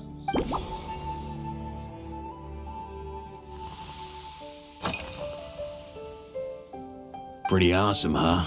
It's like a hammerhead that you can fill with wine when you're not using it to pound in nails. It was a gift. Huffman came up with the idea, Charles supplied the design, Wagner helped cast it. And about 10 or so knights chipped in to pay for the materials. They've been waiting to have a good drink with me. And this is my crucial weapon to aid me in a fair duel with them all. I'm the Grand Master, after all. I've been drinking a lot longer than them. I've practiced more assiduously, and I have a bit more meat to absorb the blows. So it's only fair to my subordinates that I drink a teensy bit more per round. Wouldn't you agree? Of course, some of them have been training as long as I have, and those ones won't be getting any special treatment. Take Hazelnut 3 and Hazelnut 5, for example. Both were skilled warriors who helped me deal with Eric back in the day. Nowadays, I have them helping Jean with miscellaneous duties. At today's after-work cooldown, they insisted on trying to keep pace. In the end, they lost our game of darts and ended up passed out on the floor. I've already told Jean that I won't be approving their leave request for tomorrow, no matter what.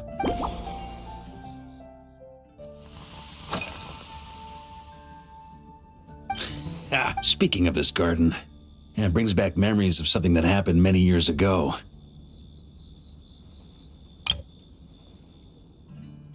When I was young, I liked to find ruined guards to test my fighting skills, both armed and unarmed. Once, I failed to take down a stray missile, and it ended up destroying a watchtower on the city walls. As punishment, I had to run 50 laps around the city, repair the watchtower, and help rebuild the shattered walls in this garden. Indeed, among the misadventures of my youth, this is one of the most memorable ones. Mostly because that day, Crepus saw me covered in dirt.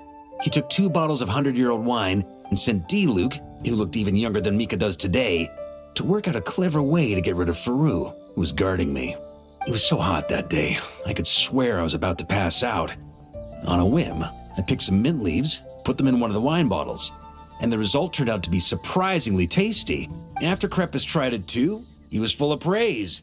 He even wrote up an official recipe for my spontaneous creation. His customers loved it. Several summers passed, and Crepus kept writing letters about giving me a share of the profits, as though I could possibly accept. Yes, good old Crepus. Faru retired years ago, but he still gives me a stern stare every time we meet. He's a stubborn one. D-Luke, who replaced him, and then Kaya, who took over later, both performed impeccably. Changing times will always belong to the youth. He should have admitted defeat long ago. When I get the chance, I'll have Kaya show him the amazing progress the cavalry company has made.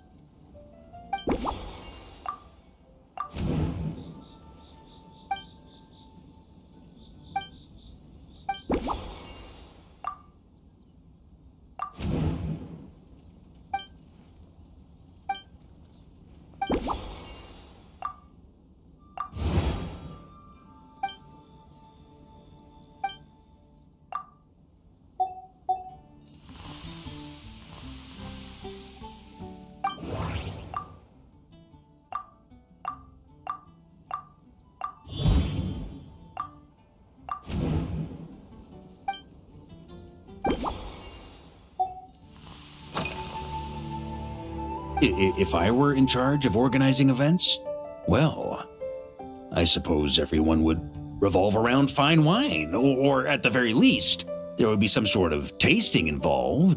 For example, we could go all in on this drink stand and open it to the whole city, with every company of the Knights selecting one or more mixologists to compete against each other.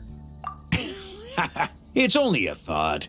Can't let things get too out of hand. If I were to actually throw a grand banquet, Jean would come after me with her sword drawn. Even Frederica would launch a punitive expedition.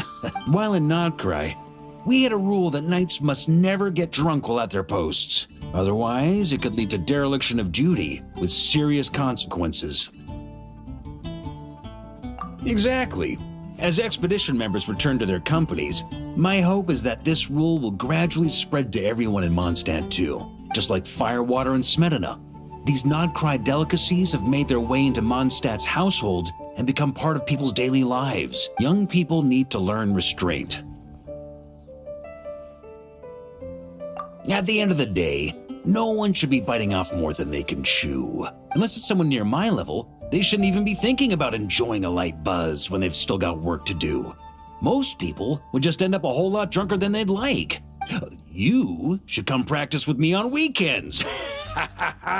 Trust me, once I've drunk them under the table, they'll be swearing off wine for a whole week.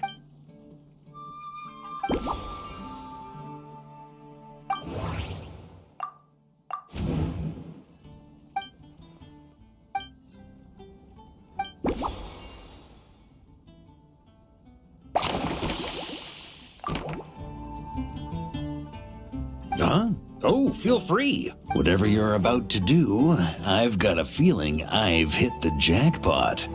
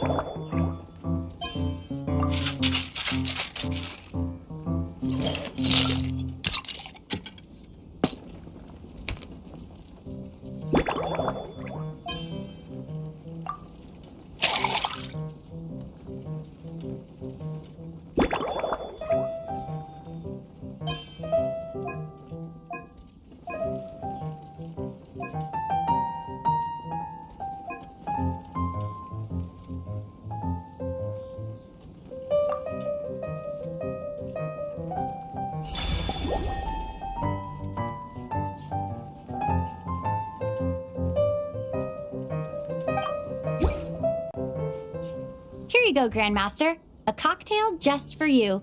I guarantee you won't find this one too polite. Such a spirited drink. How did you make this? Well, that burning scent of firewater. Oh, it's as if the very air were about to ignite. This is more like it.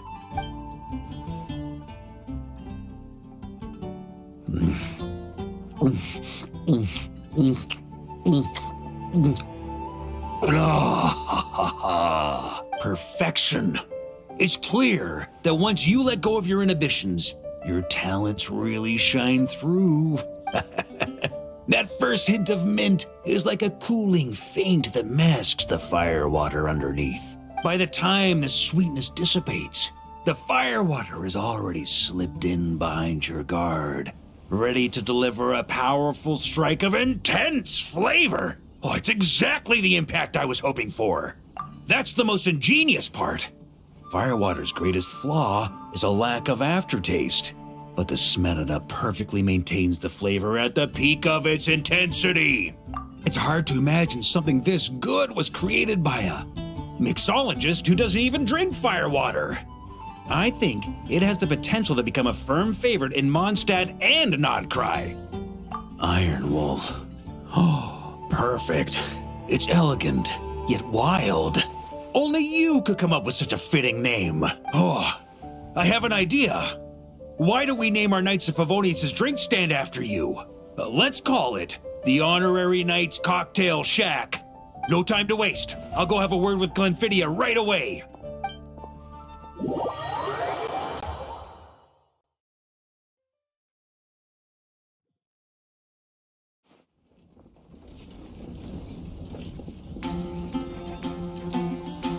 Hey there, traveler! All wrapped up for the day? Paimon here, you did a great job holding down the fort while she was out delivering drinks with Glenfidia.